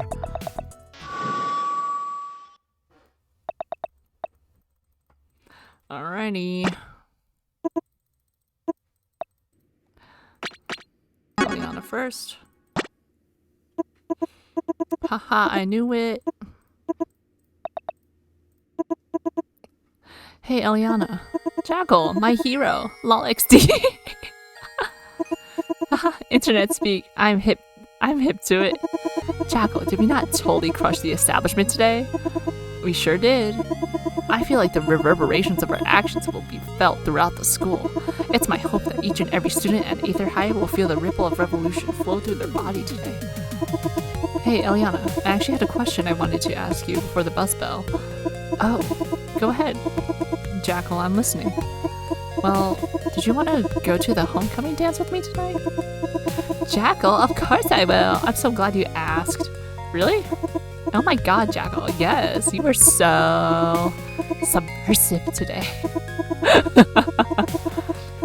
What can I say? I'm a bit of a subverter. You like that, huh? Love, Jackal, love. Pick me up at 6? Ow. See what I can do. Sorry, I was trying to be subversive. 6, yeah, sounds good. I'll be there. Going to the homecoming dance with a purple snake. This feels like the beginning of a brand new adventure. Hopefully she doesn't make me commit any political assassinations. Congratulations! Ding dong tree. Why? I don't understand. Alright, bird. I mean, Raster.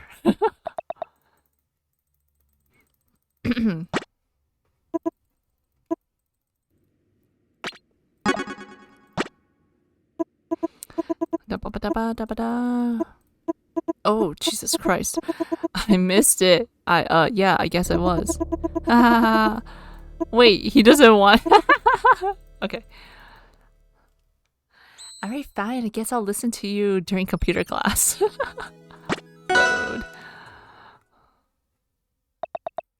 I don't think Forsburn will want to either.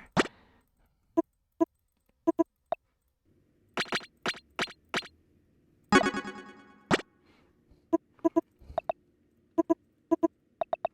principally tiptoe. I usually scribbling fiercely over some poem. He looks up and stops me before I can even get a word in. Wait, before you speak, there's something I need to say. Something that's been gnawing at my soul for a long time. Something that I've only just gained the courage to say. Forsburn pulls a crumpled piece of paper out of his pocket and opens it up. He takes a deep breath and begins reading it. My shadow wanders this desolate road alone, no light to guide its lonely heart. The gentle cooing of the dove drowned out by the crowing of a raven. My forlorn soul, battered and bruised by my dumb idiot jock brother, who smells like a barn, yet through the mist 2 beacons guide my way. Eyes like an angel's glittering eyes, bringing joy, bringing hope, bringing courage to vanquish an orc. I'm not sure where I'm going with that part about orcs yet, but basically what I'm getting at is, do you want to go to the dance with me? That was a really strange poem, Forsburn. Really strange, but also sweet. Yeah, I'd like to go to the dance with you. Once again, it seems I'm fated to walk this desolate path up. What? You really want to go to the dance with me? Yeah, that's why I came over here. I was gonna ask you if you wanted to go. That's cute that he had a poem. I think you're a sensitive and creative guy, and I want to get to know you better, if that's cool with you, I mean. Forsburn's flaming mane flares up, and despite his best efforts to hold it back, he gives a wide grin. That's pretty cool. I grin too. Cool.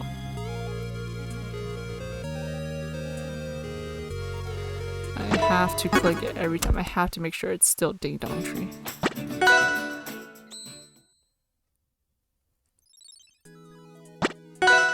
Let's see if, what's her face? Absa.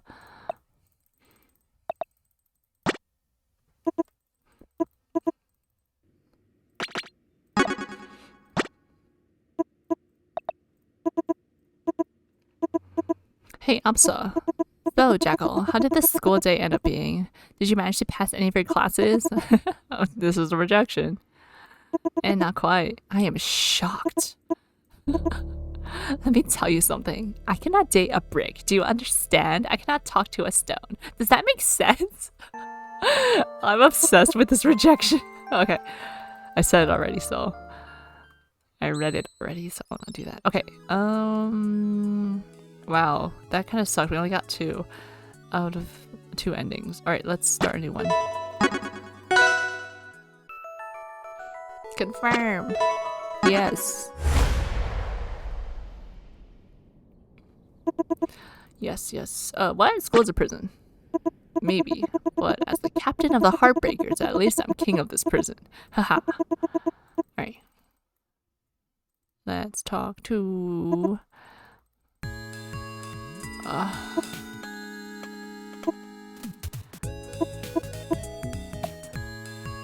Oh, no. Hold on. Okay. Talk to Raster again. Let's do...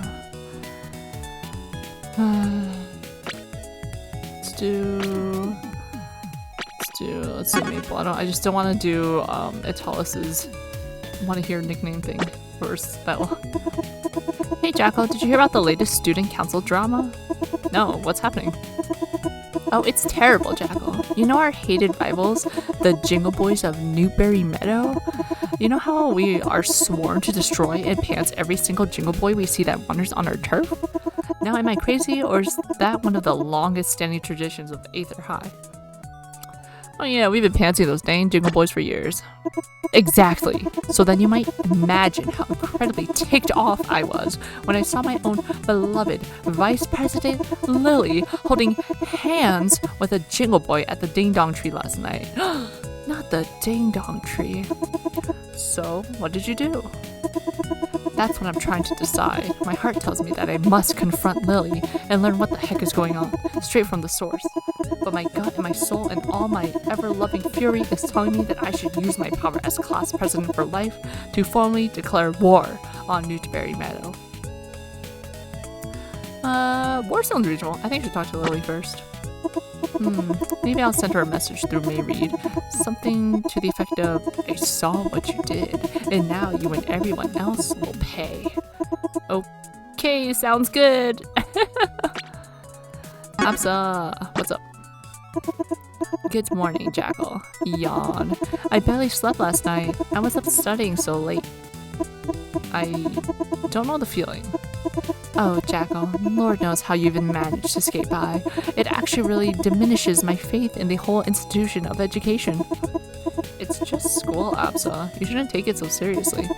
I work hard in school because I want to succeed, Jackal. Unlike you, I actually have a plan for my future. Oh yeah? And what's that? I just said what it was. I'm going to work hard so I can succeed. Psh, success is for losers.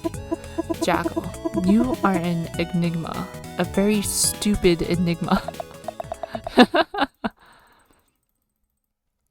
I'm not sure yet. Sure, Jackal. I've seen the way you look at Craig. I know what's up. She's a little cute. Yeah, I knew it. You better make it move fast or I'll beat you to it.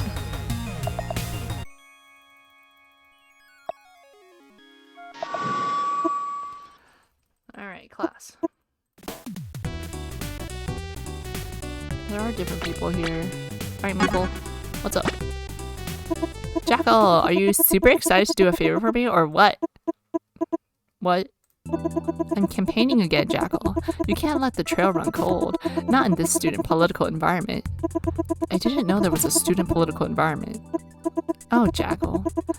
Your ignorance would be so adorable if it wasn't also ruining the world. Of course, there's an environment in student politics, and it's brutal. Only the most ruthless and ravenous can survive the many trials and tribulations a student politicians face. What noble public servants we are. I actually have to get to class, Maple. I'll cut to the chase. I had this big stack of flyers with my face on them that I need distributed by the end of the day. Normally, my campaign manager, Mayread, would handle this sort of thing, but unfortunately, she is away right now dealing with some foreign affairs. So what do you say, Jackal? Keep in mind, saying no could be considered a willful act of sedition. Sure, why not? Excellent, Jackal. Excellent. Here you go. It's just 5 flyers. You should be able to distribute them in no time. Any other instructions? There's more than one way to get rid of those, Jackal, but handing them out to your fellow students is foolproof. But don't give any to that wicked witch, Eliana. If she gets her slippery scales on one, there's no telling what horrible things she'll do to it.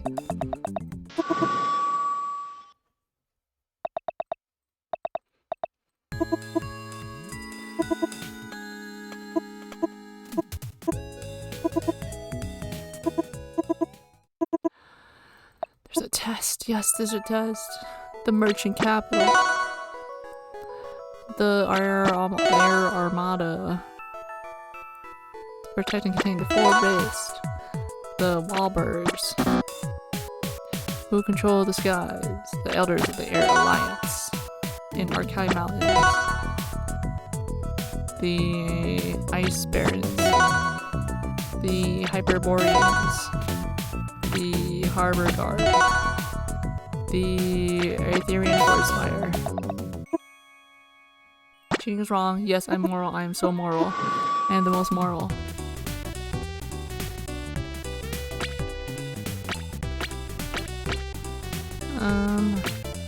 Gives retain. Give poster. Oh, a picture of Maple's head. Thanks, Jackal. Oh, a picture of Maple's head. Thanks, Jackal.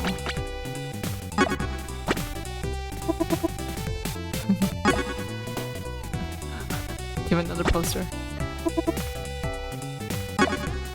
What's up? Hey. Oof. Claire and Enforcement both give me a bewildered look. I think I'm gonna go now. See you in class, Claire. And Claire gives me a wide-eyed look of panic as Enforcement trudges off dejectedly, muttering something under his breath.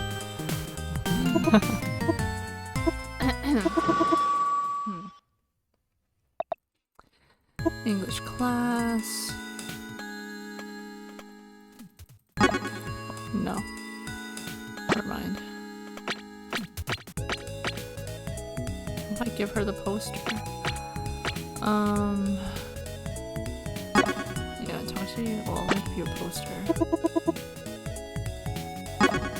What's up? Yeah.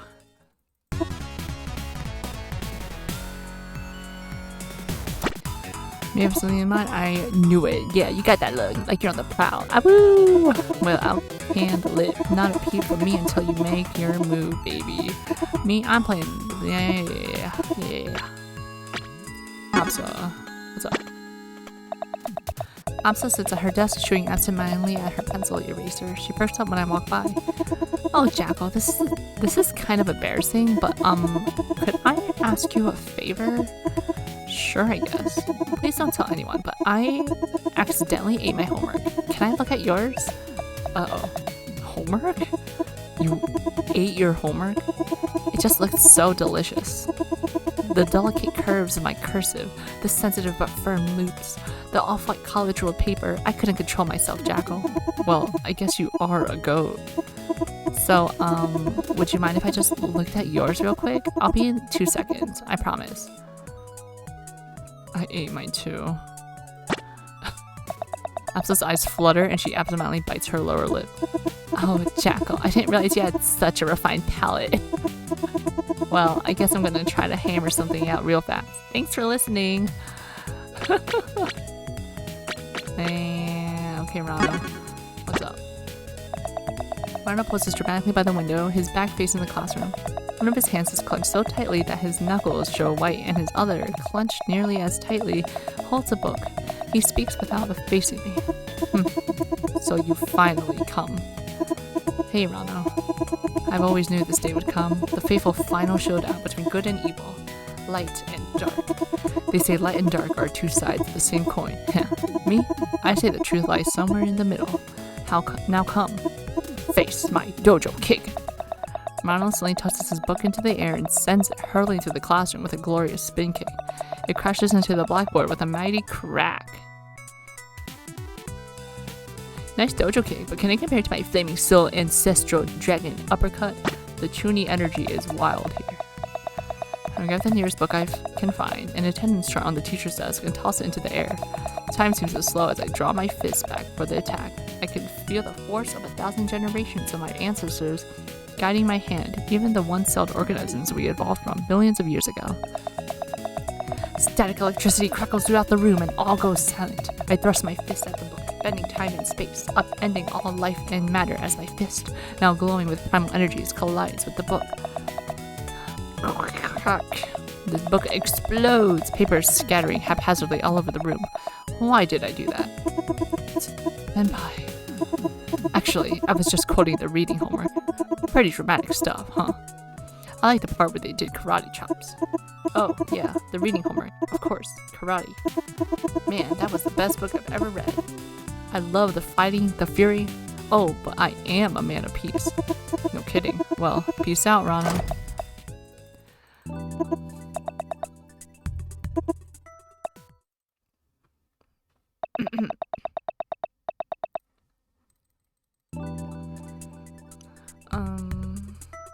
It begins with hungry goats eating everything they see.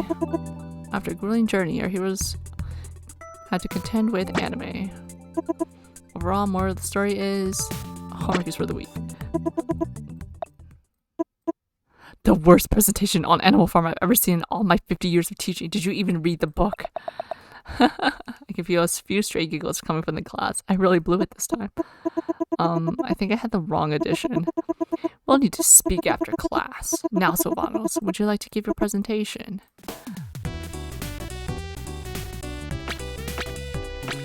Okay, Rano, since you're here, what's up? I've been writing a little song about peace, Jackal. Would you like to hear it? Excellent. Usually I have my ukulele, but you'll just have to imagine that for now. Peace is great, peace is great, peace is a treat, and it tastes great. Peace is a fly, peace is a fly. It flies around and then it dies. Peace is a log, a perfect sitting place for a perfect frog. Wow, that was really special. Jackal, you are so right, and you are so welcome.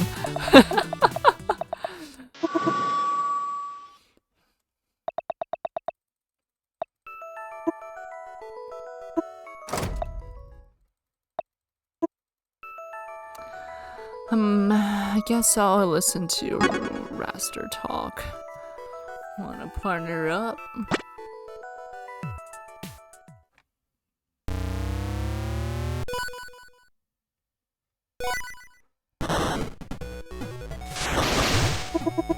Holy smokes, Papa, let me tell you. Time really flies, huh? While I'm at it, let me tell you something else. Time flies, especially when you can fly too, because you can fly with it, Cricket. I can't believe I'm a senior this year. Top of the hop. A fully matured bird, not some cute little fledgling anymore. I'm thinking back to freshman year. I was clueless. I didn't know a rock from a raspberry. I've learned a lot since then. Like with the chicks, for instance. Like just last night, for instance. I was having a blast playing backseat bingo at the Ding Dong Tree. I was all chrome-plated and the greasiest, spotting all the cherry chickens who came to roost. I took a hot look at one fuzzy duckling, and wouldn't you know it? I caught her looking right back at me. I figured if I play my cards right, I could be working the night shift on this paper shaker. So I went up to her and I said, "Come on, Snake, let's rattle." She melted like a scoop of ice cream. Then I noticed this creep staring at us. That froggy fella. A real Murgatroyd. So I told him to flake off, you know. "Flake off, buddy," I says to him. "He ain't got no right to be looking at the same girl as me." I say, "Hey, Nosebleed, why don't you focus on your audio for a second, because I got something to tell you. You're weird with a beard, man. Why don't you go back to Dillsville, Notaville, Nobodyville? Then you wouldn't believe what happened. That froggy freak kicked me. And not just once. He really shook my nuggets loose. Made me look like a real pony. And the last thing, that raster. The wind's fury is... Well, so I can use your help, Jackal. I'm not the kind of party people who encourages revenge. But this is a score that must be settled. I've lost my social credibility. I might as well be a plucked chicken. A fried hen. I might as well put an egg in my shoe and beat it for good. I can't have that, Jackal. I won't. Not after all that I've learned. I'm supposed to be the most, baby. I was made in the shade. You think I'm gonna give that up? You think I'm done hounding chickens? You're nuts. Don't worry, Jackal. I know exactly how to play this. It'll be easy, practically a freebie. But I need your help. And I can't say exactly what you'll need to do. Just that when I ask for backup, you gotta back me up. So, are you in? Yeah, we won. I'm up, I'm awake. Okay, yes, great work, everyone, great work. I think it's, about time for class to finish. Great work, you all did swell. He slips back on his desk and begins snoring so loudly I can barely hear anyone talking. Nice. We beat computer class. Alright, everybody, cut the gas. I'm about to perform a public call-out. That quieted things down. Last night, I found myself at the Ding Dong Tree. Now, those who know me know I love to swing by the Ding Dong Tree. And what can I say? I'm a ring-a-ding bird, swinging through the trees, singing the song of the birds and the bees. Is this going somewhere? Candle lip set, I'm making a statement here. Now, somebody disrespected me at the Ding Dong Tree last night, and that somebody is standing right here in this very hallway. People start looking about, trying to suss out the offender. I'll give y'all a hint. He's blue, he's gross, and he's right there. Master points a rigid feather right in Ronald's face, tickling his nose holes. You remember, don't you, blue boy? What you said to me by the Ding Dong Tree? I don't remember saying anything to you. I remember kicking you in the face. This sparks some murmuring from the crowd that has formed. That's where you're wrong, Buster Brown. You made a wisecrack on me, called my poor, defenseless mother a ham hocker, and I gave you a good whapping for it. Everybody saw. Students in the crowd looked to each other, puzzled. I think you got that backwards, bird brain. Wrong, frog face. You think you can just pretend that you didn't get your slimy butt kicked in front of everyone? I got people who will back me up. What do you got? The same kicks that gave you those two black eyes you're hiding. Oh, fantasy. Jackal, people trust you. Why don't you explain to everyone what happened last night at the Ding Dong Tree? You were there, weren't you? Yeah, I was there. Yeah, I was there. I saw the whole thing. Rano insulted Raster's mother, and then Raster gave him a smackdown. He must have hit him so hard that he can't really remember what happened. Exactly as I remember, Jackal. Exactly as we all remembered, because that's what happened, you funny-looking frog. Bunch of crazy people here. That's okay with me. Rano chuckles and walks away peacefully, parting the crowd of students in front of him. Yeah, and stay out, you no good. Just like that, Rano's shoes come flying through the air and smack the sunglasses off Raster's head. The crowd gasps as they see his two black eyes, directly following Rano's shoes are Rano's feet, which send Raster's head spinning on his neck. He falls face first to the ground. That bird pushes my buttons. Rano picks up his tote and calmly walks away once again.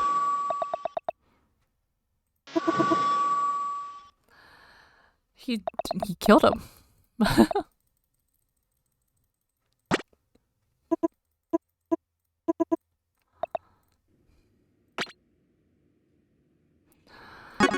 Alright, you freaking bird. Hey, Raster, you okay, buddy? Yeah, of course I am. What do you mean? Well, you just got kicked in the face pretty hard in front of everyone. Huh? What are you talking about? You off your nut or something? Never mind. Anyway, I was wondering if instead of going to the Ding Dong Tree, you wanted to go to the dance with me tonight? Raster seems surprised by this. He looks left and right and then leads in close. Alright, Jackal, I suppose you're on the level, and I should square some things with you. Truth is, Randall didn't say those mean things to me at the Ding Dong Tree last night, and I didn't kick him in the face neither. It was actually the exact opposite. Yeah, I got that. And more than that, Jackal, I didn't even beat Randall down in the hallway just now. He beat me down. That's why I'm sitting here all bruised and bashed and basically crying like a chick. I know, Raster. I was there. We all saw. Then you know how much you came through for me back there. You backed me up, even when I was spouting a hot stream of smelly garbage. That means a lot to old Raster. I guess what I'm saying is, of course I want to go to the dance with you. OMG, can you fly us there? Hey, don't call me the wind's fury for nothing. Raster swoops and swishes his wings about, sending gusts of wind through the classroom. Papers and book bags start swirling around in all directions. Raster, that's enough. Can't tell a bird not to fly, you fancy rat. Before Maple can properly react, Raster's pointed feet are smacking the life out of... Oh, Rano's pointed feet are smacking the life out of Raster's already pulpy face, who collapses immediately. The winds die down and the students pick up their belongings as Rano does a sort of improvised river dance on Raster's unconscious body.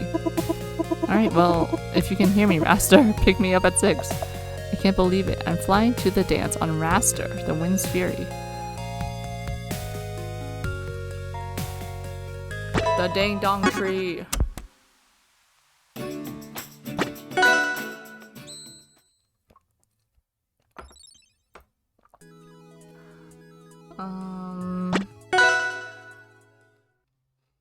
Who else did we talk to? Absa?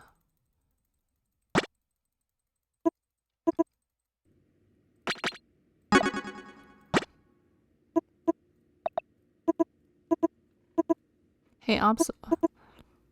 Did you pass your classes? Nope. Okay.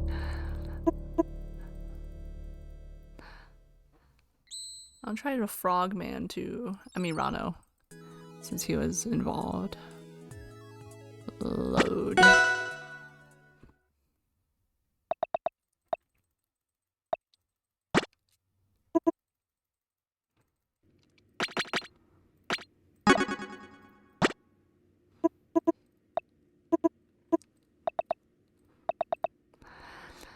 Is this a good idea? I did just attempt to publicly gaslight and humiliate this frog. Maybe this would be considered bad timing. Well, look who it is. Jackal. It's Jackal. Well, look at that. Hi, Rano. Hello, Jackal. He gives me an icy stare that sends chills down my spine. Well, I suppose I better just go for it. Well, I was kind of wondering if you wanted to go to the dance with me tonight. Me? Take me as a date to the dance? You? With me? Go to the dance? With each other? That's the general idea. Not in a million years, Judas. He whips his toe over his shoulders and leaves in a huff. Looks like I'm skipping. Okay, so it's a different ending. Who else did we talk to? We didn't talk to anyone else. Oh, Maple? I don't think that'll work. We only handed out her posters.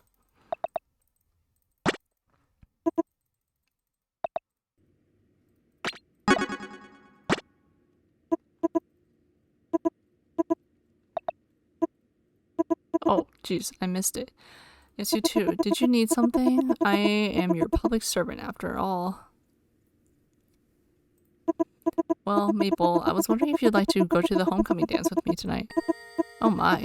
It might be considered inappropriate for me to be engaging my electors romantically. But on the other hand, it's not like we have a student ethics committee, so who's gonna complain? So I'll pick you up around 6? Hee sounds like a plan, Jackal. I just made plans to the homecoming dance with the student body president. Needless to say, tonight's gonna be a busy one, heh.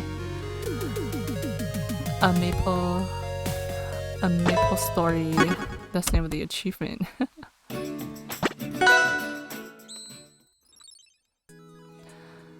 1, 2, 3, 4, 5. 1, 2, 3, 4, 5, 6, 7. Dang, okay. I'm tired. I need a break. But I don't want to stop in the middle of this because I'll just be skipping dialogue until we finish the other routes as well.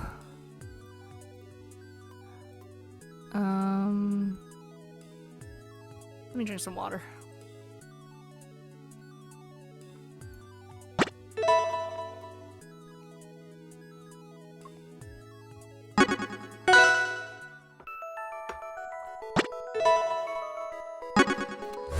Okay, it seems like the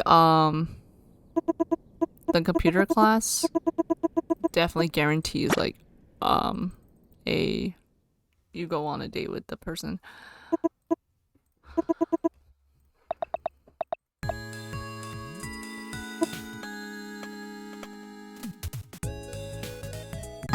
Oh no. Okay, so we still need Atalis Amsa, Craig, Rano. Okay.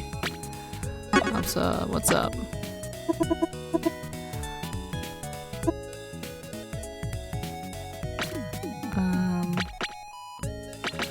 Craig. What's up? Hi there. Hello, I am Craig. What's in your bag? My special rocks. Can I hold one? Absolutely not. Oh. Crag does not mean to offend. It is just that these are Crag's special rocks. They cannot be loaned or borrowed, and they cannot be shared. What makes them special is what makes them mine, and vice versa. Can I see them? Yes, you may gaze upon them. Wow, they're very nice rocks. Thank you. You may continue to admire them if you like. Wide variety of textures. Thank you. You may continue to admire them. An entrancing luster. Thank you. You may continue to admire them. Outstanding cleavage. Alright, that's enough. Crag quickly closes his backpack and whips around in his seat desk.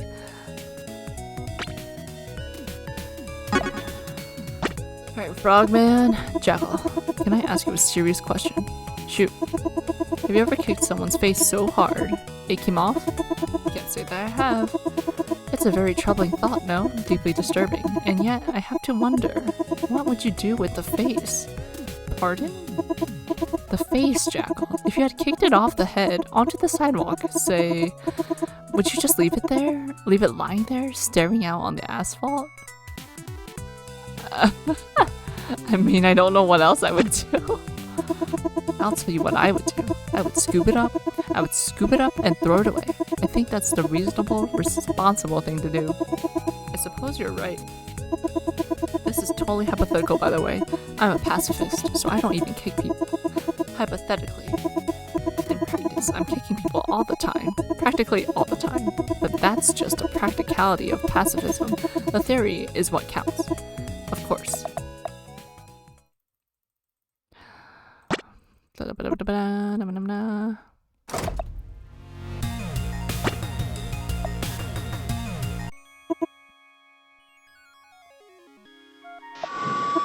Is there a skip button? No.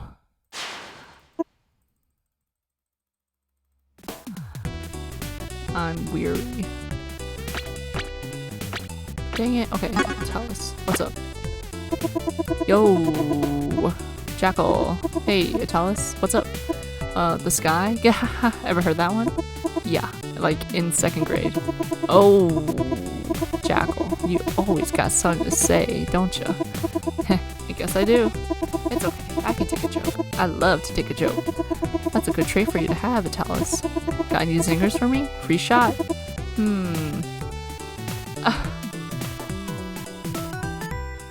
Your face is a tragedy and your body is a nightmare. Yeah, very theatrical. I can dig it. And what is wrong with him? Okay, let me ace this class.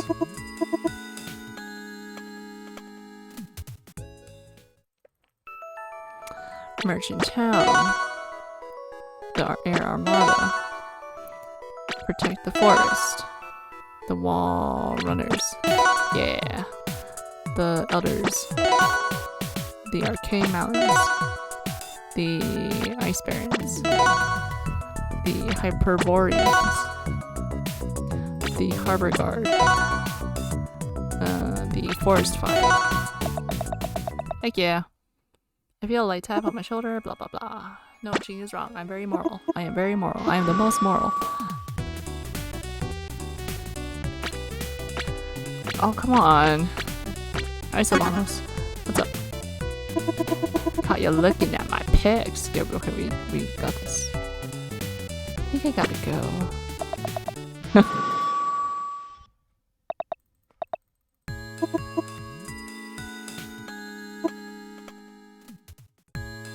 Is it random?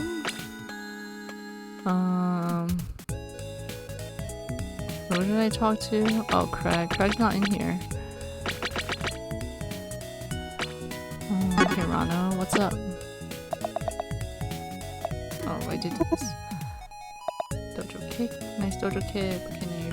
are we battling? No, let's do dragon uppercut.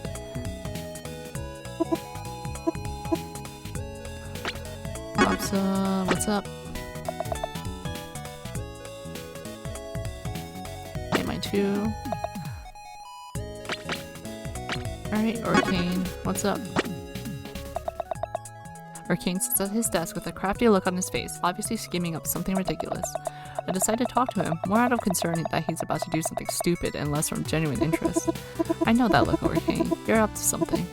Oh, it's nothing. Nothing at all. It's clearly something.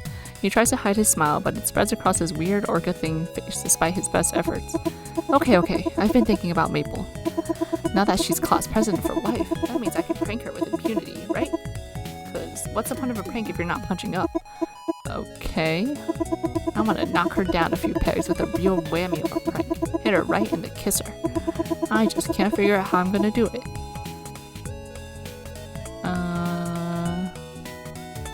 Have you tried drawing mustaches on her campaign posters? Ooh, subversive, but also classic. Who doesn't love mustache vandalism, right? Arcane begins to cackle maniacally, drawing the attention of everyone in the room. It's a little worrying, to be honest. I like the way you think, Jackal. You could be a real provocateur if you put your mind to it. Arcane strokes the closest thing he has to a chin and gives me an approving nod. I think I'm gonna do it. Now I just gotta plan the dirty details. Well, I'll leave you to it, Arcane. Good luck.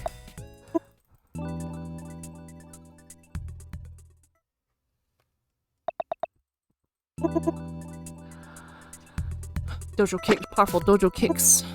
Non-stop pranks. Gags, jibs, jabs, capers, spoofs, goofs, gaffs, and laughs.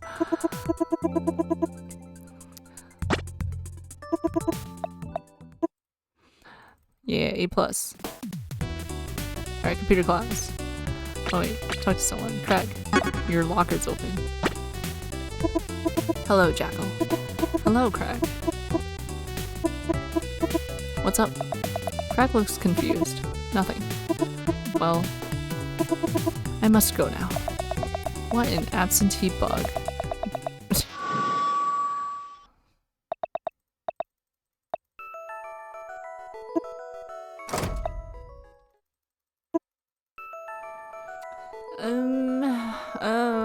I guess.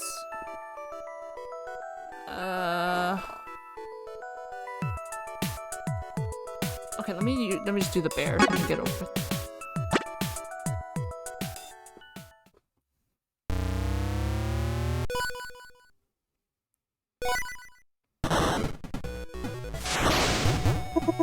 I'm glad you picked me, buddy. I got something I really need to talk to you about. You see, I've been meaning to talk to you about this thing. Because we've been getting so close, you know? I mean, I don't have a lot of real friends here. I feel a bit more mature than the other students. Which is why I feel like we really understand each other, because you seem very mature. And it's why I feel like I can tell you my secret. Yeah, I got a little secret. And I'm gonna tell you what it is. Because we understand each other. Because we got this connection. And because I think you can help me. Because I think you'll want to help me. Because I'm just trying to do the right thing, you know? Trying to make the world a better place. Nothing wrong with that. That's a hero's job. And that's what my secret is. My job. Yeah, I have a job. But it's not like the skating rink or the ice cream parlor. It's a different kind of job. It's a job with a lot of stress. Stress like you wouldn't believe. Long hours, school hours. That's what's hard about it. I gotta work while I'm at school. I guess I'm working right now. Alright, I can't keep this secret from me any longer. I'm gonna tell you my job. But you gotta promise that you're not gonna tell anybody. Okay? Promise? You got that? I'm gonna take that as a yes. Okay, you see, the thing is, I'm an undercover cop. I'm only pretending to be a student. I'm actually 36. I have a family. I'm working a bus to one of your classmates, and I'm this freaking close. I'm about to blow this whole joint wide open. I'm gonna release a holy rain of terror on these unsuspecting hooligans. They make me so mad with all their vitality, with all their hope. I just need one last piece of evidence before I can make my case. And it's kind of the keystone. And I can't get it, but I think you could. Do you think you can help me get it? It's really easy. All you need to do is wear this hot mic and ask Sylvanas for some of those fitness protein powders he's always talking about. I've tried to buy it from him, but he's too dang suspicious of me. It's because I'm white. Anyway, just bring me some of this homemade pre-workout and a recording of the interaction. Then you can do that? Buddy? Does that sound like something you can do? Can I count on you here? Hello? Okay, snoozing on his desk, class is over. Working gets or can look, you know the one. The absolute mad lad creeps over to the sleeping professor's desk. Suddenly a spout of water shoots all over, drawing him awake. Okay. Hey, Jackal, just the person I was looking for. What's up, Sylvanos? Let me just take you over here. So, Jackal, I heard you're on a mission. What has he heard? Not really. Just a regular day of school. Oh, really? Then I must have totally misheard what your best friend Atalis was saying to me then. What did he say? Sylvanos leans in close, real close. He says you wanna get swole. Oh yeah, you got something that can help me with that? Oh ho ho, yeah. I've got stuff that's gonna give your muscles muscles. I'm talking double muscles, triple density, rip your heart out type muscles. I got stuff that'll turn your bones into unbreakable brass rods. And what are these things called? Out of curiosity. Triptychs, bipple mappers, tip toppers, darty dinglebats. And I got a funky schwang nugget and 3 hearts of turtle drip drop if you're interested. Wow, sounds tasty. I gotta get back to you on that though, once I settle on my workout regimen. Smart, Jackal. I knew you were smart. That's why I think you're gonna want some of these bipple mappers when you're ready. When you're ready, of course. Incriminating evidence acquired.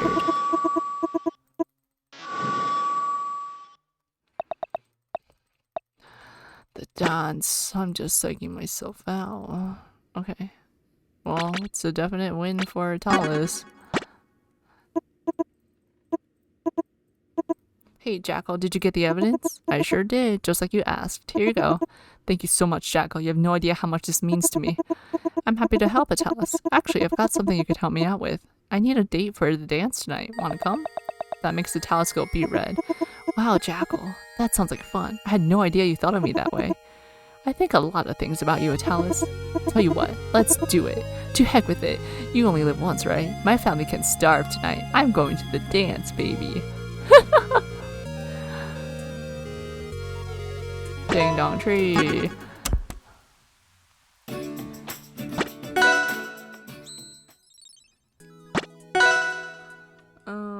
Who was I? Frog. It's gonna be a no, probably. Oh no. It's hard when they're randomly interacting. Damn, around sweet kicks. Okay, fail.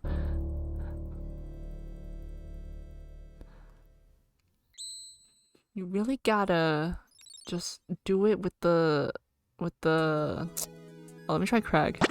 With the computer class. But not everyone has a computer class partner.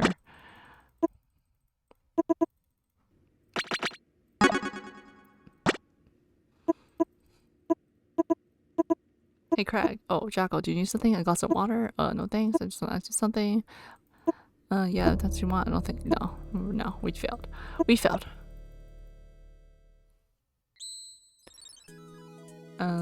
Okay. 1, 2, 3, 4. 4 more. We're speedrunning. We are speedrunning.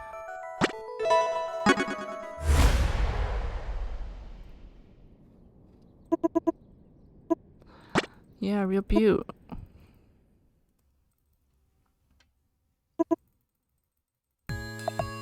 Oh, maybe I could have checked with the Orcane. Oh.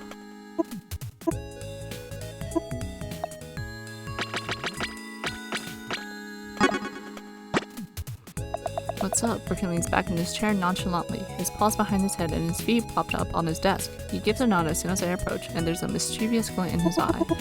You look like you're up to something, Hurricane. Me? Nah. Hurricane gestures. I cross my arms and give him a dubious glance. Okay, watch this. Hurricane suddenly sets his chair down and gets a very serious look on his face. He scrunches up his whole body, tensing it, focusing on as hard as he can, until a bubble pops out of his blowhole. Hurricane gives me a goofy grin, shushing me as the bubble silently floats above the unsuspecting Forsburn's head. And then suddenly, pop! The bubble explodes, dousing Forsburn's recklessly unsafe, why is this allowed in school? Flaming mane. Hurricane erupts into his dolphiny cackle, laughing so hard that his chair almost falls backwards. Huh? Who did that? Was that you, Hurricane? I know it was you. I think the sprinklers went off on your head. Hey, you stay out of this, punk. I'm coming for you right after I finish up with Hurricane. No, really, I think it was the sprinkler system. I mean, your head is on fire. I've been wondering, brah. How do you comb your hair? And, can I get a light? Oh, shut up. Come on, we're just bowling here. Alright, Rano, what's up? I would scoop it up and throw it away. That's exactly what I would do too, Jackal. How reassuring that you would deal with this entirely speculative and hypothetical situation in the same way I would. Right. Crag.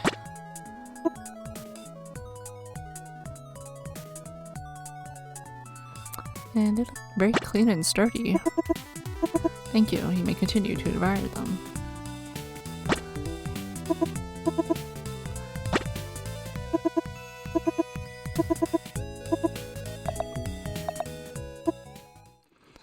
Blah blah blah. Blah blah blah. I'm not sure yet.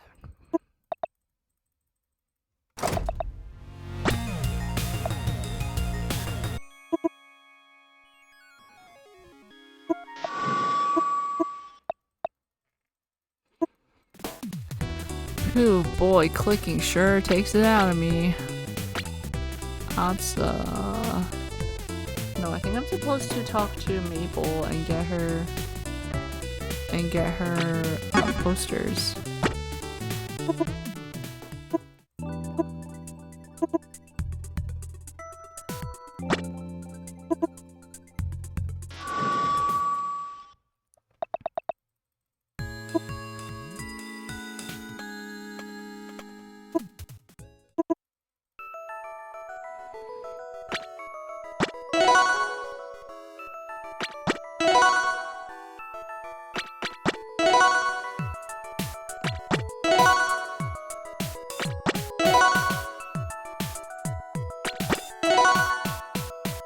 Does it matter how well I do on this?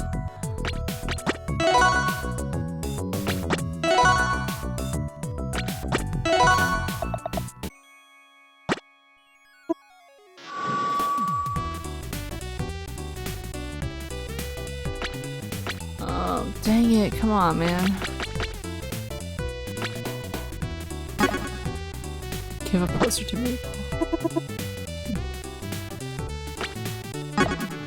Here's a poster. Here's a poster. Okay, what's up, Tops? What's up?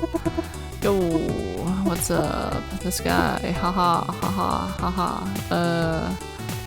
Leave me alone. Never talk to me again. Ha, I know you didn't mean it, Jackal. So mean. English class. Okie dokie.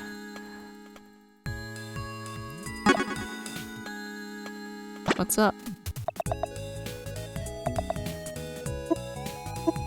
Okay, yeah. Yeah. And then I'll give you a poster after. What's up, Rano?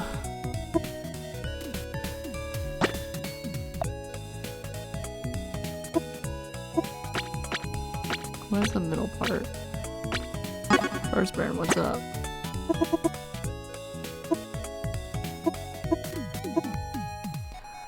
That's some edgy stuff right there. Nice. But I want to make it so brutal you'll hemorrhage after reading it, literally. Well, I'm gonna hammer out some of the kinks. Okay. Yeah.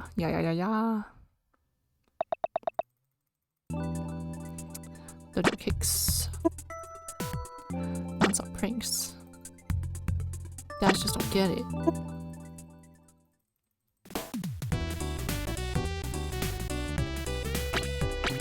Oh my god, why are you guys still here? Get out of here. I don't want to talk to any of you. What's up? Want to marry? Me back talk to the merits. You're on thin ice, Jackal. I quickly took my shirt and stood up straight. Sorry, class president Maple. Say, when did Aether High start using a demerit system?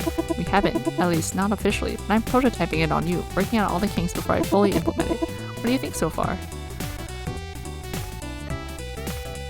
Could've gotten me for poor posture too. Ooh, good point. Thanks for the tip, Jackal. Bad posture, 3 demerits. Well, thank you for the feedback, Jackal. I'm willing to overlook your egregious transgressions this time. Just don't let it happen again. Sure thing, Maple.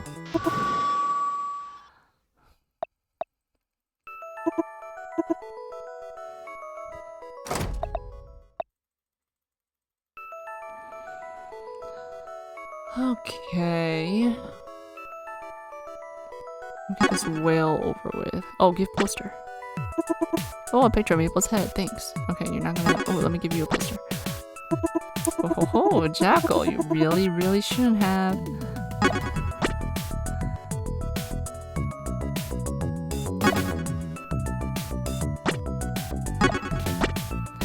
I don't. Okay, one pointer up.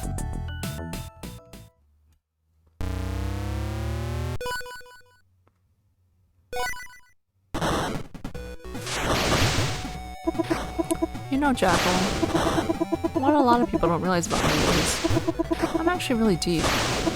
Which makes sense, because I can swim really deep. So naturally, I know about the deep stuff. Now, it's no secret that I love to prank. I'm a prankster and a trickster, but I do it for a deep reason. I believe in the power of the prank. I'm a bit of a pranking philosopher, actually. I believe that pranking is the key to a full and happy life. Pranks keep us lively. Pranks keep us sharp. Pranks make us appreciate what we have. You ever shoot a geyser of water? I'm talking full throttle, full blast. Right with horsepower. Watch them go flying back. They're terrified. They're disoriented. Then you go up on them and say, hey, it was just a prank. And watch the life return to them. They light up, Jackal. But there are even greater pranking purposes out there. I believe in pranks as protest. Protest against this horrible system which cages all of us. Pranking is inherently anti-establishment, anti-status quo, no? A prank takes the rigidity of the system and makes a mockery of it. A fine point to make, and I make it often. But beyond even that, Jackal, what about our ultimate pranking purpose? Passing our pranks down. I ask you this, Jackal. What is a family if not a prank that you pull on the whole world? The world's such a certain way, it demands a certain range of the behavior, but behavior is learned. So you can have a baby, then act like a pranking lunatic every day of its life, and it will think that it's normal. And it will do that too, forever. And your pranks will live on. A prank of a person, making a mockery of the world with not just their acts, but their every living breath. Someone so dedicated to the power of the prank could become a prank prophet. You see, on my more ambitious days, I'm a bit of a prank pastor, a pranking preacher, preaching the power of pranks by pranking every person I see. And I often preach about the one true prank that will unite us all.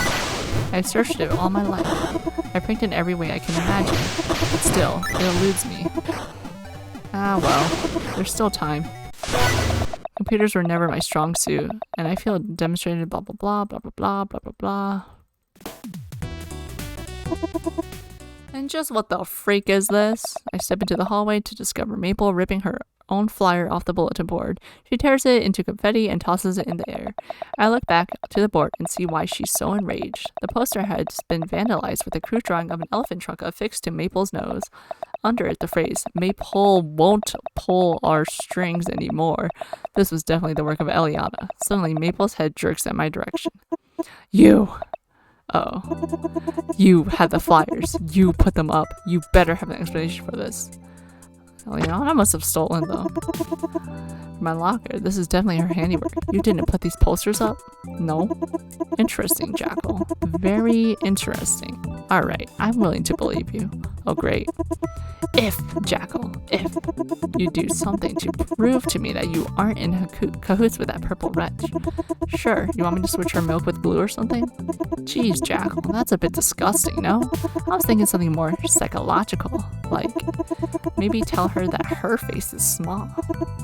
Alright, sure, I can do that. Excellent, Jackal. Excellent.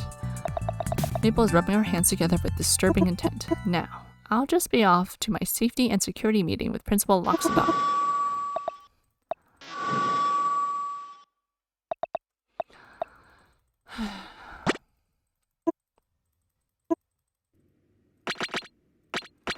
Okay, Hurricane.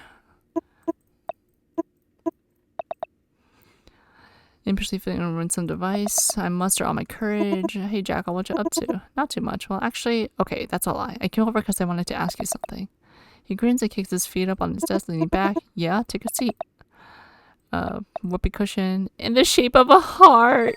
Hurricane doubles backwards in laughter, nearly falling out of his chair. If it's a good-natured prank, almost sweet.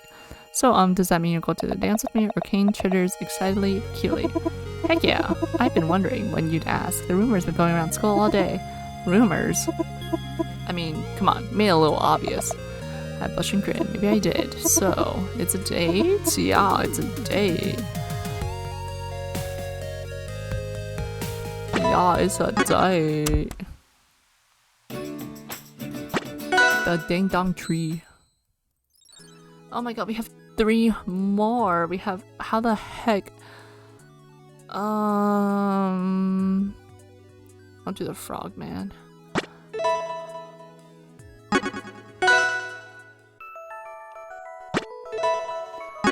Please. I think I would prefer having choices and saving at the choices versus this. Please. Please, please, please, please, please. Okay.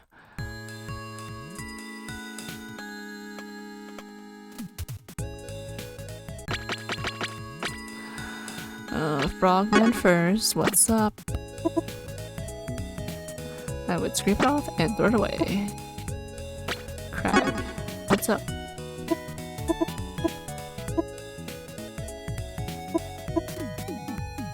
The clean. Alright, textures. Enchanting luster. Nice cleavage. That's enough. Asa. What's up? Good morning. Success is for losers. You got someone in mind?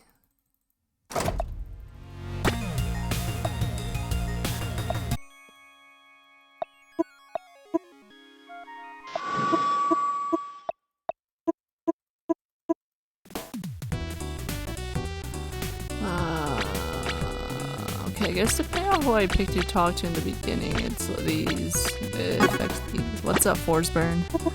People better stop messing with me, man. Huh? Who's messing with you? Everyone. My freaking brother, Super Principal Loxabout, that dang Sylvanos. They all pick on me because I'm so cool and special, and it makes them hate themselves. And you know what? That makes me hate them. Sounds pretty rough. The PA system gets in. Okay. Okay, what if I ask for help from everyone? Will they...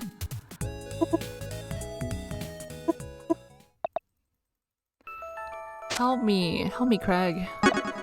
Help me. Craig does not recognize any township within the forest. There is just the forest and beyond the forest. Help me, Apsa. Help me. You should know this. It's the Air Armada. Oh, thank you. Help me, Craig. Help me. To protect and contain the forest. Oh, thank you. Help me, Apsa. Why are you asking me? We have a wall runner in class. Help me, Craig. Help me. Craig removes a small egg from his backpack. May Craig tell you the story of this beautiful thing I found? Yes. A few weeks ago, Craig found himself stuck in an unbreakable state of motion. Craig couldn't make himself sit down, no matter how hard he tried. The will to move was flourishing inside Craig. Go on. Naturally, during this time, Craig found that the artificial strictures of class and school had to be forgone, but the only way to alleviate this state of motion was to express it. So during the day, Craig skipped all of his classes and wandered the halls. Something inside Craig was making him feel like he had to explore every inch of this space. It suddenly disturbed Craig, knowing he only ever experienced such a small, regimented area of a building he spent so much of his time in. In his travels, Craig traversed every nook and cranny of the school. The vents became his home. The ventilation system in this school is like a new neural network, connecting a web of cells within a complex system of pathways. Craig crawled and rolled endlessly in the vents, taking plethora of paths, catching glimpses of the different rooms as he passed over them, under them, beside them. Craig became like a fired neuron, collecting moments of consciousness from every class. But what was compelling Craig to move in the first place? Eventually, Craig became scared that he had imprisoned himself in his thought cycle. Craig felt so compelled to move, so trapped by his own fascination with the vents, Craig became scared he would never stop. Then Craig came across a path in the vents he had not yet traveled. Craig made his way down the dark shaft corridor with great anticipation. He saw a light and felt a warmness ahead. Before he knew it, Craig had popped himself out of the vents and into the faculty lounge. It was a more amazing world than Craig could have ever imagined. Beautiful upholstered furniture, brightly colored vending machines, and some sort of psychic device called a liquid crystal television. But what interested Craig the most was the giant monolith that stood humming in the kitchen. Craig grasped one of the monolith's great handles and pulled with all his might. The monolith breathed a cool blast of crisp air into the room. The feeling was divine on Craig's aching, sweating body that had been rolling and crawling for so long. It occurred to Craig then that he had stopped moving in order to appreciate the faculty lounge. It then occurred to him that this must have been the force that compelled him to travel the vents so tirelessly. At the same moment, Craig spotted the egg in that monolith of refreshment. It stood upright and without assistance. Craig was in awe of its power. Craig took the egg and placed it in his backpack, guarded by his special rocks. One day, the egg will hatch, and it will be Craig's duty and Craig's pleasure to raise the life that comes from it. Right now, Craig too is an egg. Craig is a protective state. Alive, not yet living. Craig will begin living when Craig hatches with the egg. The end. Wow, so you don't have an answer to the question then.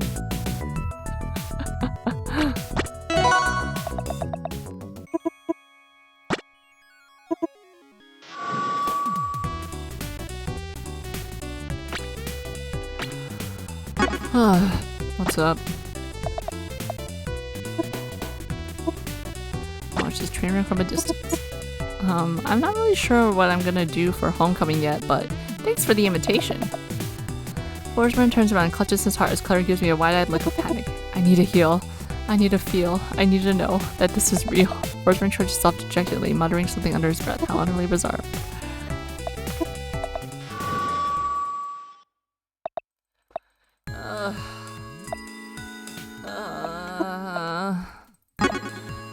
No, wires. Craig is in the vents.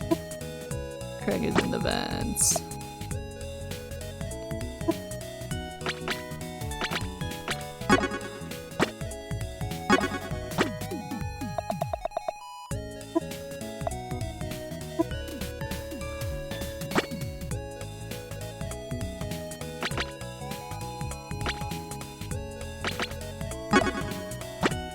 Talk about your poetry. That was deep. You like it? Well, that really means a lot to me. It still kind of needs to work, but I'm glad someone gets it.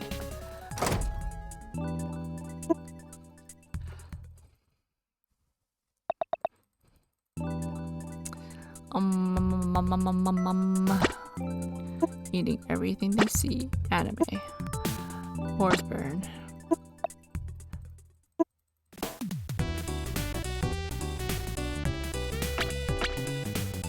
Oh my god. What's up? Ugh, everyone's always making fun of me, Jackal. They are? Yes, can't you tell? Can't you hear all the snickering and screeching? just sounds like regular hallway ambiance. No, everyone hates me, Jackal. But what they don't understand is that I hate them all so much more. Okay!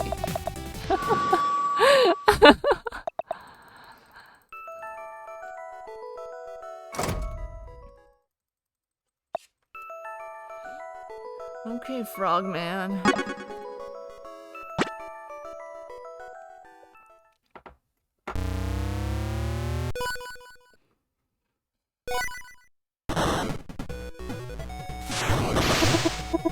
You know, it's hard being a pacifist. When people learn that you're a pacifist, they always want to start stuff, because they think you won't fight back. That's why I learned karate. Because I am a pacifist, but if you start something with me, I will beat you until you can't move. That's how I maintain the peace. Because I'm all about the peace. But I'm not just gonna let myself get beat on. What does that accomplish? That's not pacifism. That's absurdism. Pacifism is all about making your ground rules known. It should be known that peace is the expectation, and it should be known that any disturbance to the peace will be met with instant brutal action. The more people understand this, the less likely they are to disturb the peace, which is why I have to make examples out of people. Which is why I'm constantly making examples out of people, to make sure they know, to make sure they learn the lesson. I'll beat the brash out of every single kid in this school that wants to learn the lesson. It doesn't bother me one bit. I mean, obviously I don't want to pulverize these brats. I am a pacifist after all, but I will do it. I will do it without hesitation, and with extreme pleasure. You see, I am like a teacher in this regard. It is my pleasure to teach others. My lectures cover many topics, such as swift swooping kicks to the groin, flying hammer fists to the back of the skull, spray a poisonous gas cloud in your face, but most of all, what I teach is pacifism. The rule of pacifism is that peace is the most important thing. All wants and needs are trumped by peace. If you aren't being peaceful, you will be pacified. I was pacified that lunkhead Raster last night at the ding dong tree. Silly bird made a foolish mistake. He said my kicks were weak. He tried to mock and humiliate me. He tried to project his inadequacies on me. I didn't want to jump to violence.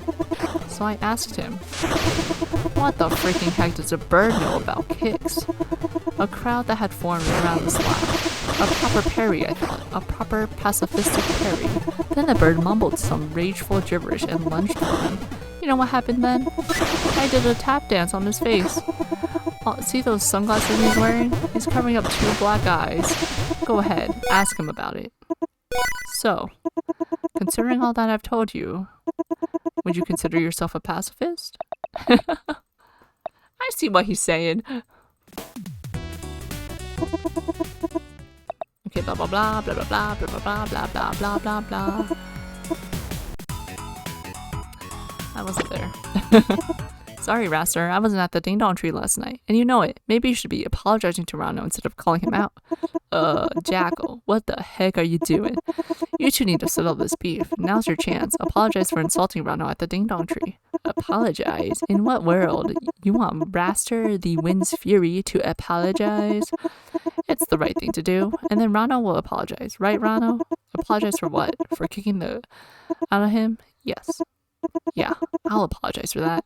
Alright, Raster, this is your chance to get straight on this. Raster's really wrestling with this. He seems about to remove his sunglasses to bare his soul, but instead gathers the last of his hateful resolve. No way! That freaking frog shouldn't even be here in the first place. He wasn't here at first, so why is he here now? Who wanted him here anyway? Not me. Ah, nuts to all ya. Alright, students. Alright. Let's go. Let's go. Oh no. Alright, Frogman. Ask to dance. He grabs a fly out of the air with his tongue. Hey, Rano, those are some pretty solid cakes back there. Cut to the chase, Jackal. I have no social skills. Okay, well, I guess I was wondering if you wanted to go to the dance with me tonight. Rano coughs up the fly he swallowed a few seconds ago. Me? Take me as a date? To the dance? You? With me? Go to the dance with each other? That's the general idea. Jackal, I would be honored. Wow, awesome. But but I have to warn you, I'm an amazingly talented dancer. You won't be able to keep up with these crazy legs. Well, I'll just have to try my best. The last bell rings. Principal Loxodont screeches something over the PA about washing your veggies with extra soap. It would be like the end of any other school day, except today led to tonight, and tonight I have a date with Ronald the Karate Frog. Congratulations, the Ding Dong Tree.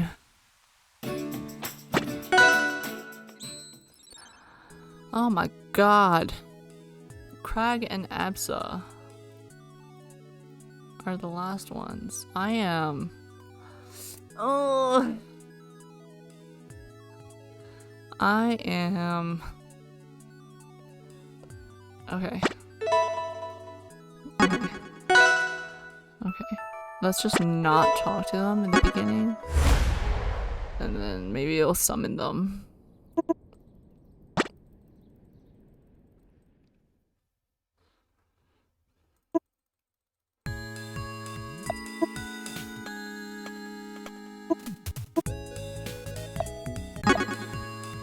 What is up?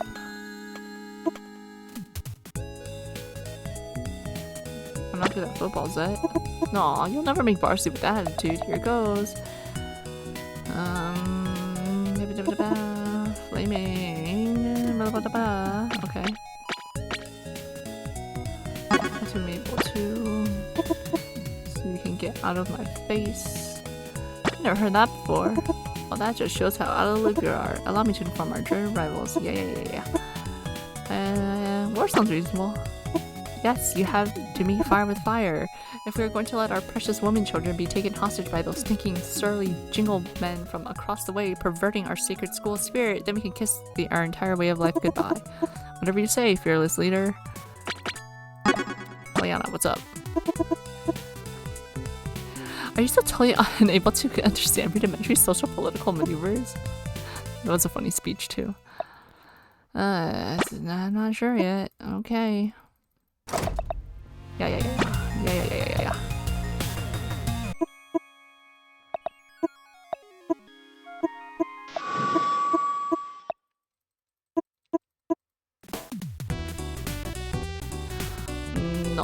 No.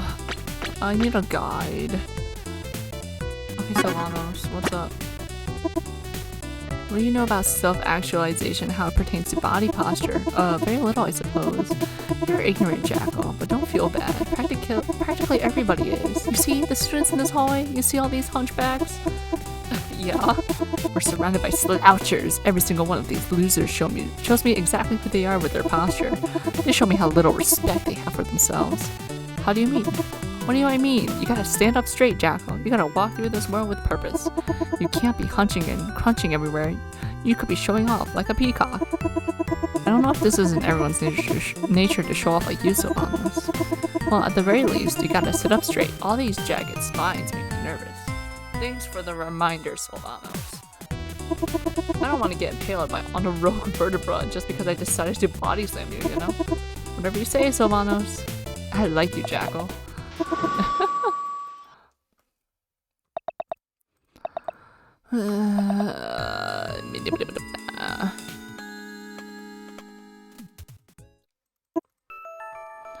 Help me. Help me. What if I fail? I don't care. What if I fail? Help me. Help me. Yep. Help me. Oh, he's a wall runner. Okay, help me. Yes. Go on. Go on. Go on. Go on. Go on. Go on. Go on.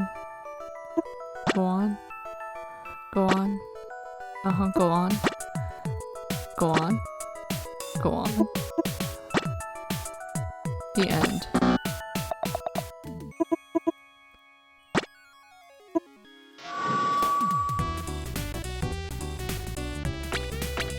Craig, yes. What's up? Hello, Jackal. Hi, Craig. You know I love rocks, correct? Yeah, you seem pretty into rocks. A massive understatement, Jackal. Practically an insult. Oh, I'm sorry. It's absolutely no problem at all. Anyway, rocks. Rocks are my world, Jackal. Literally. I'm always looking for new rocks to explore. Mountains are amazing, like giant rocks sticking out of the ground. Volcanoes, big rock piles that spew molten liquid rock. Incredible. Yeah, rocks are cool. You said it, Jackal. Although I visited one rock-filled setting recently that I did not appreciate. Oh yeah? What was that? The beach. It was miserable. Millions and billions of teeny tiny rocks scattered all about like some great disgusting ball pit. I can hear all of them scream as they were stomped on by careless vacationers. I hear their cries of agony as they're shot up into the bathing suit regions of elderly men and women. It is no life for a rock, Jackal. Wow, I had no idea you felt this way about the beach. The beach terrifies me. There's nothing to be done about it. I must simply excise it from my mind whenever it arrives as a thought. With that, Craig secludes himself into a meditative ball. Alrighty, I best be going.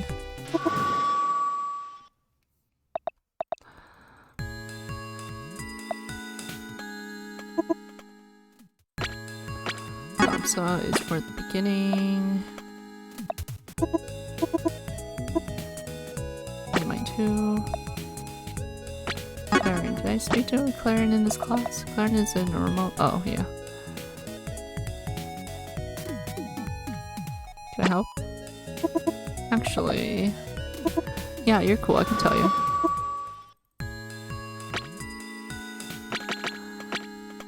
Stephanos, what's up? Do you know what the reading was about? I mean, kinda. So I got it over to the part where they're riding this magic wheel over the rainbow. Yeah.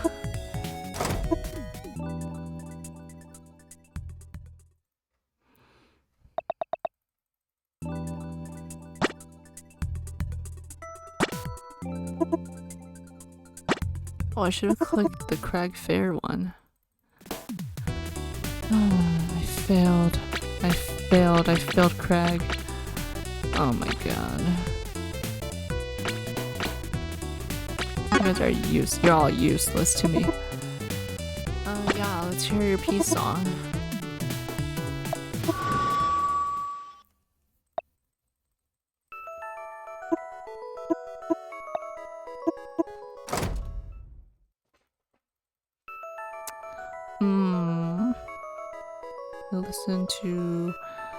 I need to listen to Maple and Forsburn is the last two.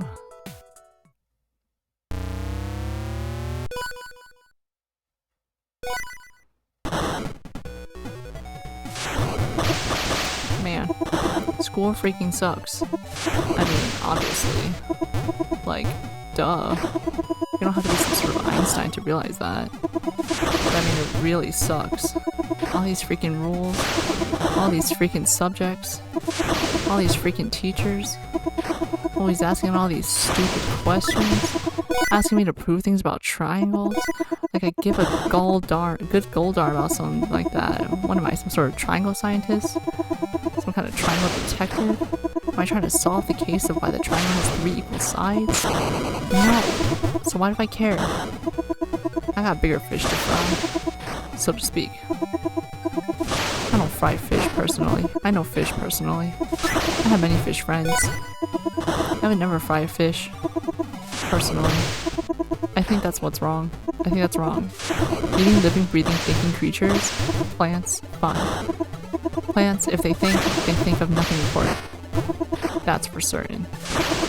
What could a plant think that could possibly be of consequence? In my opinion, a plant's life is too easy. In fact, in my opinion, plants deserve to be food. All they do is sit in the sun. I want to do that. But I have to live this so-called society and receive this so-called education. It makes me sick, Jackal. What passes for an education? I've learned nothing at school. I've gone to school for 11 years now. I know nothing. I know nothing about anything. I'm not exaggerating. I have literally never paid attention. I've always lied and cheated my way through class. Because the work has always been beneath me, you see. I couldn't be made to complete such plebeian tasks. But now I don't think I could do them if I tried. Now I rely solely on my powers of deception, and sometimes I fear it's too late for me. But then I remember how much I hate this so-called school and these so-called teachers. And I think of all that they have robbed me of, and then I think that they deserve someone like me. Always trying to validate their precious system, even if that means that I will never be an honest man, and I never live an honest life. It is my curse, my burden to bear. If only I was a bear. Then, when confronted with danger, I would stand up and roar. A mighty roar that would show my true character, and people would just listen. Were you listening to any of that?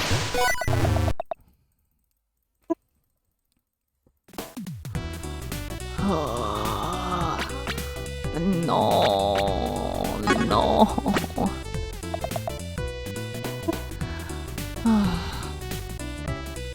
I'll save you.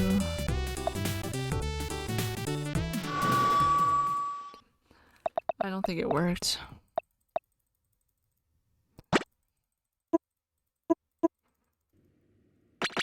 Come on, Craig.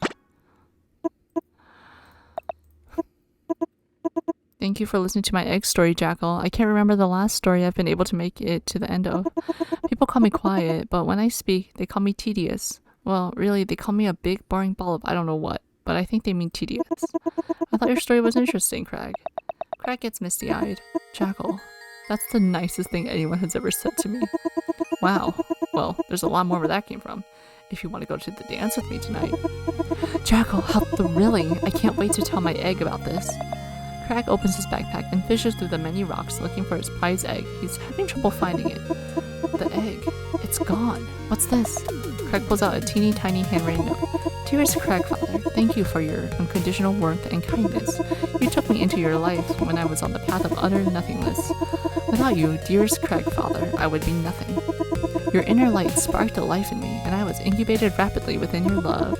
While gestating, I learned many things from the rocks in your backpack, which spoke to me through your own ever-loving wisdom. I now make my way into the world, a bird that perhaps was not meant to be, with knowledge it was not meant to have, and I wonder what wild adventures await me with utter excitement and resolve. Thank you, Cragfather, for giving me the gift of life. Wow. Wow, indeed, player. A beautiful mystery. Though I must say, I am a bit disappointed. I was going to keep that bird as a pet. Oh well, now I've got you. Yeah. How lucky I was to have such a strong and sturdy bug like Craig to be my date. I bet I can learn a lot from him. Finally. Alright, Absa is the last one.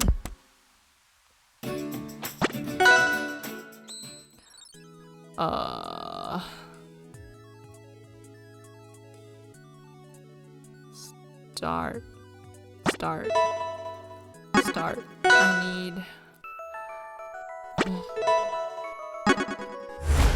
I'm almost there. This is a marathon. This is an endurance stream.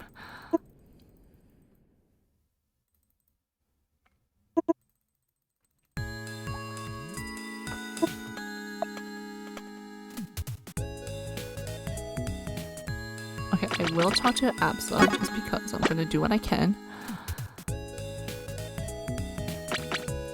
Then I will talk to Visitor Burn since he was the first one I talked to, and then maybe Forest Burn. Oh, okay. Get ready, here I go. Alright, Forest Burn, what's up? Sure. Wow. Oh, I forgot you are also... Wow. No thanks. Oh, freak you too!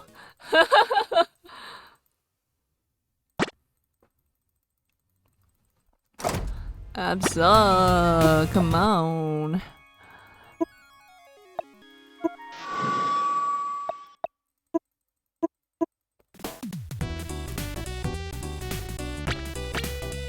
No. Alright, Eliana. No. Sylvanos. Whoa. A loud altercation between Sylvanos and a portly pig kid draws my attention. I can't hear what they're talking about, but it seems heated. First, sprite animation. The pig kid nearly trips over himself trying to back away, but the mighty wolf easily lifts him by the collar and shoves him in a locker. He lets out a hearty chortle. What was that all about? What? Pay pig? Beats me. He was just some guy who flew too close to the sun, and by sun, I mean locker, and by flew, I mean I shoved him in it. It was hard to hear Sylvanas over the sound of the terrified pig kid pounding the inside of the locker. That seems kind of mean, Sylvanos.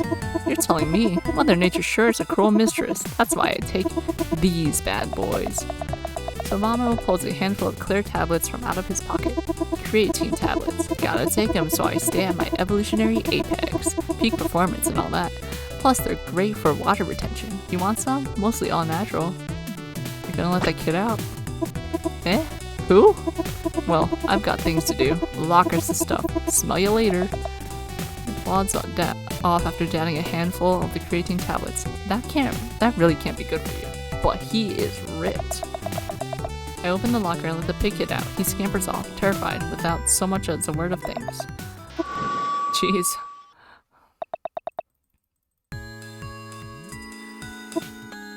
Okay, history class. Help, Absa, help me, help me. Home of the water trading company. You can figure it out from there. Help me. Help me. You should know this. It's the Air Armada. Help me. I'm not going to help you anymore. You should have studied. Help me.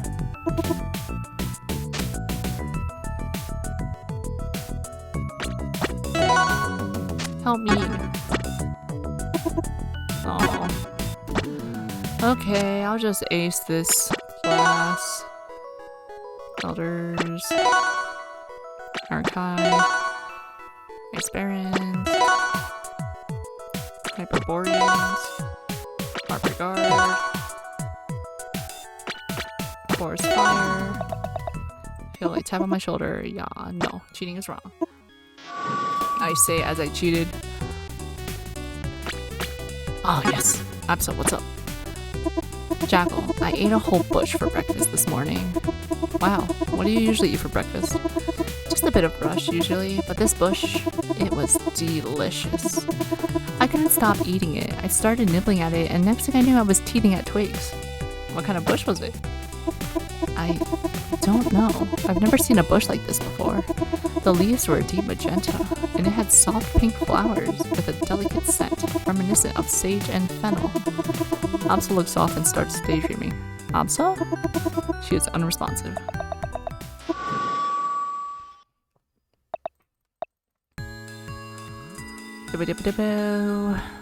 Okay. Absa, let's go. What's up? Yes, you want to eat. Yeah. I eat mine too. Oh my god. Refined pellet.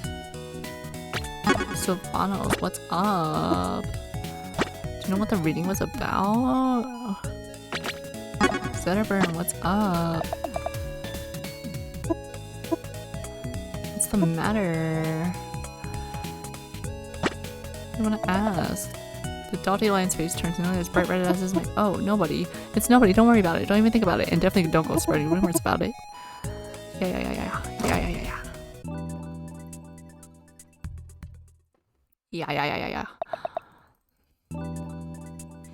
Hungry goats eat everything. Too many suitors, not enough pipeline. Real treasure.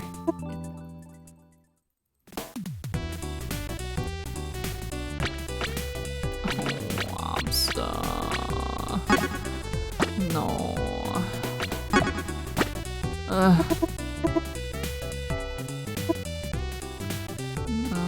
Seems pretty strict. Well, of course it is. If you don't hold Aether High students to impossibly high standards, how will we develop the ultimate fighting force and conquer Treetop Lodge High? Uh-huh.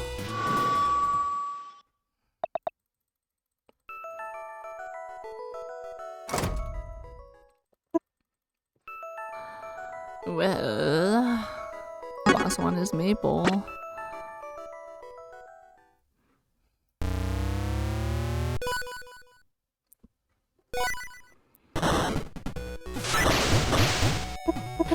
So, Jackal, what do you think of that Eliana? What do you really think of her? I mean, we had our differences. Her and I. I'm not gonna lie, Jackal. It's not in my nature to lie. People so often misunderstand a tree dweller's nature. Some think us bandits or grifters, but those people are not looking deep enough. They don't truly seek to understand, which is why they always underestimate me. No one underestimates a snake. People hold snakes in terrifying regard. They get respect from the moment they're born. Just for being born a snake. Well, I'll tell you what kind of regard I hold snakes in. The dumb kind. The stupid kind of regard. I commend them on their idiocy. Because I've never met a snake that can count to 5. And yet everybody and their mother is still terrified of them. Snakes don't scare tree dwellers. A tree dweller must be clever. That is our most valued trait as a species. Our cleverness. Because it's a tricky, tricky world. It's not as simple as it once was. It's no longer the strong shall survive. We have a society. And it's the clever ones who will win out. Another thing you need? Wisdom. But you can't just pull wisdom out of a knot in the ding-dong tree. Wisdom comes from experience. You need a mentor, Jackal. A wise, clever mentor. I could do it. I could be your mentor. We could actually have a pretty good arrangement. And you set up all my appointments, I do my calls, do my homework, brush my hair, clean my claws, pick up my stuff, and I'd be your mentor. I can mentor you in practically every area of your life, Jackal. Because I'm sensing that every area could use improvement. Wow, I really envy you right now. Getting a brand new mentor, and you've never had one. And it's me. My mentor is Principal Loxodon. He gives me great wisdom. Daily. That elephant is full of learned discernment. He's invaluable to me in my campaign. So then it's settled. I'll be your mentor, and in return, you'll pledge to me your everlasting servitude. Sounds good?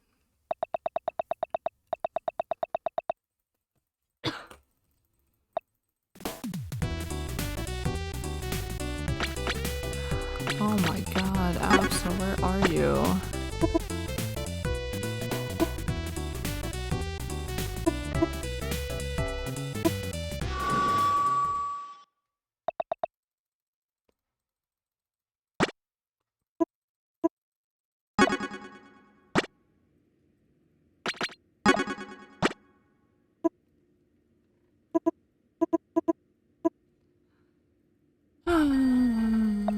Oh, snap. Wait. Yes, load.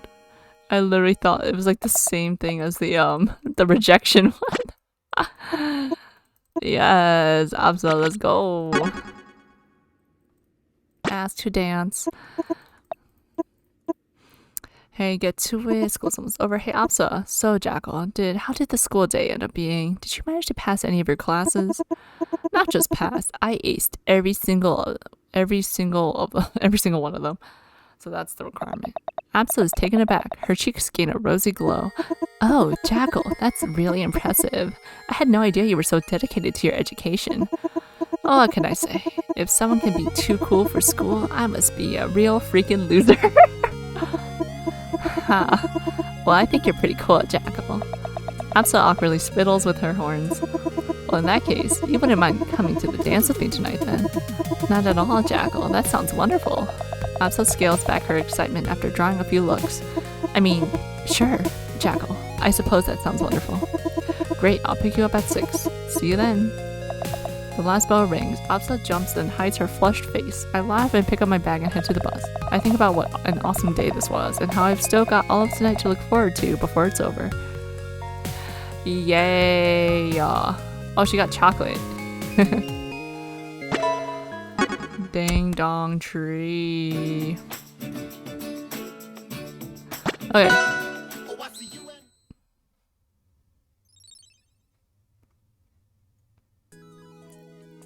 We did it all. Alright, I am done. That was tiring, but we did it. Oh my god, I didn't think this game would take that long either. It's because I kept messing up.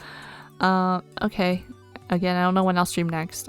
We played 2 out of the 3 games that I wanted to play today for the visual novel variety stream. So next time I'll probably do something else. Because the other game, I don't know if I want the whole stream to be that one game. We'll see. Or if I find more games. I don't know. Or we'll start a longer game.